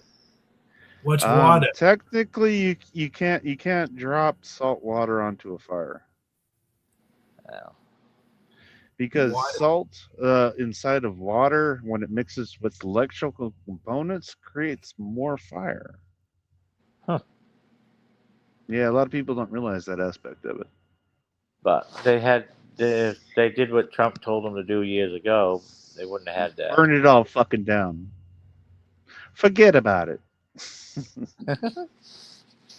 Rex, I've ate a lot of suspicious dishes in my lifetime. But I'm going to tell you one thing I would never try is turtle soup. Turtle Or soup is great. legs. You never had turtle soup? No, and I never will. Why Frog not? legs either. Or frog legs? No. I've ate raccoon, but I damn sure ain't eating nothing in it. Wait a minute. You're gonna eat trash panda, but you're not gonna eat like none of that stuff? Like, dude, no, we got issues there. Trash panda. Dude, that's what that is, isn't it? Like every time I look in the trash can, there's one of those pandas sticking out. There was somebody posted on Facebook talking about trash cans. He opened the lid on it, and it was full of raccoons. Like 12? It was And then he ended up going in there and rescuing them and shit. He's like, I'm gonna build you guys a walkway. Yeah. Oh, look at that. Dude, I used to have an army of trash pandas. Deborah, it's saying you're not connected. Try again. If you can hear me. No, Oh. Diane, he's good as fuck, man. We always take care of our fucking friends from Maine. I'm connected.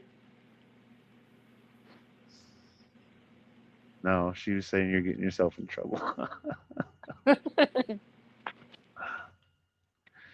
Dude, that's my buddy, man. All of my friends here, dude, like, dude, there's nothing that we actually take seriously. We're all just joking around, having a good time. Yeah, man. I'm tired as hell, dude. I If should you be take way it- asleep. You're on the wrong page. You know? What time? What time is it where you are, Andrew? It's going on 1 now, and I Oh. have to be driving in like Another I've been hour. up. I've been up since 6 Well, technically yesterday morning now. I had to go and do all of my training and all that stuff, and then I had to learn go how to run a roll off again. yeah, definitely. Like if you don't know how to roll off, you got to learn how to roll off. Diane teaches her customers how to do that. Oh yeah. Roll right down that pole. Diane, you ain't going to bed yet. Deborah still saying, oh. Is he still on? She said, "Oh shit, raccoon." Deborah joined. What's up, Oh Deborah? my Welcome God. in. Holy shit, totally. Can you hear us? Yeah, you guys don't know how to pronounce nothing. Neither do you. Obviously, I'm from California. We don't have any health care. Oh wait, I mean Let's come in education. here hitting us hard now. Yeah, she comes on and she starts Curtis, in. it's Chipotle. That's what I said. Chipotle, isn't it? No, not AAA. Chipotle. Chipotle. Not Chipotle. That's a lot At easier all. than what I was trying to say, isn't Exactly. Dennis was going to pound. Curtis was going to pound at Chitole in a minute. it? Chipotle. Do you have any I tell you, Chipotle I really crackers? like that Chipotle. The only reason why Diane's got it's got the word pole in it. There was a time that I was putting that in every dish that I had or would cook. I was getting them little cubes, like the bouillon cubes from Knorr. And man, they were good. And he was definitely selling it to the Mexicans. 100%. Like every dish that he would cook, it would come out straight up Curtis the Blue. I'm gonna tell you what, it was hot. You use one cube, that was it. You dare not put two in there because it would be unedible. Missing the Breaking Bad reference altogether, right? I guess I am. Yeah.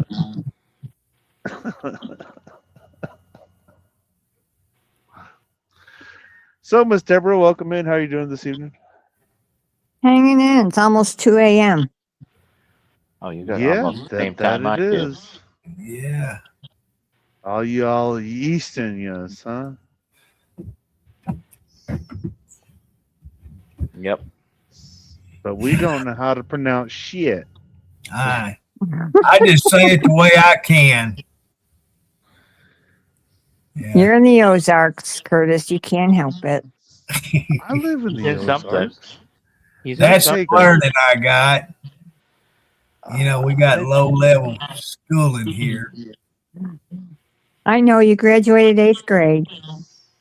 I graduated 12 years. I served my time.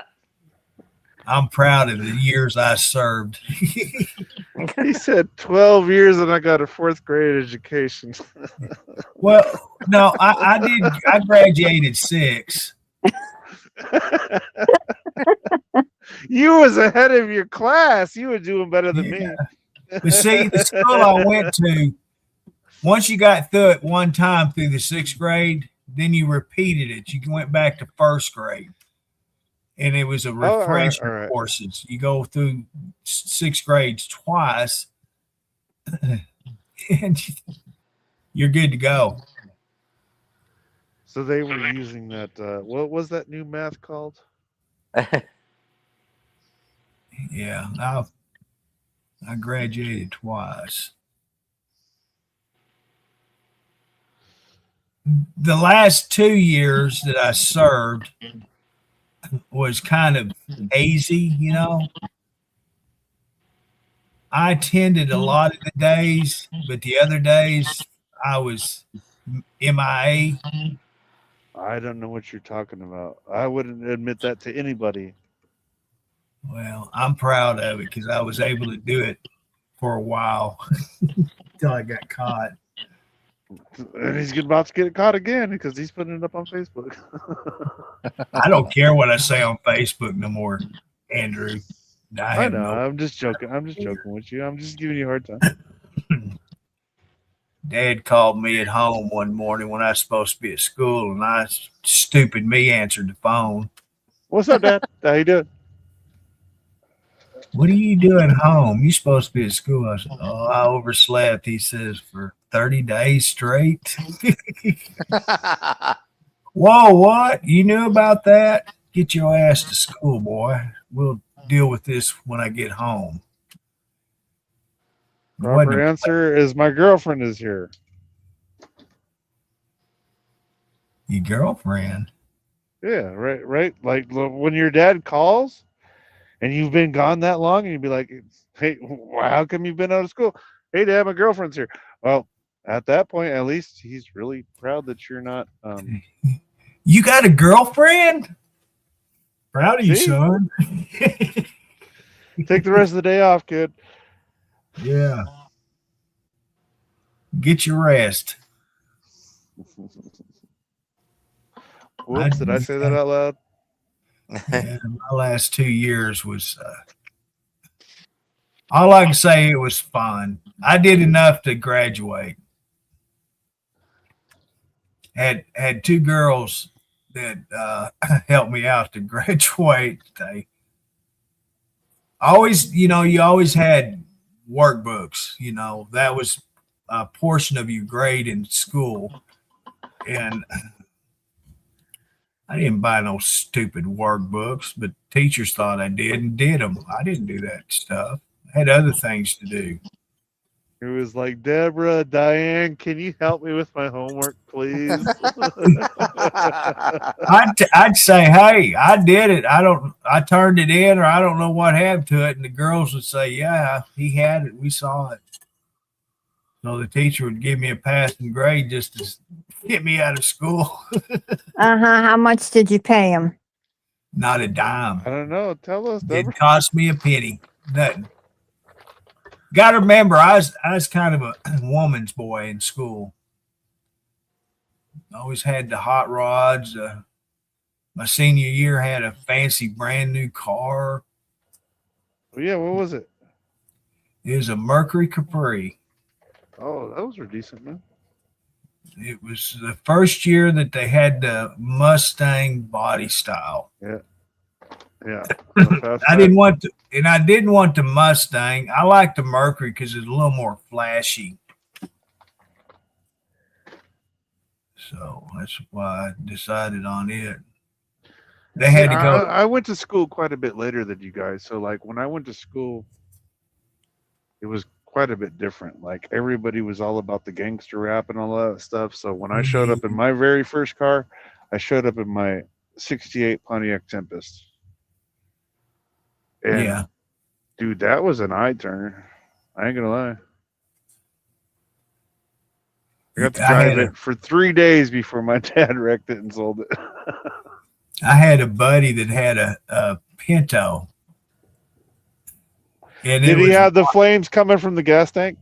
No, he had it was white with a red stripe like Starsky and Hutch. Yeah. But it was opposite. The car was white and the stripe was red. And he but you did catch my joke about the flames coming from the gas tank, right? he thought he was the coolest kid on the campus with that Pinto. Last day of school. At our school, we always did burnouts in front of the school on the last day. And I was lined up and was ready to go. And he pulls right behind me. I started spinning the tires. This is my junior year. I had a 66 Mustang. And I had big ass tires on the back. And that thing went to spinning. It started slinging rocks and gravel. And I looked back, and all I could see was his 2 side windows just disintegrating.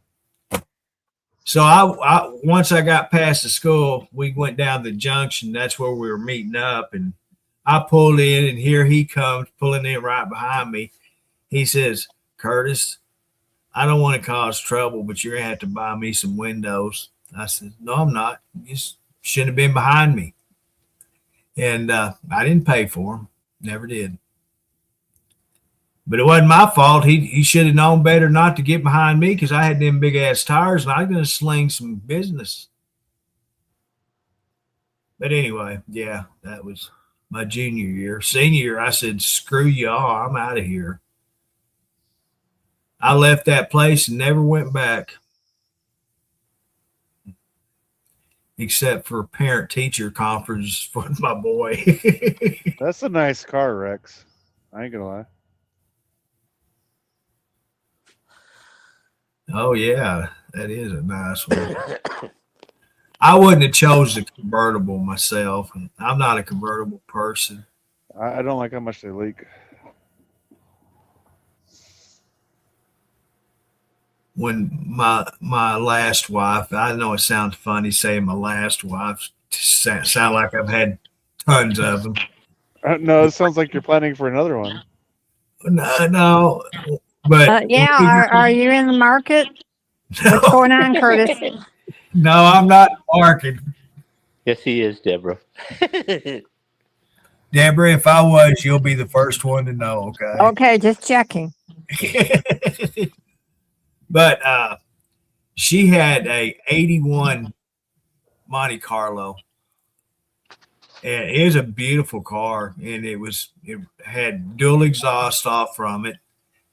And that little car would run like a bat out of hell. And she ended up selling it. And I wish to this day it was still here because that was a nice car for it to be that old, you know. And I still wish I had that 81 Mercury Capri. I love that car. It had a straight six with 4-speed in it. Now that thing run like a scalded dog. Yeah, right. I had dual exhaust on it too. You heard me coming. It didn't have mufflers. It had straight pipes. And when I just not put my foot in it, it sounded like a little V8. But as soon as I stuck my foot in that ass of that car, you could tell it was a 6-cylinder. But that thing was fast, and it gets you out the hole. I beat a many of V8s in that car. The one night I got in a race with a Camaro. We was racing from stoplight to stoplight, and I missed third gear and tore the transmission out.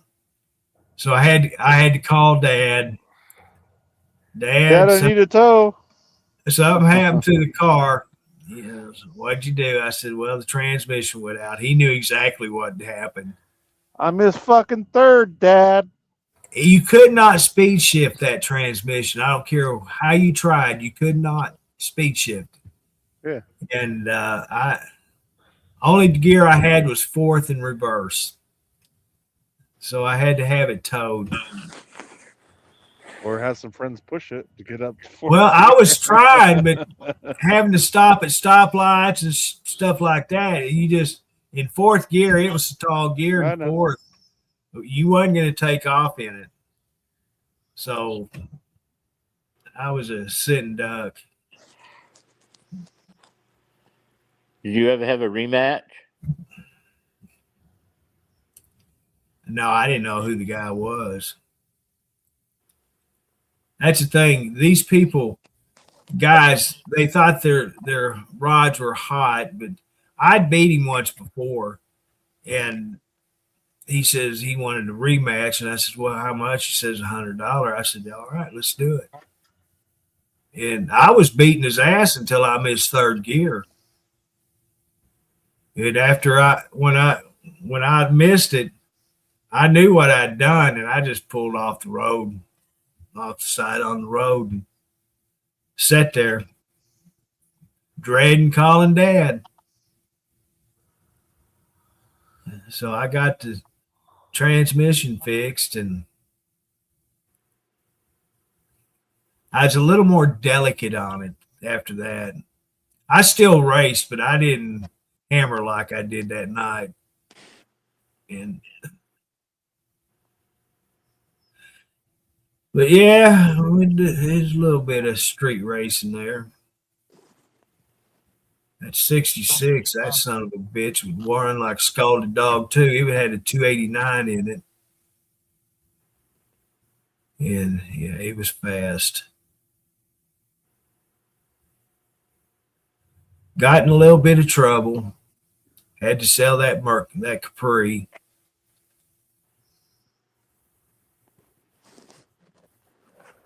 Ended up with a 67 Mustang. Drove it for a while. Put a lot of money in that thing. There's about $4,000 in it. That's not counting the money I paid for the car. And I decided I wanted a pickup truck. So I sold that Mustang, went to a car auction there in BB, and bought a 78 Chevy pickup. Exactly the truck that I wanted. I don't know how I got that lucky because it had everything in it that I wanted. Down to the two-tone paint. Bucket seats with the console in the center. And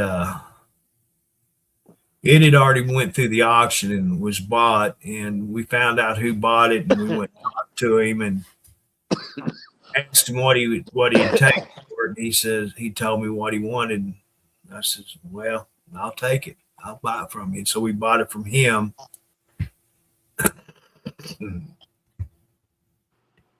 And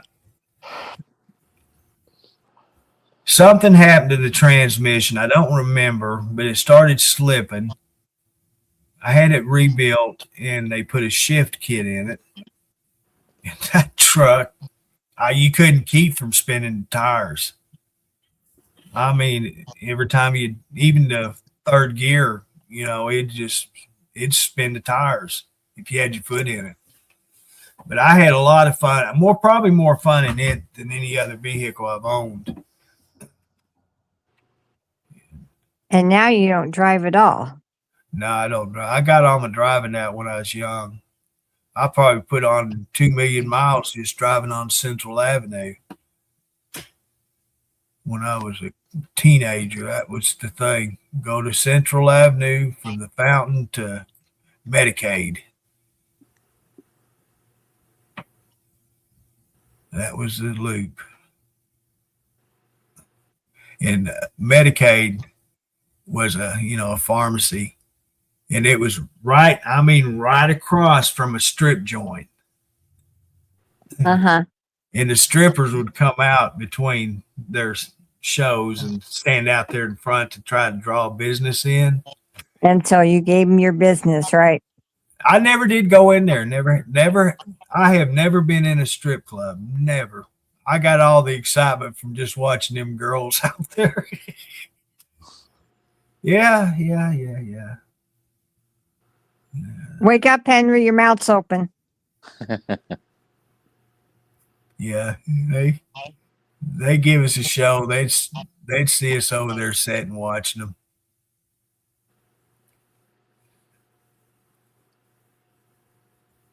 Had a lot of fun when I was young like that. Good old memories. We lost Andrew. Yeah, He's probably going to bed. He's going to get up in a few hours. he needs to get in bed. There, he's back. There was a truck pulling around my truck. You guys can hear me Goodness. well?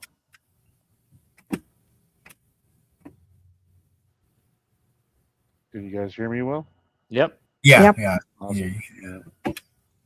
Oh, they wouldn't come across the street, Rex, but they'd sure give us a show across the street. They just laugh. Rex would have been over there helping him. Oh, I bet he would. The American Gigolo down there. I think the fastest car that I ever been in was like one of those Toyota Supras. It was like a 94. And that car, dude, was scary, scary fast, man. And I wasn't driving or anything. I was just riding along in it. Mm-hmm. And that was one of the scariest cars I've ever been in my life, dude. That car was just so fast. It was definitely a less than 10-second car.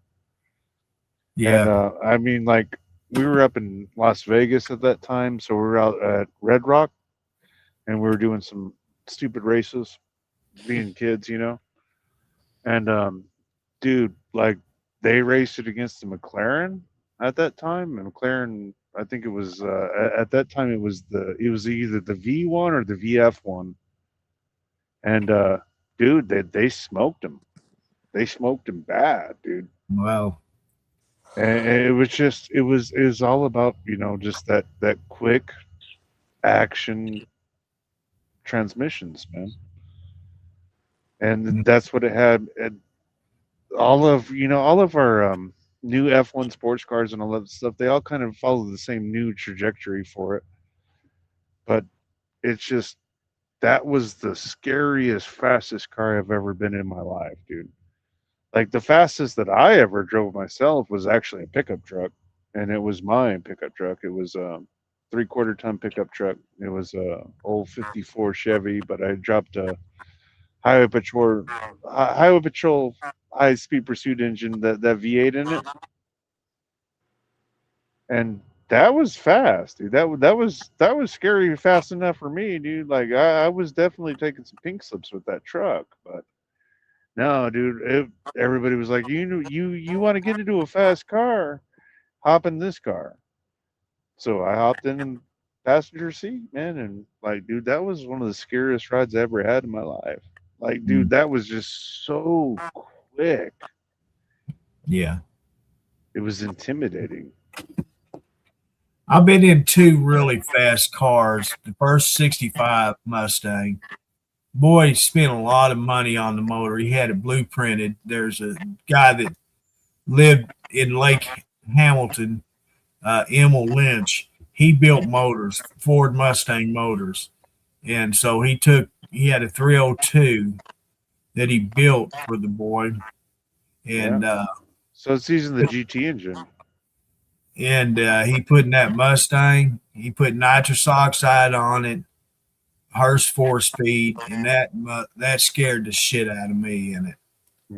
Then the second was a Mustang, a 74 Mach 2. And this guy, he didn't have nitrous on it, but he had his motor blueprinted by the same guy. And that was scary because it had no traction. And right. he'd go from third to fourth gear and the back end break loose. We'd be doing 90 miles an hour, and he'd do that and just scare the crap out of you. Yeah. That's how the Chevy was, the truck that I had. Like, yeah. I could drop third to fourth, dude, and I would just be gone. And like, it didn't really have brakes on it. like that was just extra weight. What's that? We're trying to go fast forward. Yeah, we're trying to go fast forward, dude. What do you need brakes for? You'll stop when you stop. Don't worry about it. That's what downshifting is for, son.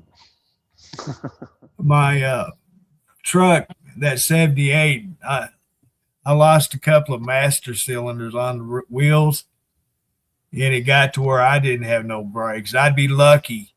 I'd have to pump it to get any brake out of it. It's scary because I at the end of my road here, it hits a main highway, and I was coming to it, and I started to brake to slow down. I didn't have nothing. I'm going, oh shit, what am I going to do? So I kept pumping, and I started gearing down, and it didn't stop. I had to go through it, and luckily there wasn't a car coming because I'd have sure had a wreck. Yeah, that would have been all bad. But yeah, that old truck went through a lot with me. And but like, out of all the stupid cars that I've been in, dude, like, I would have to say that Supra, dude, was the most stupidest, scary car that I've ever been in, man. That's Yeah. a fucking 94, dude. And I've been in a lot of cars since then. Like, dude, I've been in a lot of cars, man. Like, I don't drive them or anything. Like, I get to hang out with a lot of cool people. And they're like, hey, you want to go racing? Like, where my mom lives, they got Ohio Midwest Sports Motorway. That's up there by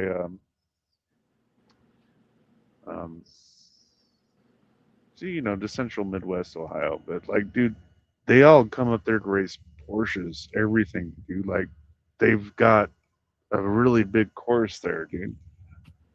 And they're like, hey, you want to go race with us? Because they'll see me pulling up in the truck and they'll be like, hey, we appreciate what you do. You want to hang out with us for the weekend? So I'll look at mom and I'll be like, hey, you want to go hang out? She's like, hell yeah.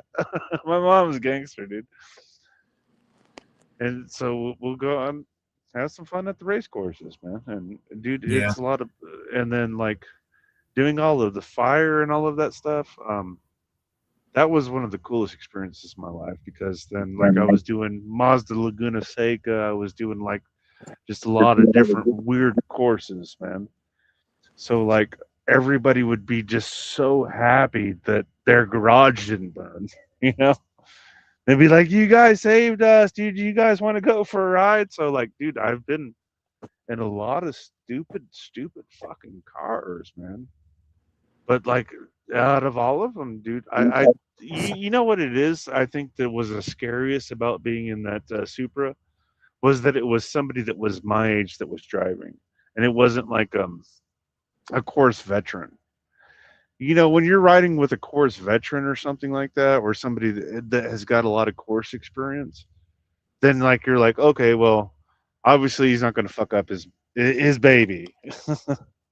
But then when you're riding along with this, teenager that's like, hey, this is what my daddy bought me. Like, then like there's a chance, like there's a high chance that, hey, there's a chance that we're going to be paralyzed tonight. I don't know. I guess that was the scariest aspect of me. I realized my flaw in choosing friends. I had a buddy, had two of them that bought them. Back in the early '80s, Dodge Charger, the little bitty ones. Yeah. They thought they were fast cars. They wasn't nothing. Neither one of them could take that Capri I had. Not one of them. I didn't like them. I thought they was kind of ugly myself. One of the boys, he kept messing with my equalizer. I had a Blaupunkt equalizer in that car, and when you have things like that, it takes you time to set the sounds perfectly right the way you like them. And that boy, every time he got in my car, he had just taken and put every one of the knobs all the way down. Him and I fought, no telling how many times, because he'd just do that. I'd have to lock my car up when I'd get out of it when he was around, because if I didn't, I knew what he was going to do. Yeah, I never did like them Chargers. Now that Dodge Demon Challenger, dude, like that's a beast of a car now. I haven't kept up with automobiles in quite a while. I don't know what they have out now. That's one of the few cars that is track illegal off stock. I noticed some of them I've seen, though, that they're coming out factory with over 500 horsepower.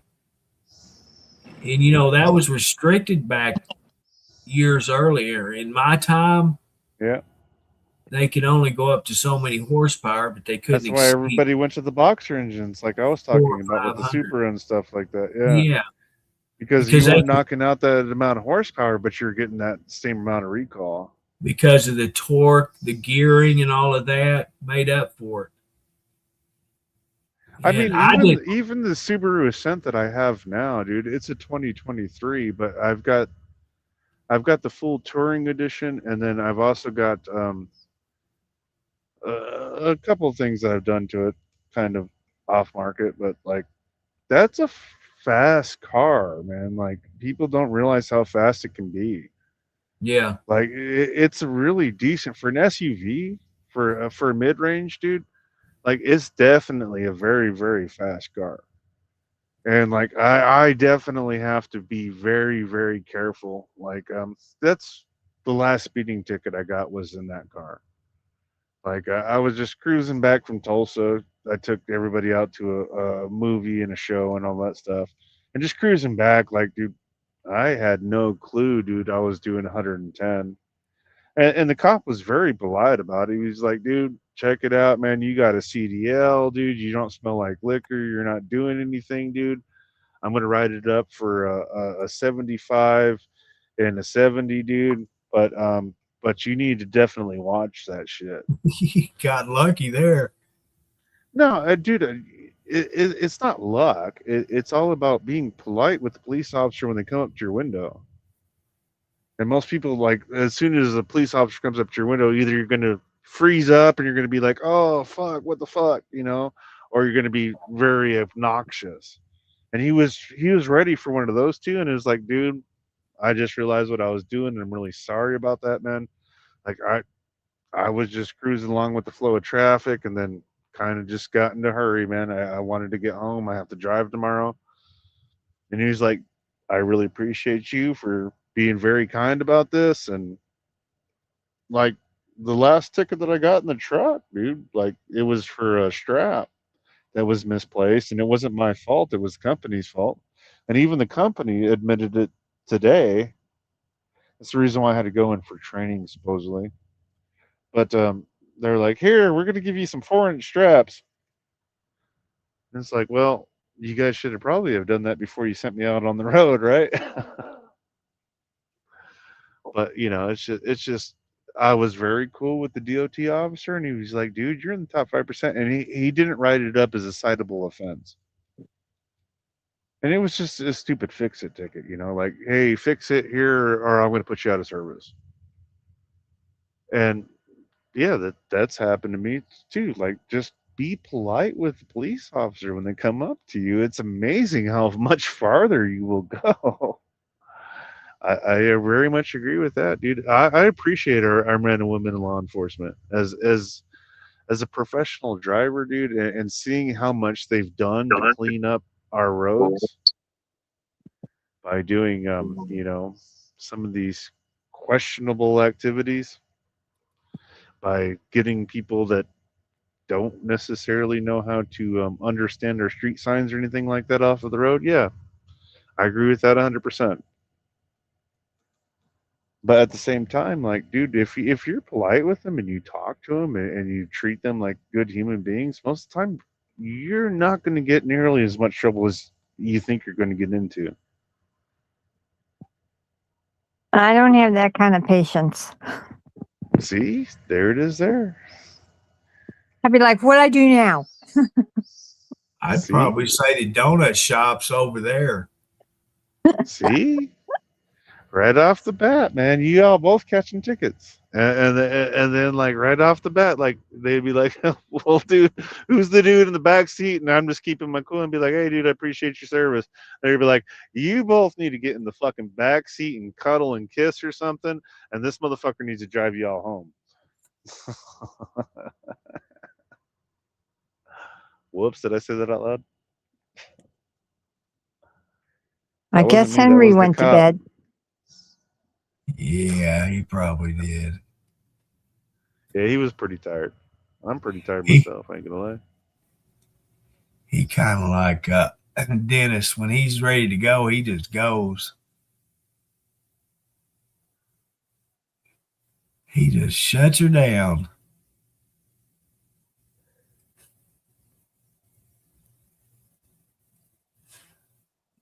Cotton Providence. That's the judge I was thinking of earlier. I couldn't remember.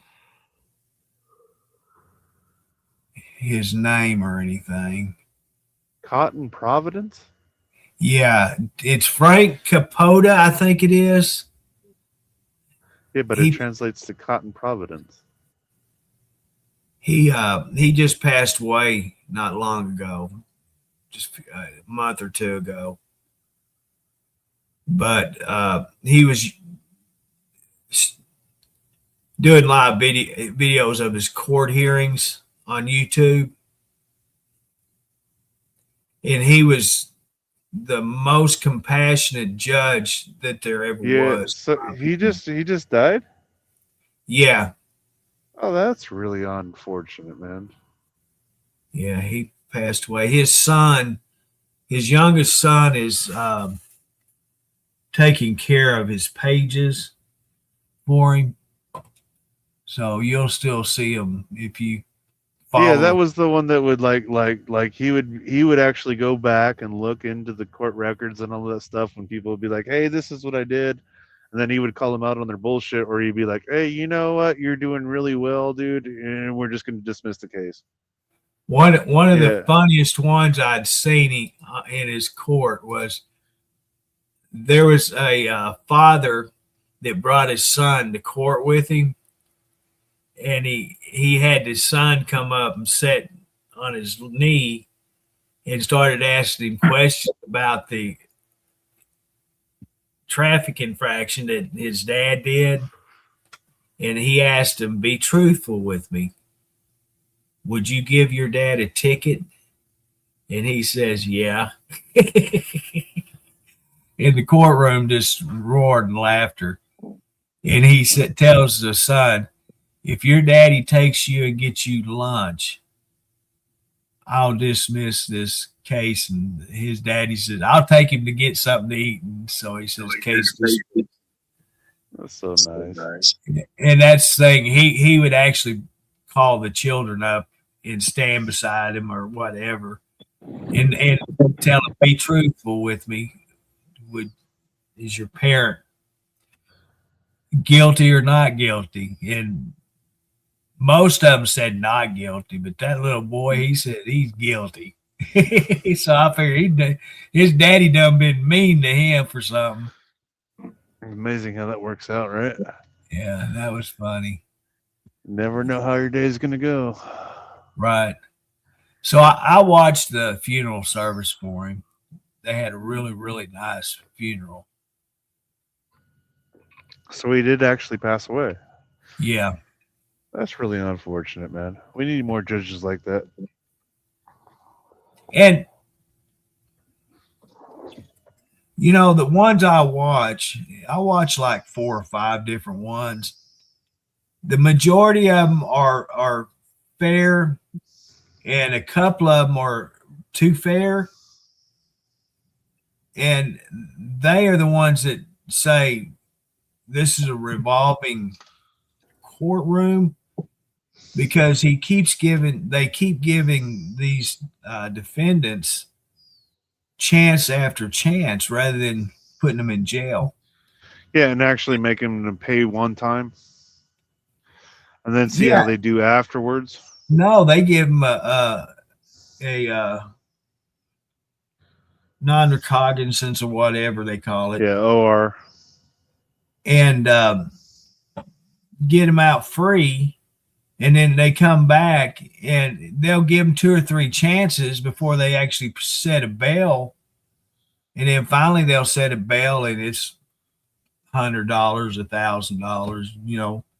And these people keep coming back over and over again. There's people that's had 20 cases. And I don't see any reason to have that being done. You need to punish these people and tell them and teach them, stop doing what you're doing, do what you're supposed to be doing on probation.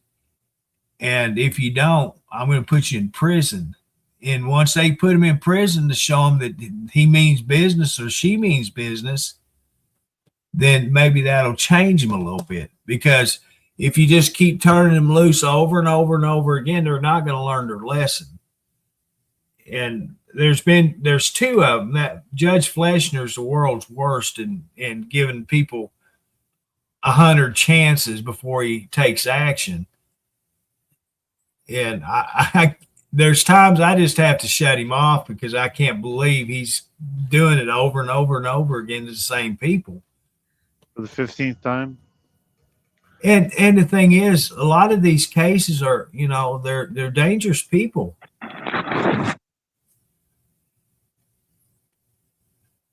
I don't remember the black woman there in Texas, Judge. I can't remember her. Stephanie Boyd, I think it is. Now I like her, and then there's another female judge. Now she's freaking strict. I really like her because she flat get in them and tell them the way it is, and if they break bond, then she gonna take care of them. She ain't gonna give them no chances.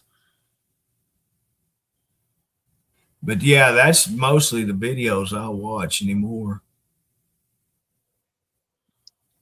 Yes, Diane, I'm still awake. I was fixing to ask you if you was.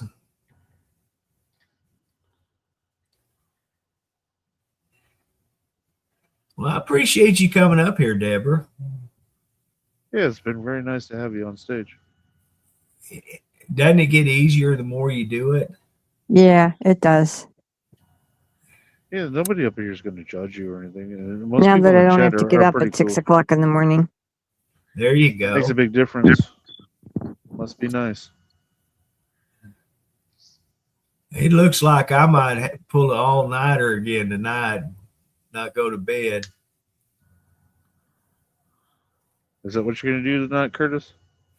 Yeah, I'll just stay up all night. I'll I probably fell be right up with you. I fell asleep today sitting here at the desk. I was playing the solitaire. Next thing I know, I'm waking up. When I'll eat, after I eat, every time I eat, I go to sleep. I don't know why that's happening. What are you eating? Well, I had a roast beef sandwich. It doesn't really Kinda matter heavy in what starch. it is I'm eating. It's just like I get full and then I'll go to sleep. I actually can go to sleep and take a nap listening when Dennis is driving, just listening to the sound of that engine. I'm out. Yeah, it's a real soothing noise.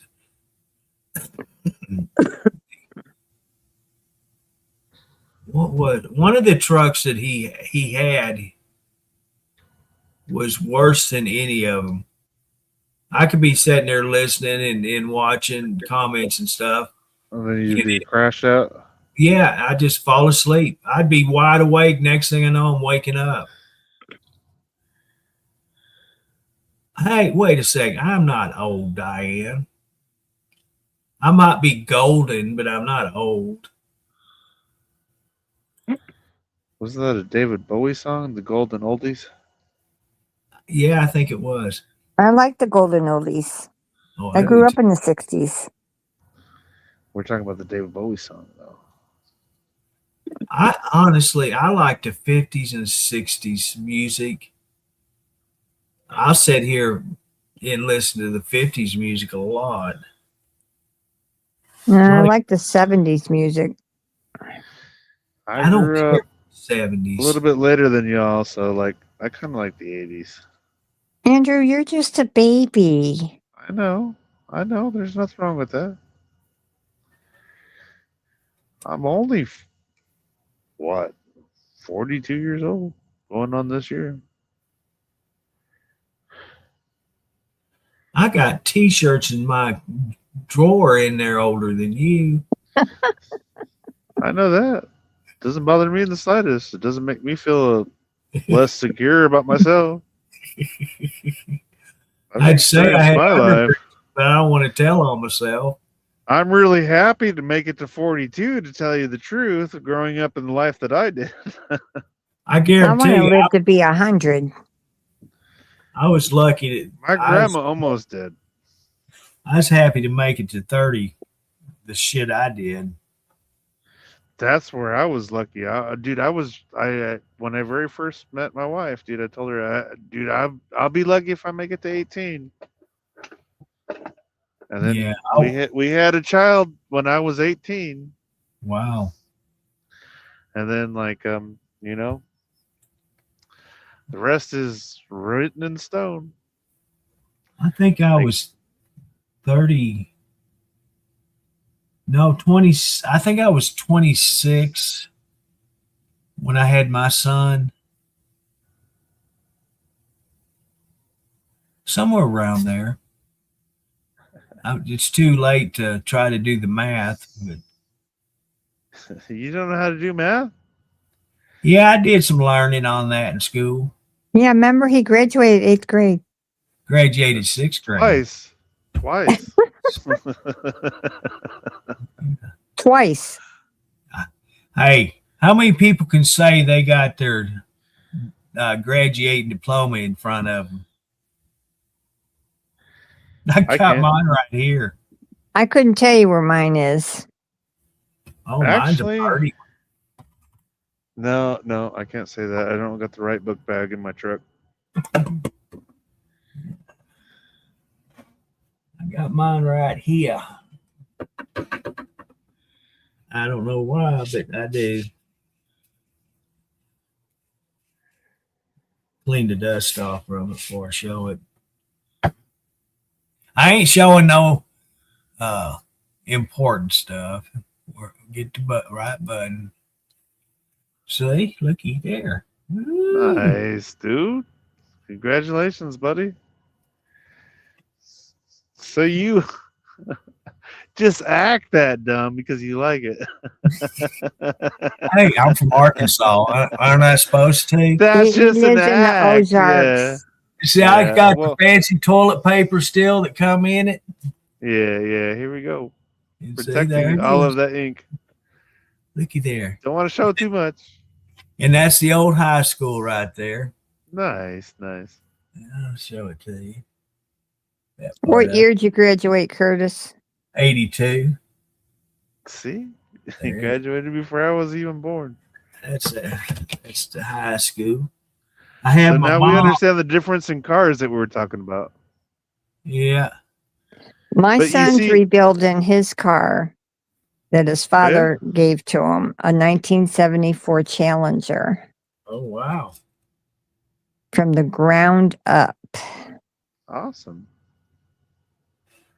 Show some dedication. Most So- kids- This is my mom's diploma card. That's what she had, a diploma and she had this card. And wasn't there with your diploma? yeah, I keep it with my diploma. That's So I don't awesome, lose it. dude. Trying to see what year it is.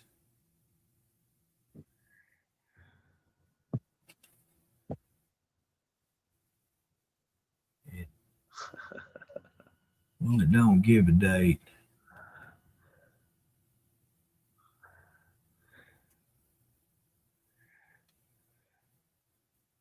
Wasn't that something?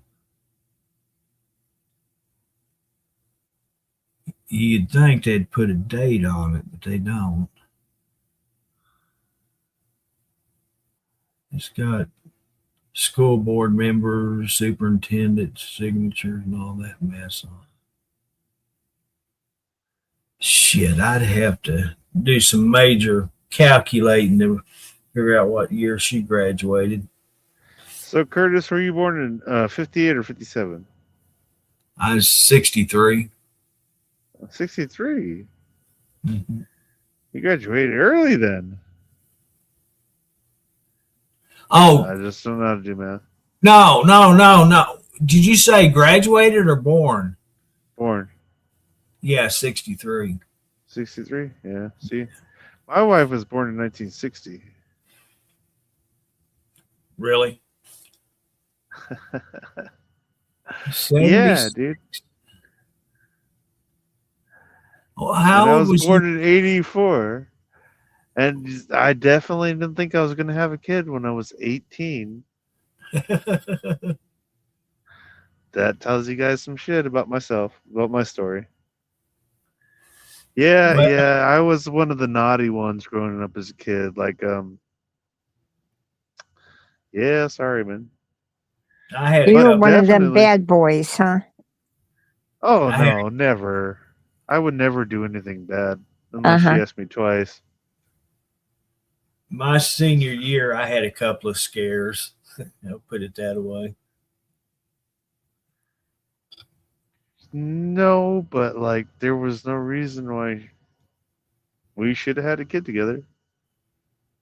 But it was just meant by God's plan, man. And you know, that was the best thing that ever happened to me. That's probably what saved my life from the situation that I was in, dude. Because I grew up in a completely different lifestyle than most people actually realize. Like, I was completely different than most people. I grew up in a very much outlaw lifestyle. Not saying that there was a specific motorcycle club or anything that was involved, but there definitely was, and that's who I was raised with. But then to have her come into my life, and then to have a kid, and then all of this stuff, dude, it definitely changed my life around. It was probably for the better. Everything Well- happens for a reason. Yep, it does. And a lot of times, children do make you grow up. And a few of my Only if you choose to, because like my dad, dude, like no, he didn't want kids. He just wanted to have people to party with and people to collect with him. and that's the sad part about life is you want to have fun, and a child gets involved and one parent doesn't want to have anything to do with the child, and unfortunately the mother has to deal with that. Well, see, that's really weird because like I've got brothers from my same dad that are younger than my son, and he got with a woman that was younger than me. Well, she was technically my same age, and then had a couple more kids on top of that. So like, yeah, definitely a twisted ideal. I didn't think I was going to do what I was going to do like at all, and then all of a sudden, shit just happens, man.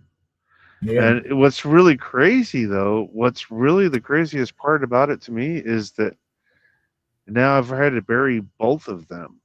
A girl that was my age and a girl that was my dad that was his age, which was younger than my wife. So, like, well, he was a year older, excuse me. He was born in 59. So, like, yeah, dude, it's definitely been a weird run for me. Yeah, I don't know, man. It's just been different. I wouldn't trade it for the world. Like, I really appreciate my wife for who she is and all the stuff that she's had to gone through, and I really appreciate my kid, dude. Like, dude, he's awesome, dude. This dude is like almost 22 now. Yeah, he'll be 22 in a few months. And like, dude, this kid doesn't drink, dude. He's just straight up right wing Christian, man. And I know a lot of people wouldn't appreciate that, but like, dude, trying No, to raise that's somebody awesome. like that, trying to raise somebody like that in today's society, dude, that's kind of fucking hard to do, especially with Yeah. a fuck up as a father like me, dude. I'm a long haul truck driver, dude. I don't deserve anything like that in my life. Well, God has a reason for everybody, and for you to have a child that you can brag on like that, that's an accomplishment for not only him but yourself and your wife for being able to have It's mainly for my wife. It has nothing to do with me, dude. I ain't gonna lie, dude. I'm still But just playing a part in his long haul life. truck driver. You still, whether you believe it or not, you still play a part.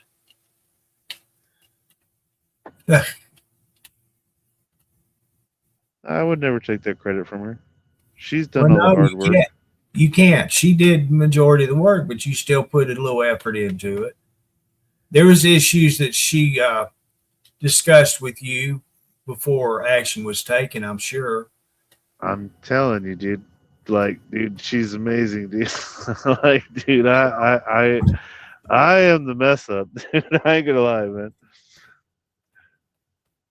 I try to be a very polite and kind individual, and I'm learning a lot better because of them. But no, you guys know me. Like, dude, when I'm on my off time or if I'm not driving my truck, dude, I'm kind of pretty much a fuck up. Like, I just sit here and do stupid shit. I get too much time on my hands. I get too much time in my life, dude. I really wish I was a better person, dude. But Wait, you it's know, been you know that you can make videos without driving, right? there's a reason why I don't. Well, I understand, but there's times that you could start a stream and do like we're doing right now, but not like me. You can't add me into your video. But if I used a telephone, then you can add me to your video. And you can do that to with anybody that's using a telephone, a cellular device, to add them to your video on Truckers TV. Unless I use StreamYard. Huh? Unless I use StreamYard, right? Yeah, the only way you can do what we're doing right now is through StreamYard. Facebook, when you use Facebook, you can add a viewer to your video. As long as y'all use a telephone. Now, a computer, you cannot do it. Good to know, Curtis. So if I have a wild party, I'll go ahead and video. Okay. I don't think that's what he was getting at. But if But- we're gonna go to wild parties, let's go. But yeah, you can do, you know how to stream. And as long as it's how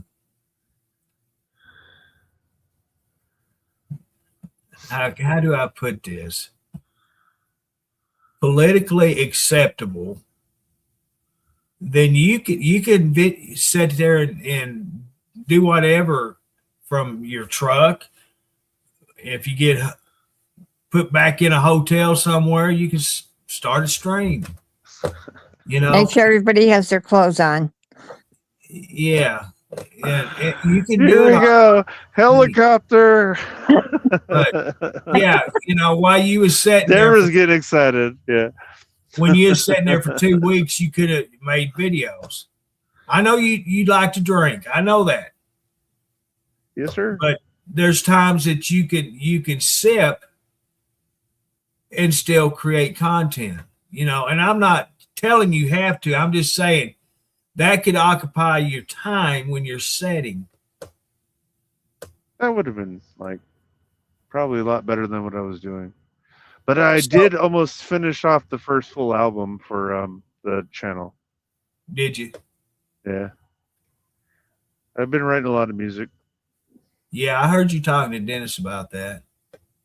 So I wasn't letting to just go idle.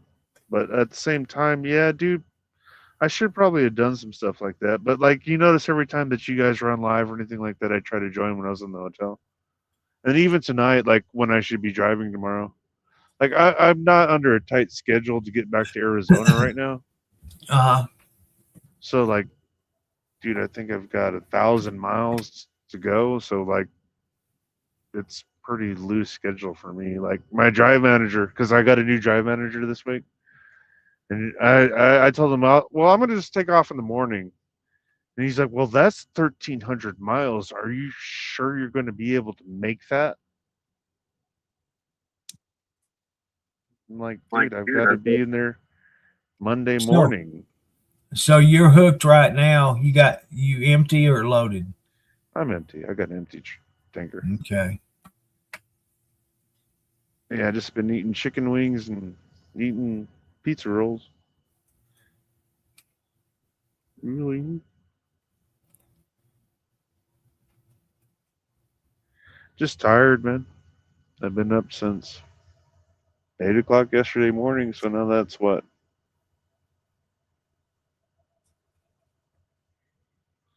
You Quite a should be few hours. passed out by now.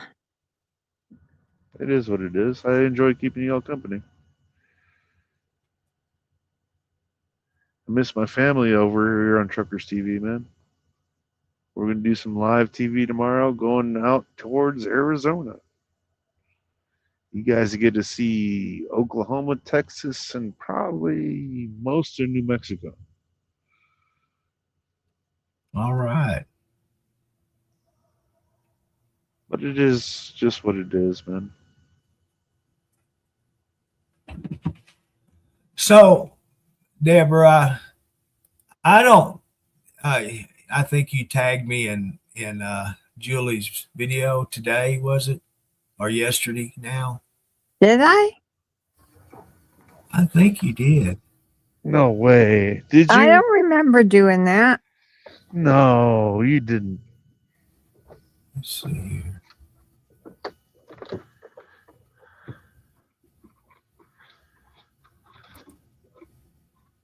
Yeah, yeah. So we're going with that? So yeah, you. I don't watch her show much anymore. I don't either, because you know why? She's got a flat rate $11 shipping fee. I'm done. I heard her talking something about the shipping to check it because it's changed. Yep.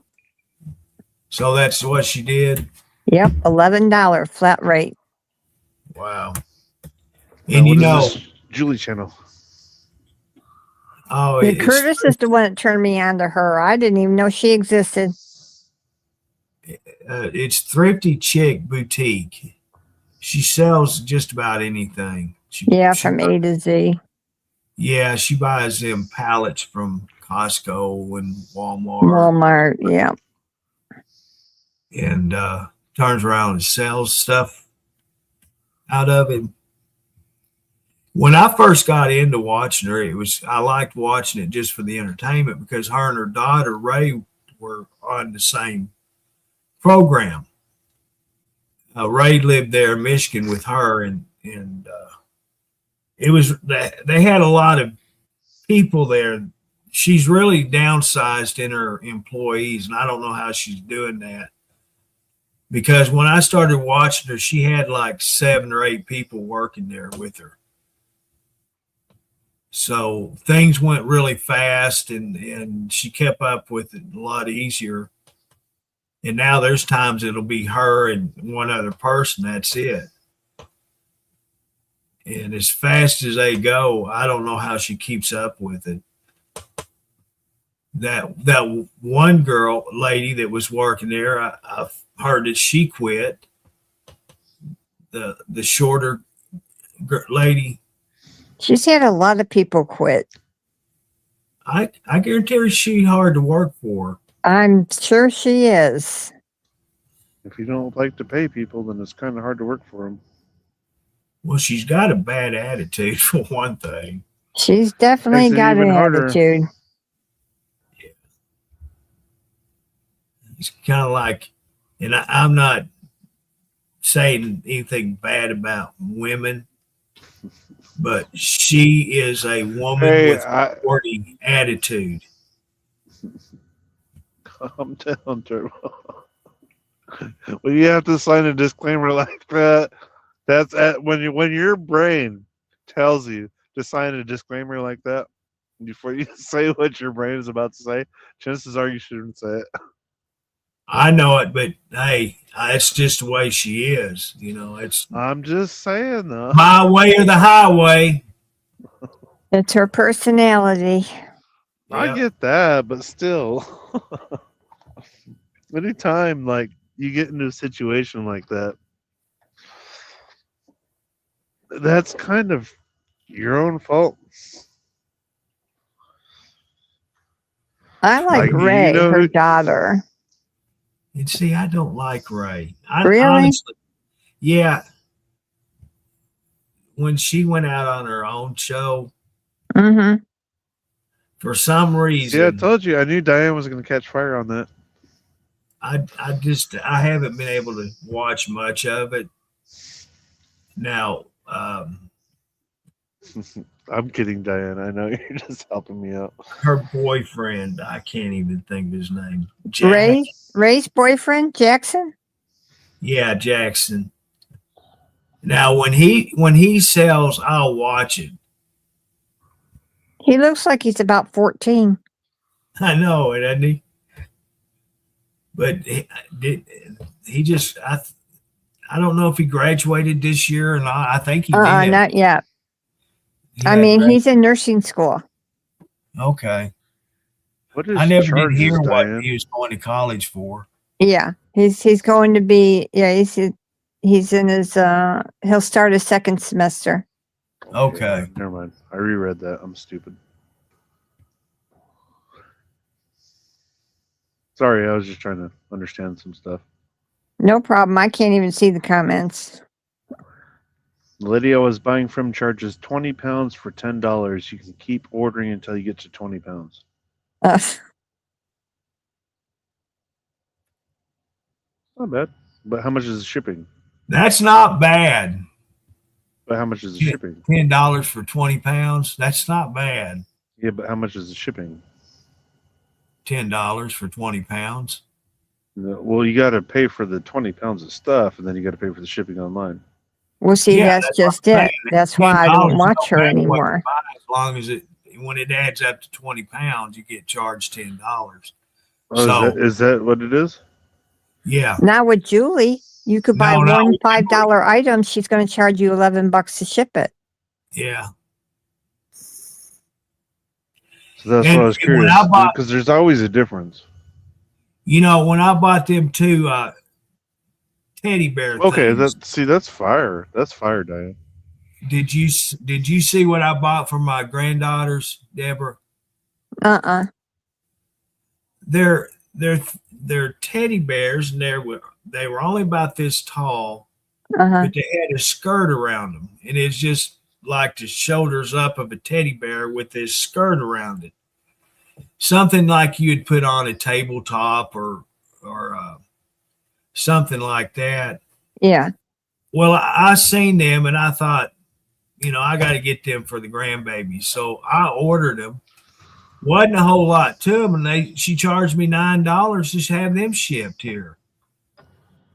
Well, I told you my first item, it was only $5, and she charged me $9 to send it. Yep. So I thought, that's it. I won't order nothing from her, and I hadn't. That was the only thing I've ever ordered from her. Mm-hmm. So you guys need to talk to Diane. Apparently, she's got the hookup. What's up with Diane? She's got the hookup. She said, 20 pounds for $10.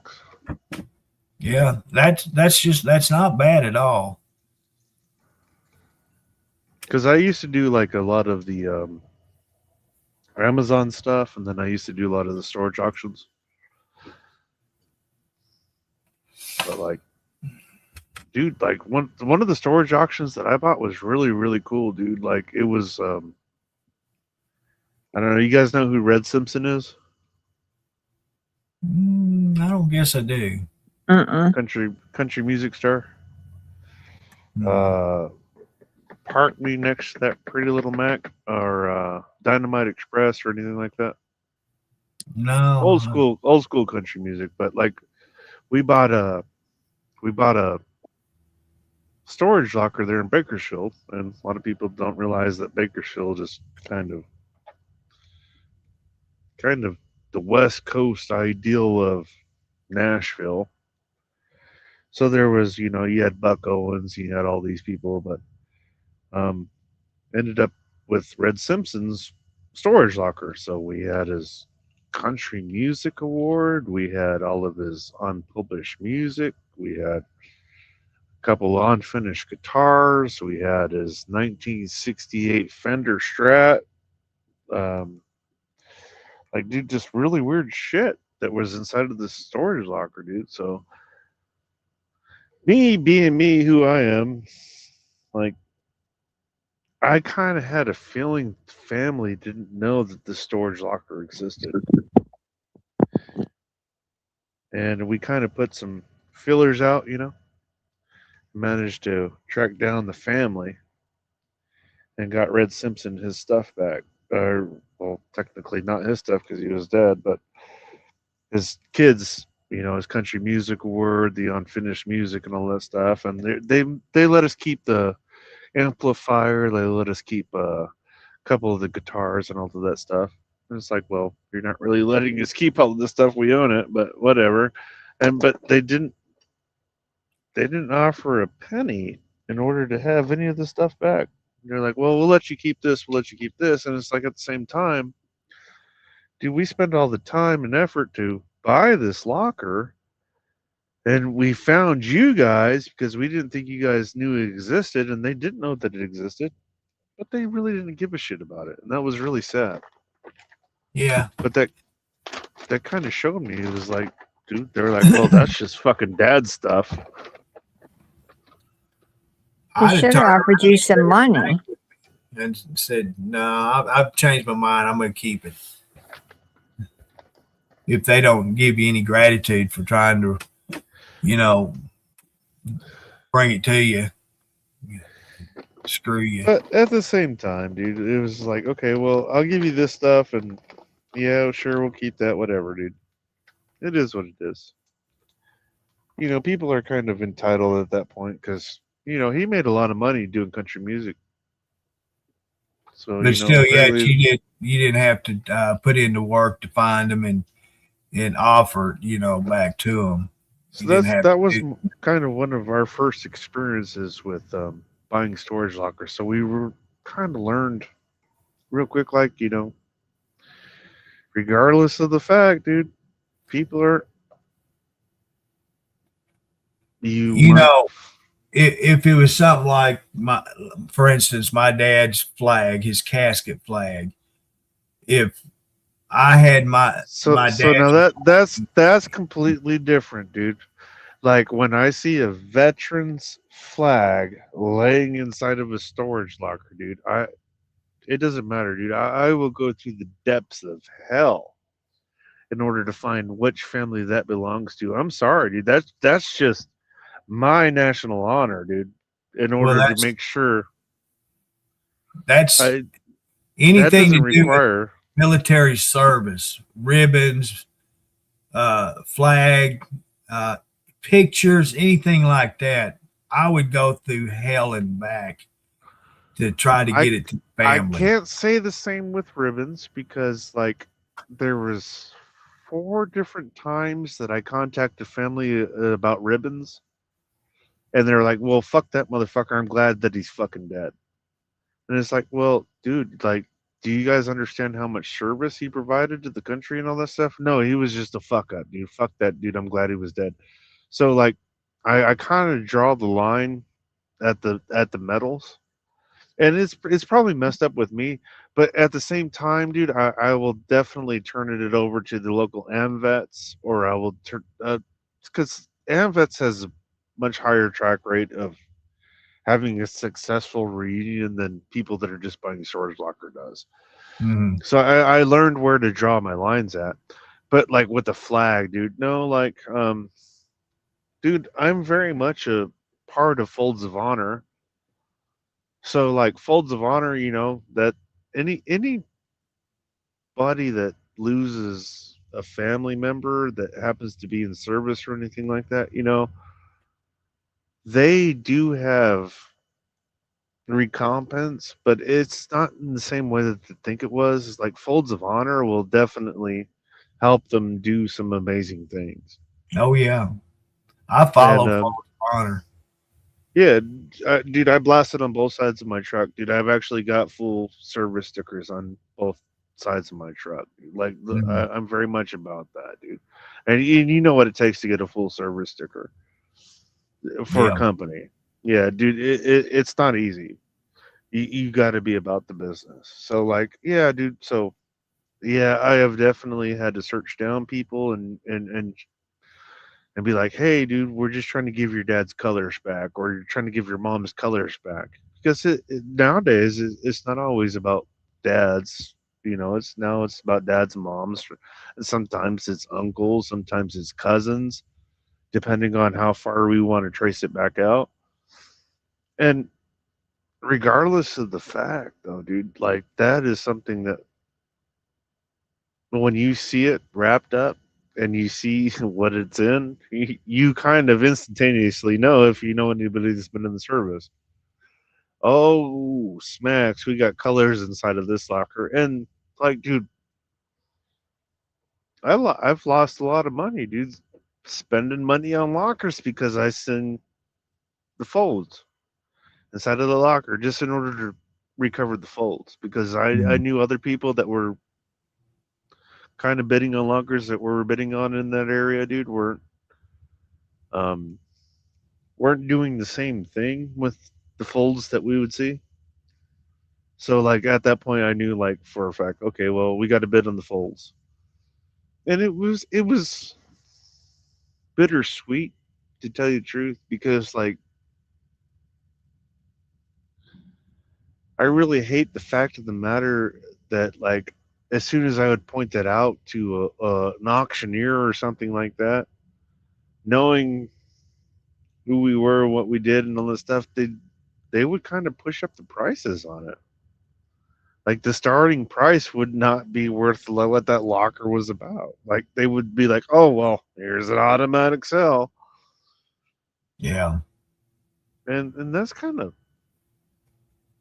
drives us kind of sour mouth, sour taste in my mouth. I don't know, again.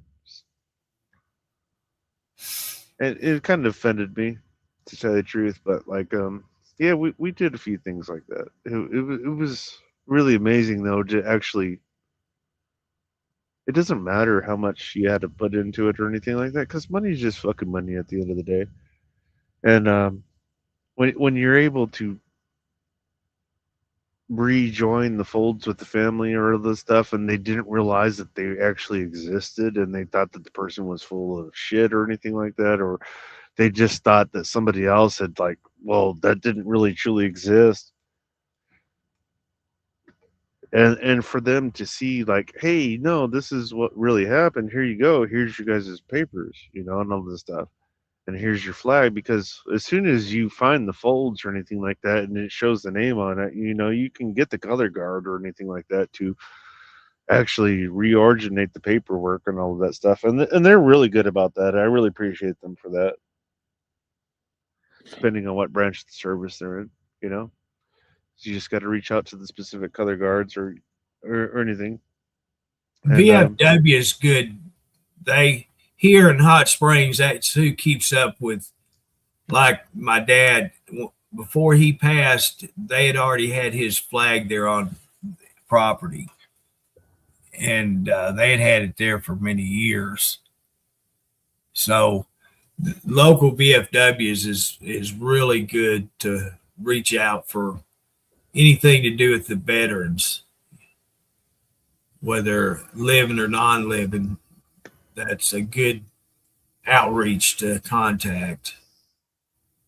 And they not only do that, but like the one here is open 7 days a week, and you can actually, as a citizen, not a veteran, you can actually go there and get meals, and the money that's raised from the sales of the meals go directly to that VFW location for whatever's needed, So I support VFW here, because not only it's a good place for veterans to have a place to go in and just have other veterans to talk to. It's 100%, dude. I 100%. Because not everybody knows what, if they've been in actual combat, we don't know what they actually dealt with, what they went through. And that's an outreach a veteran can go to, and they know what the other one dealt with because maybe they were there, maybe they were in another conflict. So they know what it's like. And for the VFW, I'm 110% for supporting them. Yes, I 100% agree with you. It's a really good deal. And like I say, you or I being not, I don't know, you're not a veteran, right? No, I'm not. So even though you're not, you're welcome to go. You're welcome to No, I know I'm welcome to buy go a because meal I'm a from lifetime them. member because of my grandma and everybody else's service. So, like, my grandma was the president of the VFW in Barstow, California.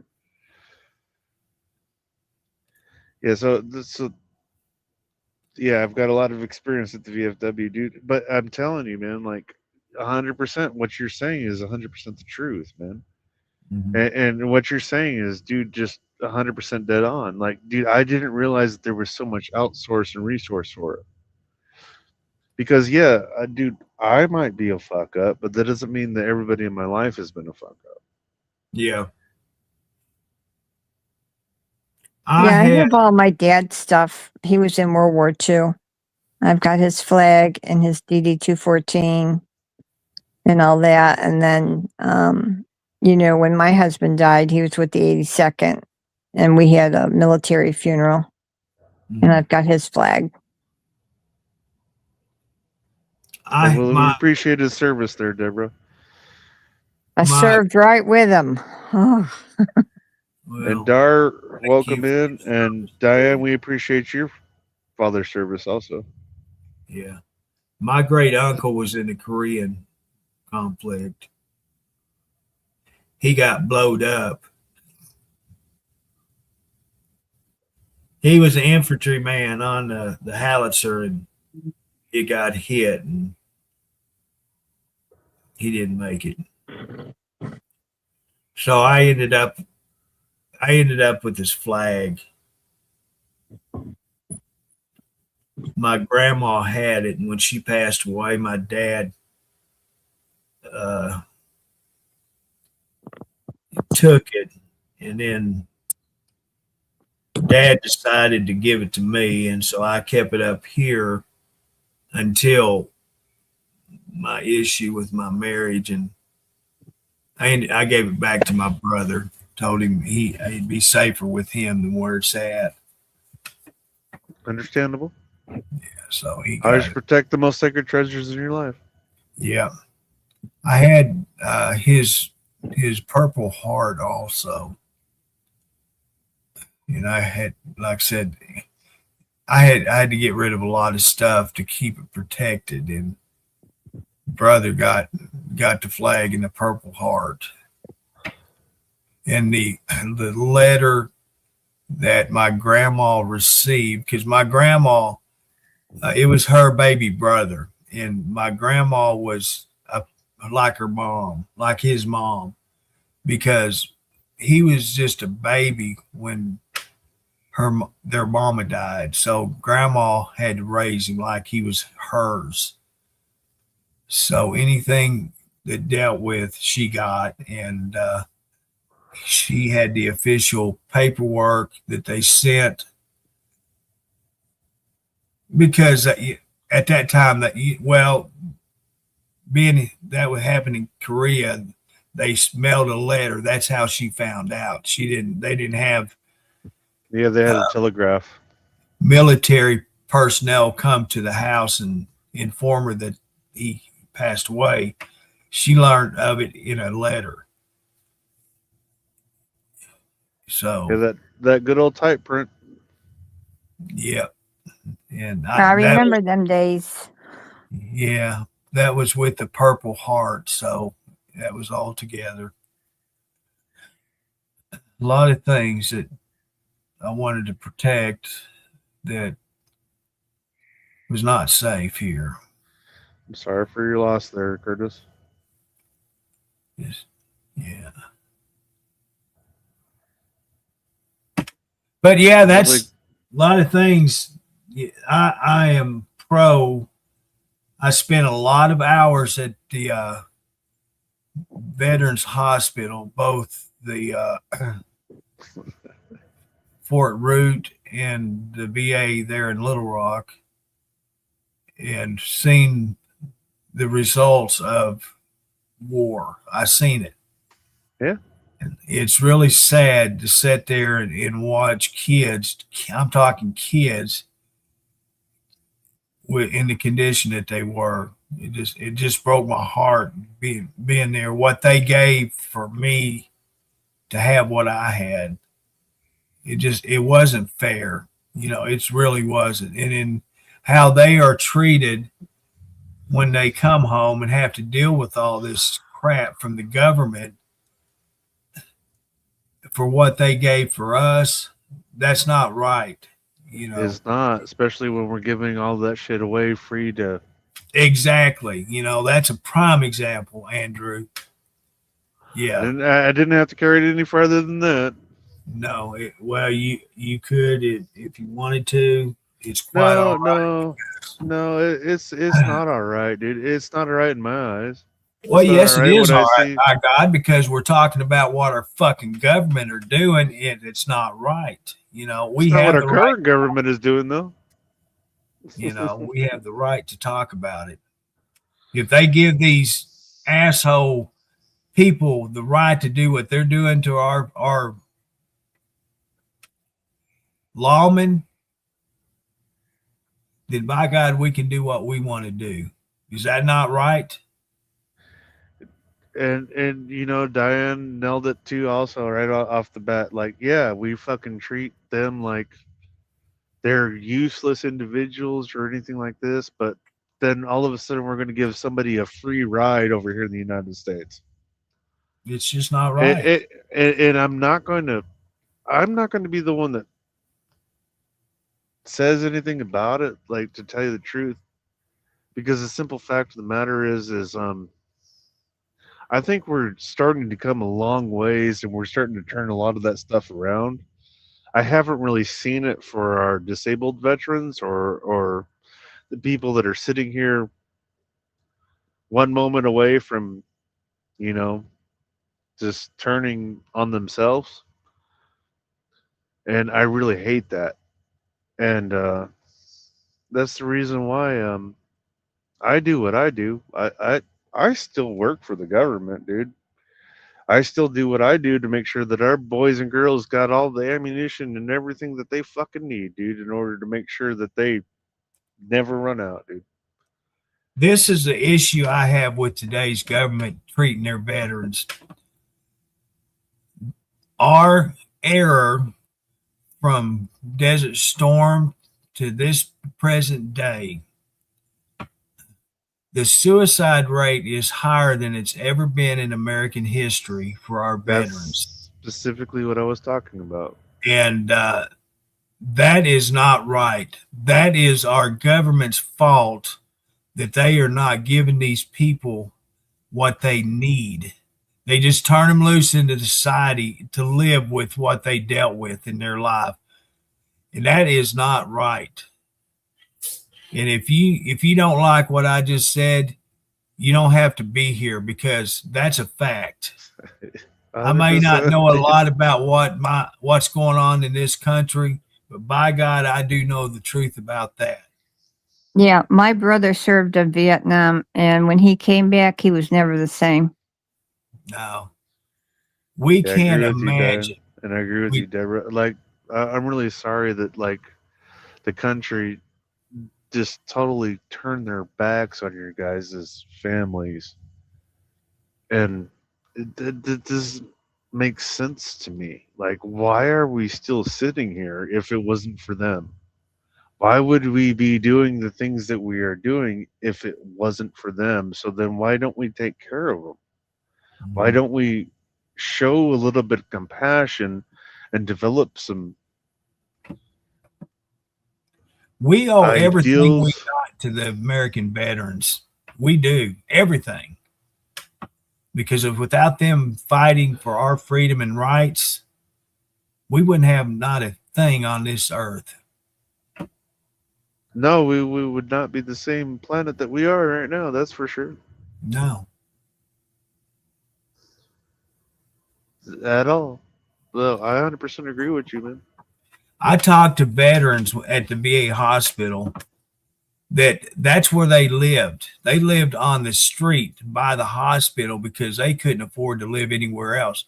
Number In order one, to get the care that they the needed. government would not pay them disability, and this is Vietnam veterans. They lived off the streets because See, our but government. Vietnam was not typically a war; it was a police action. So It was a conflict, is what it was called. it was a police action.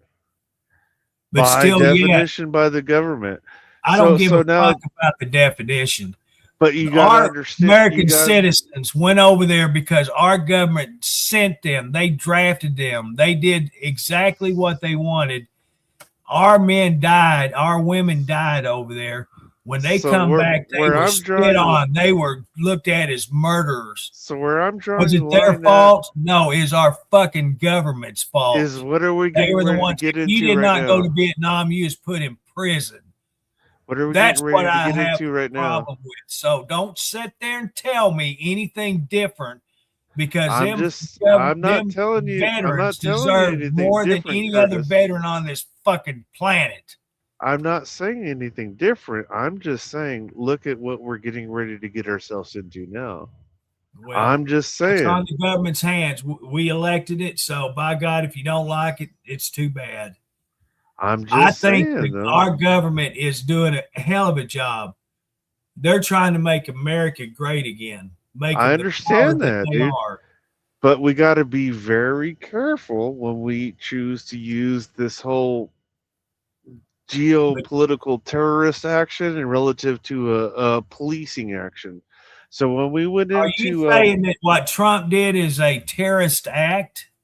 Are you saying what he has said to take back America as a terrorist act?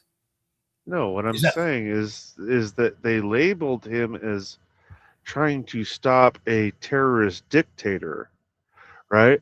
So anybody who, I know no wounded happened relatively. There was actually 2 service members that ended up getting shot.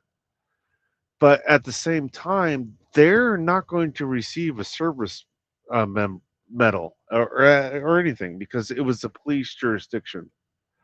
What I'm saying is that we have to be very careful about what we dictate as a police action or a narco terrorist action relative to an actual wartime action, because if any of our service members get hurt during a police action or a narco terrorist action, you know what's going to happen to them? Well, they should be treated as any other veteran in the military. They're not going to be, because they were not. Did they volunteer to go? No, they did not. Our government, they weren't wounded in a military service action. What's the difference between Vietnam and that? Not a goddamn difference. But you see how we treated our Vietnam vets, and I 100% agree with you, dude. Get their what they deserve. So that's why I'm saying, as the United States has to be very careful with what we're allowing to be dictated to us. And what I'm saying, not as a dictator, I'm talking about brought to us by American society relative to what is a military service action, relative to a police service action, relative to a narco terrorist action, because all 3 of those are 3 different things, dude. I understand military law. I understand JAG law, dude. It's fucked up. I don't agree with it. I believe that if you are under military service and you get hurt doing anything for the United States military, that you should be represented by our United States economy. You should be represented by our United States jurisdiction. You should be represented by every aspect of it. But unfortunately, by the rules of the law, because believe you me, it's not going to be too long until all of this swings the other way again and we have a different president that's in power, because it happens every 4 years, where they're going to say that that person wasn't wounded in a military action, so that they don't want to pay for him. And that's what I don't agree with, dude. So what I was originally getting back to saying is that, yes, I understand Vietnam was definitely a military conflict by all means of the action, but by basis of Senate, it was not. It was a police action. So that's why they get by with not giving our Vietnam service members full disability. That's why they don't get by without having to pay them out. That's why it's a fucked up situation, dude. People don't understand the jurisdictions of law, and they don't understand where they're going to fight for or where they're going to serve at. But would I have any problem with paying them myself? No, not at all. Dude, there's plenty of times. There's plenty of times that I'll go out and I'll buy somebody a dinner, and dude, that ain't shit. I get it. It's just a fucking dinner. It's more than I can afford.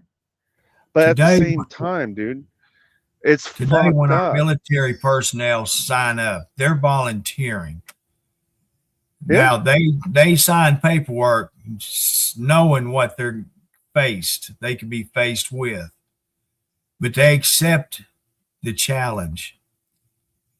And I'm sure a lot of them disagree with what they're put into, but they still stand up and do it. The majority of them. I know there's probably some that, they don't do it, and they have to face the consequences afterwards.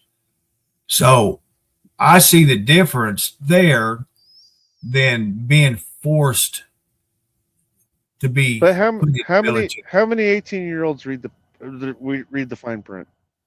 Not a one. The way if you're 18-year-old, would you fit the fine print? You're put under a contract when you join the military. That's exactly it. And so people don't realize it's a legal contract.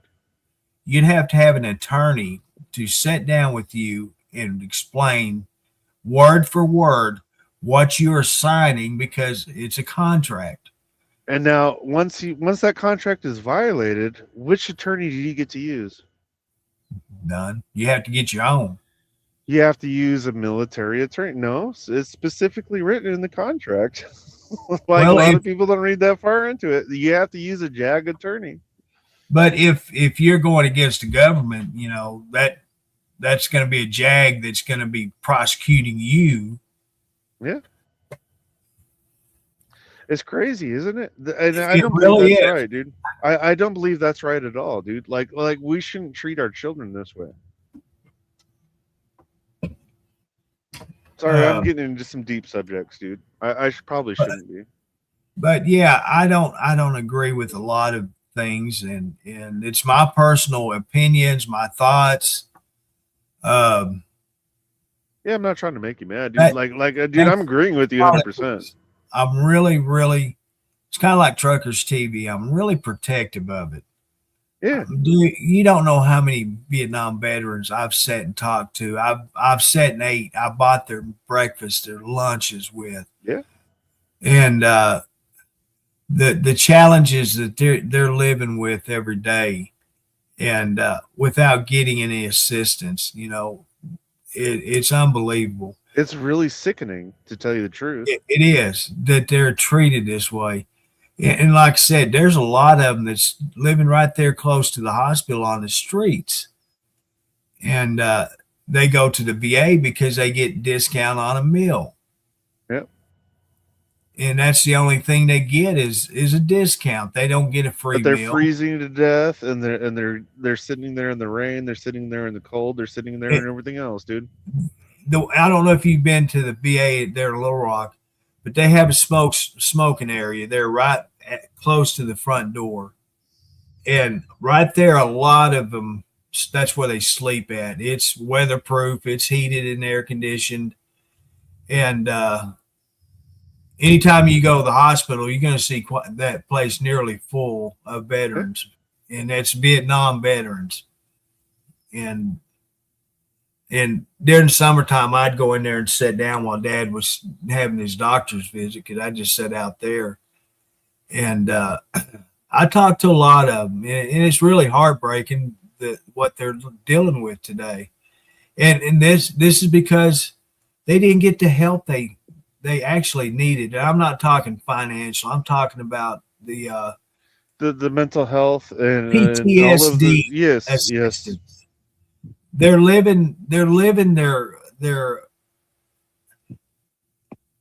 still fighting that war that they were in. And constantly, nonstop, every day. Exactly. And they don't get the help they need.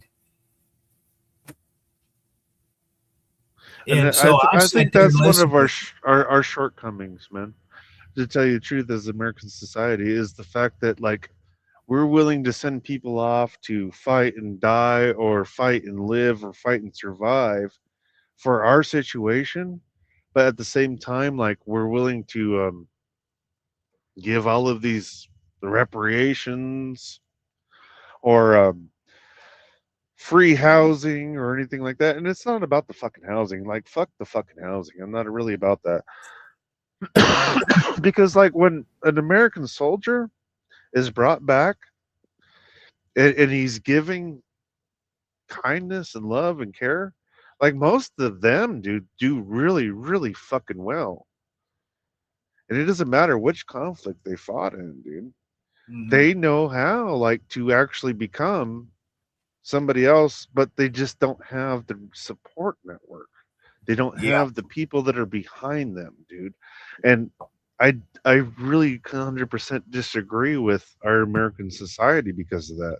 I'm sorry, dude. Like, yeah, dude, it's very much a hot button topic for me. Like, I'll sit here, like, dude, way beyond I should.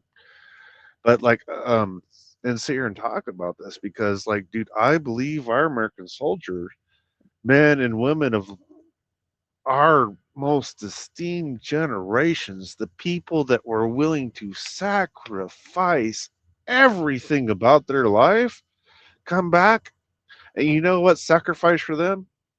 Not a goddamn fucking thing. Nope. Not a fucking moment, not a fucking time, not a fucking thought in the fucking dark. And it's up to people like me and you to bring this subject out to most people, because people don't realize that the American soldier, and regardless of where they fought or who they fought or what they fought, like, even people that didn't receive combat stuff, dude, because they didn't go into a combat theater, they were seeing the people that they talked to on a daily basis coming back on these planes, and they weren't coming back, you know, sitting in the planes. They were coming back at the bottom of the planes. And when you see that on a daily basis, that's still fucking PTSD, bud. When those were people that you talked to on a daily basis and that you had been stationed with, and that, like, I don't care if you pushed a pen or not, dude. Like, when you see your friends, the people that you had a day-to-day conversation with, coming back doing that stuff, dude, no, even those people need help, dude, because a lot of them get left behind because they never received a theater of Operation Ribbon. Mm-hmm. And I think that's fucked up too, dude.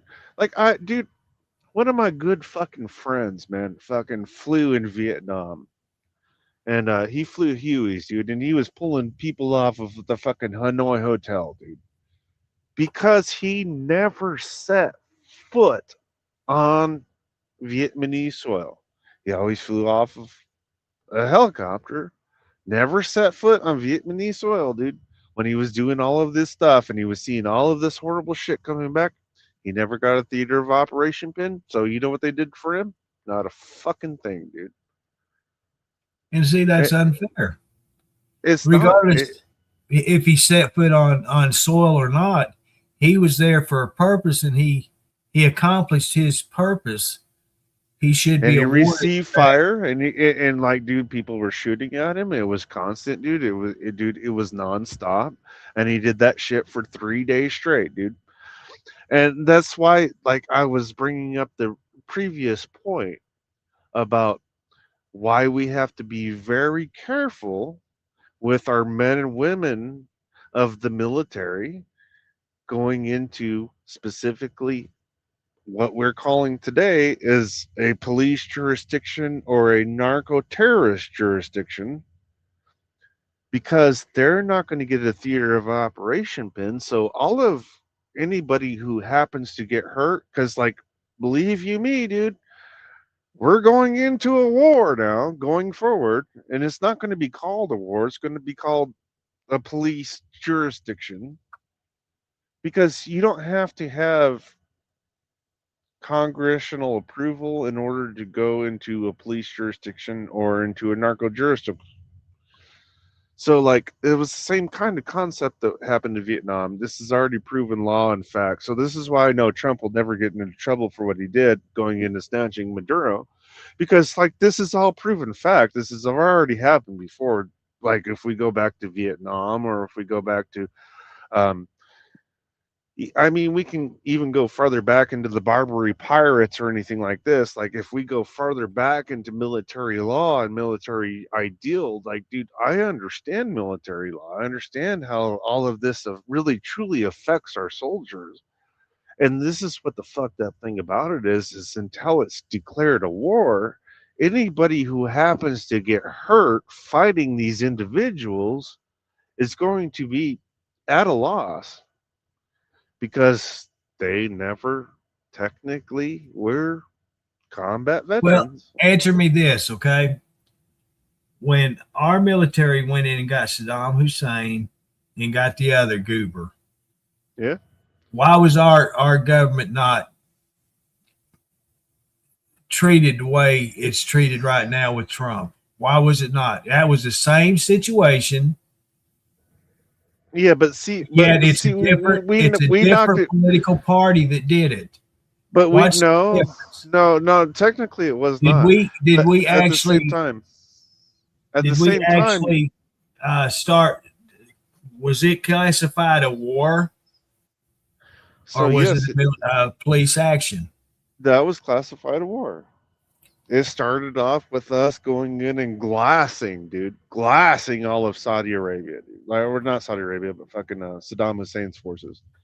So, like, essentially, we went in there, dude, and we wiped out fucking Iraq's forces, dude. That was the very, very first action, and that was congressionally approved. So, by that basis of that definition of the war, as soon as all of that stuff happened on 9/11, dude, we came after. So now you're talking about two different conflicts. When we went through and glassed all of, Saddam's forces and all that stuff, it was kind of a little bit different. That was Desert Storm. And then if we go back to the other individual that you're talking about, I'm pretty sure that we're talking about the same one. But after they attacked the towers, then we declared what? A war on terrorism. So, But it was basically the same situation, because but there was a it was- declaration. There was a declaration of war specifically on both aspects. and then- I support their decision, because if we would have waited around for Congress's approval, he would not have been where he was for them to get him. Because there would have been too many leaks. But see now, So here's where my military ideal comes into a problem with my lawyer ideal, right? So, what did Reagan do? He What told did good Reagan jokes. and Nancy Reagan do? No, but they specifically declared a war on what? Hell, I don't know. Didn't pay attention to politics back then. I was too They busy paying. declared a war on drugs. So specifically, technically, by the rule of the law, right? If you go back to that point in the early 80s and all of that stuff, when there was declared a war on drugs by the sitting US president, technically, by that very aspect in of itself, everybody who might get hurt or have to fight all of this as narco terrorists without a declaration of war can actually go back to the pre 1980s doctrine and say that there was a declared war on drugs, even though it wasn't a hot war at that point, and it didn't become a hot war until now. Because there was a declaration of war and it wasn't disapproved by the Senate or the Congress at that point, that you can definitely prove that there was an aspect of an attrition. And an aspect of an attrition says specifically we were trying to wage war on them with financial warfare. So using financial warfare and using our local law enforcement in order to stop it from being in the country after it had already come into the country. So, like, dude, there's a lot of different aspects of concept of law, specifically when it comes down to all of these ideals.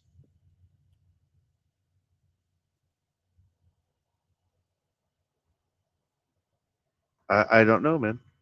I think it, like, if somebody was to get hurt, I think they have a very good lawsuit, especially as our United States American women, dude.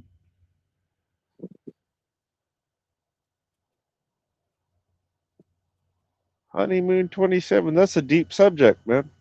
Thoughts on Israel as a relative to what?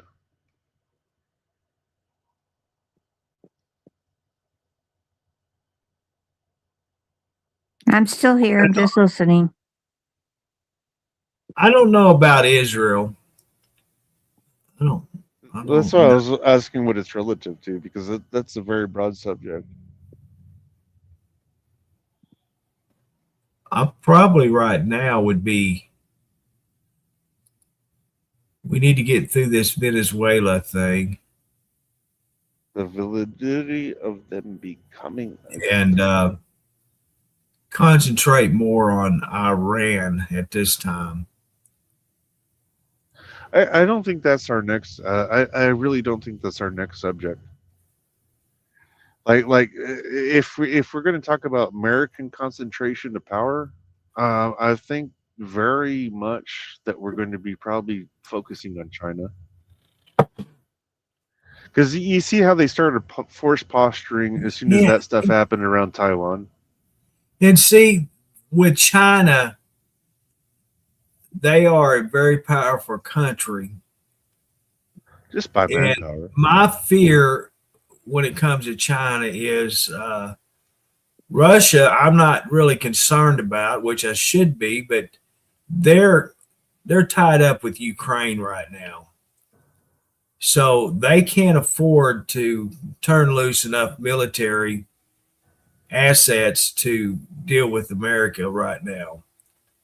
But with China's backing, North Korea, these are some very powerful countries that are making threats to America right now that I would be concerned about. So essentially, that's why I figured that was going to be our next theater of operation. It's probably going to be in Taiwan, if I'm not mistaken. Just based on force posturing, and then at the same time, like, dude, it's not really force posturing. It's like people are trying to reach out and say, "Hey, we're still here," blah blah blah, blah. And it's like, well, we're going to get into a land warfare mess with you. And it's like, well, not really. We're just going to free Taiwan or, these other islands, but you guys don't have the naval aspects in order to render any of your land force troops into those regions. we can stop all of that from happening pretty quickly. Like when people understand how fast the American military can truly work, look how fast we went in and just snatched a sitting president from his seat in his own country that was protected by Chinese assets and Russian assets. Like some of the best Russian surface to air missiles were supposedly in Venezuela. But did that slow us down in the slightest? I mean, I'm sorry, dude. A 38-minute contact, that's pretty short, dude. Yeah. And the thing about that is Congress did not know about it to leak it out. That's why it was so successful. Amazing concept there, isn't it? Yeah. But you see like how important it is, because they didn't have to leak it to Congress because it was a police action or a narco-terrorist action relative to being a declaration of war. Declaration of war has to be pre-assigned by Congress. Relative to a police action or a narco-terrorist action, only has to be notified to Congress within the first 48 hours after the conflict. Very much an ideal difference in American law, dude. It's just what it is. And then everybody's like, well, that was a violation of international law, blah, blah, blah. And it's like, no, it wasn't, because it was very much police action. But at the same time, who enforces international law? Good morning, America. Hey, Rebecca, you back? All of us? I don't know about that honeymoon. Venezuela, I don't know. You know, they swore in the vice president, and well, NATO is supposedly the one that is doing that, but NATO is not always backing the right things. So there's times that it has to be dealt with differently. I'm trying to carefully word my words. Yeah, but you got to remember what NATO stands for. Yeah, I know. But the thing is, NATO is like the Democratic Party. I hate to say it. I'm just saying that's North Atlantic Trade Organization. That has nothing to do with international law. But yeah, it takes NATO forces to enforce it. What happens in these countries too. They either support it or they don't support it. And that's the reason why our country did not want to be part of NATO and tried to get out of NATO, is because they were telling America what they can and can't do when it comes to conflicts. And I thought we got out of NATO, but it takes so many years once you announce you're leaving. Resignation. You just can't up and leave NATO. But yeah, I support Trump and his decision and what he did. That's my personal opinion. You can't change it. But as far as back to her comment about the is Venezuela truly free? Well, I don't know, because from what I've seen so far, this vice president that was sworn in Venezuela, I'm not getting good vibes by the comments that's being made by her. And I think that's why President Trump said the things he said, that America will be running it, is to make sure Venezuela is set up in a free government, a free country. And that's what I've seen personally. So what happens when we take overall the refineries and everything, and then we start putting all the Venezuelans back to work? Well, Like he we start announced giving them free jobs. 50% to the government to pay back, and 50% to the Venezuelan government. That's the way it's supposed to be right now. Once it gets back to in operation. So once Venezuela is back in operation, they're going to gain. Their country is going to start prospering from the oil sale 50%, which is more than what they were receiving under the former government run government. And so by that being said, they're going to prosper. It's going to take a little bit, but yeah, they'll get back on their feet, and all the Venezuelan citizens will start seeing it. And What do so the Jewish people have to do with Venezuela? I have no idea. I'm just asking. I'm replying to a question. Yeah, I seen their comment. I was just curious. I mean, like, maybe there's something I don't know. Yeah, that More than has, willing to learn. I think that has to do with Israel again.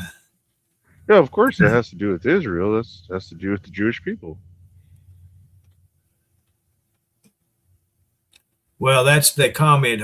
The first comment they made was thoughts on Israel. That's why I specifically asked, what relation to Israel are you specifically talking about?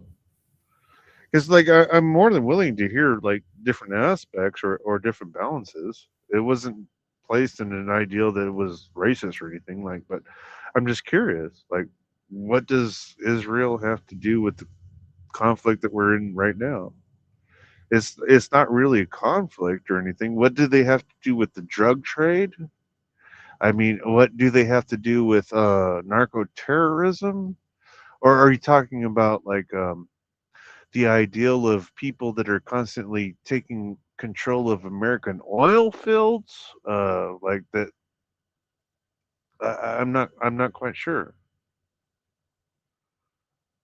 I'm just really questioning all of this stuff because, like, a lot of the stuff that we let go for so long just came finally to a head down there in South America. And now we have the Chinese, coming with the Belt and Road Initiative and have come through there and put so much investment. And then they opened up, what was that gap? The gap there in Panama where they opened up all of the slave trading essentially. Oh, wait, most people don't like to talk about that.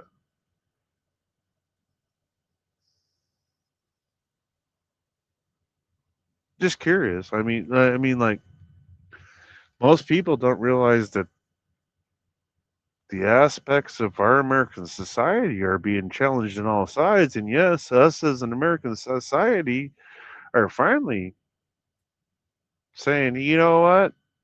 We're probably going to start just reaching out and poking people in the eye and be like, hey, you need to pay attention to what you're doing. Oh, that's right. Most people don't like to hear that because people forget that Americans are some of the most able-bodied people inside of the entire United States.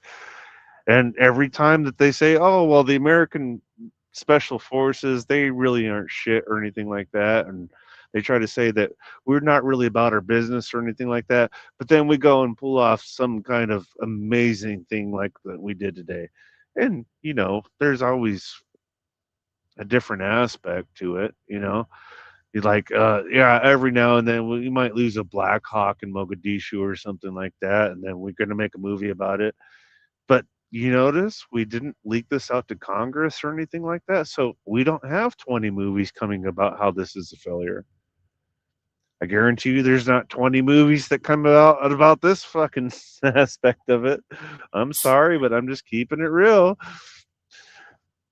This was an amazing ideal that stopped a narco terrorist from constantly running Fenny into our country, dude. And unless you our American truck driver, and you can see how all this fentanyl is just poisoning our kids. When you're driving through small towns and you're driving through large towns and you're seeing these 12 to 16-year-olds, even down to 8, just sitting there smoking Fenny and doing all of this stuff, and it just makes you sick to your stomach, realizing, hey, what can we do to stop this? Well, I don't really see how the Jews have anything to affect that. I'm sorry. I think it's our current government that made a big an effect on that. Oh, look at that. I'm just waiting for another president from another country to say that. Come get me. I'm just saying, I'm calling them out loud and hard, buddy. No, I just really truly don't think that, like, now that they've seen what we're capable of again as a true American operator force, because out of all people, dude, I get kind of close with some of our special forces operators. I haul a lot of their shit. So But don't invite President Trump to come to your country, because guess what? He'll be there in a heartbeat. what's funny to me though, dude, is like people thought like it was like what, illegal action.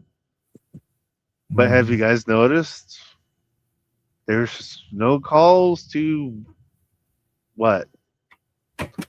Release Maduro. No. Well, yeah, Because there's he was- countries saying it, but No, is it that's gonna our people. That's our people. But that's not foreign governments, because foreign governments didn't. Do you think he was only flooding the Americas with fucking illegal drugs? No, I know.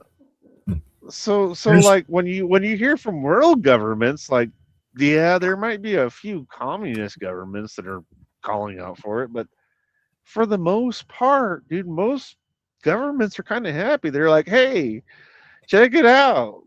The people that enforce international law are out there enforcing international law. So specifically talking Anybody about that's specific action. listening to what I'm saying, it lives in Colombia. Be prepared. You may be next. Hey, Yeah, Hey. you may be next, Colombia. he tried to help out though. That's competition to Colombia. Huh? But he hasn't specifically called out the Americans. Well, after he's seen what our forces could do, I he don't think better anybody be is. cool. You know, I don't think he may anybody be is. he to may tell be you the truth. cellmates there with Maduro. You know, so watch your step there, buddy. You don't know what we're capable of. So I don't think Honeymoon is going to reply to any of that stuff. So like, apparently we should probably erase that last remark. Because I was just curious, but that just looks bad.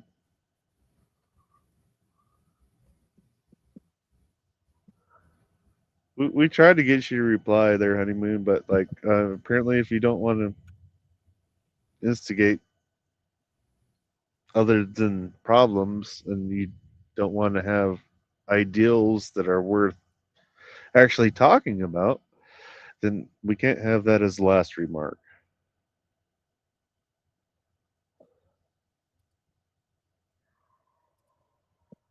But essentially, no, I don't really think it has anything to do with the Israel or Jewish conflict. I don't think it has anything to do with the Saudi Arabian conflict, because we're not talking about opium now. So the opium trade and all of that aspect and all of those ideals have kind of died down because They learned how to mass market something much more deadly for the American society, and that happens to be fentanyl.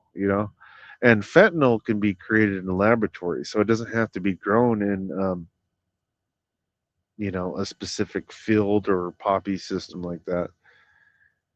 It's really, really sad, man. Like when you drive through an American city and you see all of these youngsters that are just zombified out, dude. It sickens my heart. And I think, like, what can we do to fix this?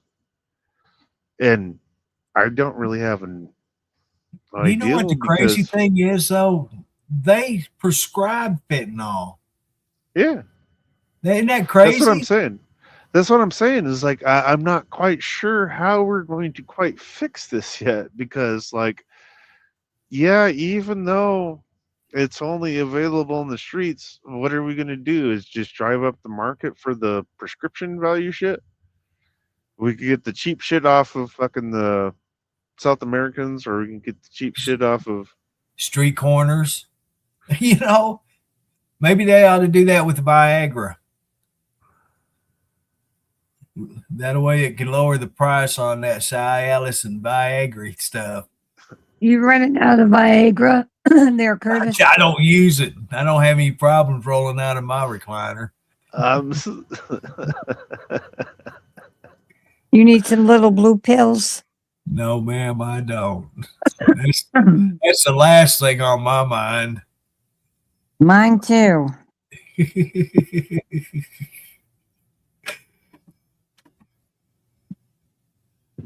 But I think it's going to all work out for the best in the long run. It's going to take longer than President Trump's term, but I think in the direction that America is going right now, with the leadership we have and with the leadership I hope continues this operation, gets put into office, I think it will get better, but we're going to have a lot of challenges, a lot of steps we're going to have to go through to make it that way, but we're going to need more American support than we have right now. I don't think that's the case. I think Ukraine has definitely proven a point to all of us, and this whole Russian conflict has kind of proven a point to law enforcement, and so you do realize that the only time that we ever have to get congressional approval or senatorial approval is if we choose to do what? War, declare war. Put boots on the ground specifically. So they're already talking about boots on the ground for Venezuela. Yeah. So no, we got to put boots on the ground now in order to maintain the oil fields, right, and all of that stuff, right? When that's a police action. It's a definitely a narco terrorist action. So remember, I've already addressed that. But like for our future wars going forward, you guys do realize who created drone technology, right? Well, the thing is with the Ukraine would not be as far as it is without the American support. You realize So now you do realize that we use that to kind of cross section all of the 700s and all of all of their surface area missiles and all that stuff. Well, that was the reason why we were able to get into Venezuela like in the drop of a hat, is because they had the 700s, these surface area missile Russians, and yeah, based on everything that we've already been watching in Ukraine and all of this stuff, is like, dude, you've kind of rendered all of your best technology kind of obsolete because you've been showing it. And we're talking about the United States here. What did we go into to Venezuela with? Oh, that's right. We went in with helicopters. We went with some growlers. We went in some with F-22, some F-35s, a couple B-2 Spirits. Did we use any new technology? Do we use any flash or dazzle like how America usually operates? No, this was a police or narco terrorist jurisdiction. Because, like, if we were going in as a new war, we would have been using some flash and dazzle. Come on, man. Look at, we're This fucking from America, dude. We like to set off fireworks. this has been undercover for a long time. The CIA had agents in. I understand that aspect of it, dude. That but come on, dude. It went so successful was they knew exactly his movements, where could be, where he would be at the time that he was there. Yes, they did. You don't think that there's a joint operation? You really don't think that there's some general our presidential administration? How much of a bounty was on Maduro's head? He had 25 million when Biden was in office. And then it went up to 50 million. So you don't think that there is some general sitting here in the United States right now with $50 million sitting in his pocket? He's like, hey, dude, yeah, I got his ass. No, you think it was all just CIA?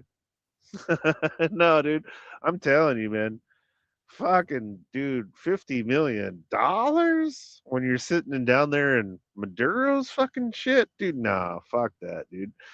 No, there was probably like 3 of them that split that shit, and they're like, dude, we can all take home $10.5 million a piece, and then we'll just give the other fucking 3% to our staff, and they'll be happy too.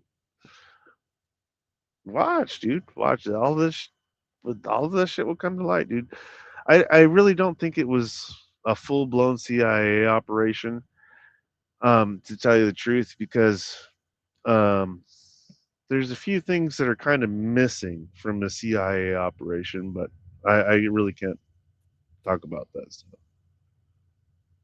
Like, if it was a full-blown CIA operation, like, dude, do you think our CIA hasn't approved or improved their aspects for their abilities to take down a single fucking target? Like, dude, we've been doing wet work for years and years and years with the CIA. So a single fucking target? It doesn't care if it's a fucking foreign president. They could have took them out by themselves, dude, and just smuggled them out of the country if it was truly just CIA work and showing, hey, look, this is what we're doing. Oh, they need all of this fireworks in the sky and all of this stuff in order to show, hey, we were successful. No, dude, I really don't agree with that. Like, I really do understand the implications of our CIA. I understand the implications of what we have the ability to do. And once again, we're going back to the point that, hey, there's, even if it was just the CIA doing that, and they're getting the flash and dazzle with having some growlers, an F-22, couple F-35s, couple B-2 Spirits, a bunch of Apache helicopters, and the night space doing all of this work, dude. No, dude, I don't agree with that, man. That shit was just, it was too simple, man. We didn't get no flash or dazzle out of it.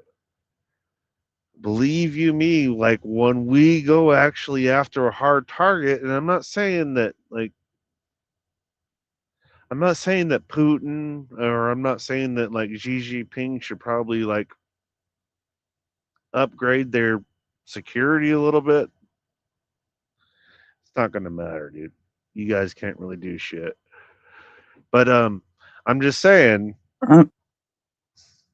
like when we come for you fucking motherfuckers, dude, there's going to be some flash and dazzle because you guys keep on talking about all these hypersonics and all of that stuff. Hypersonics don't exist because they have to be an endometric fucking ideal.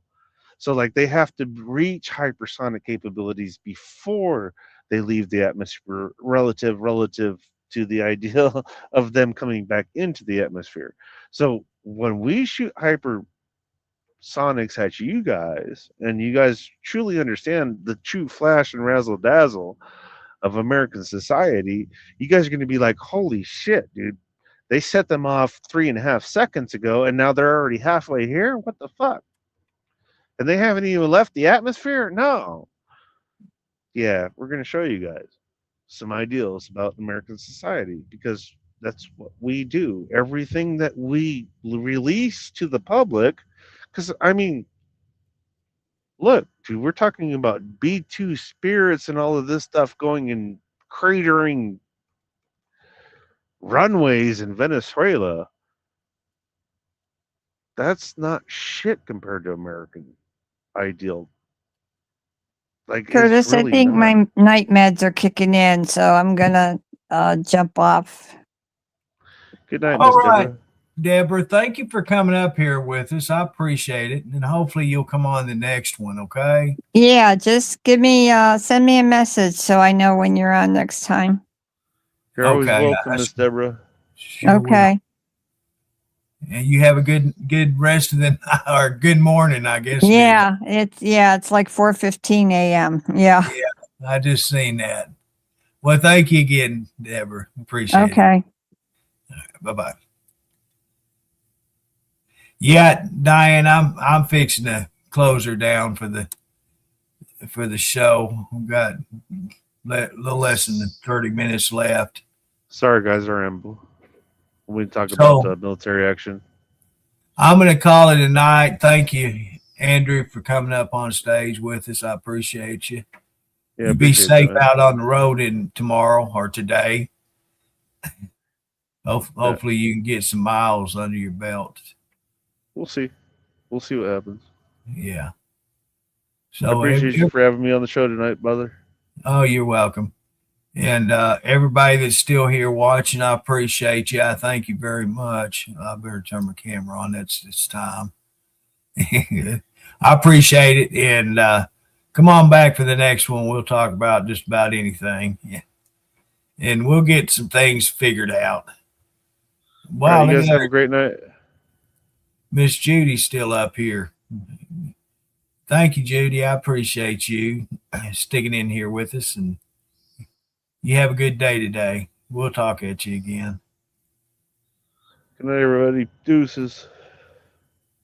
All right, Andrew. We'll talk at you again.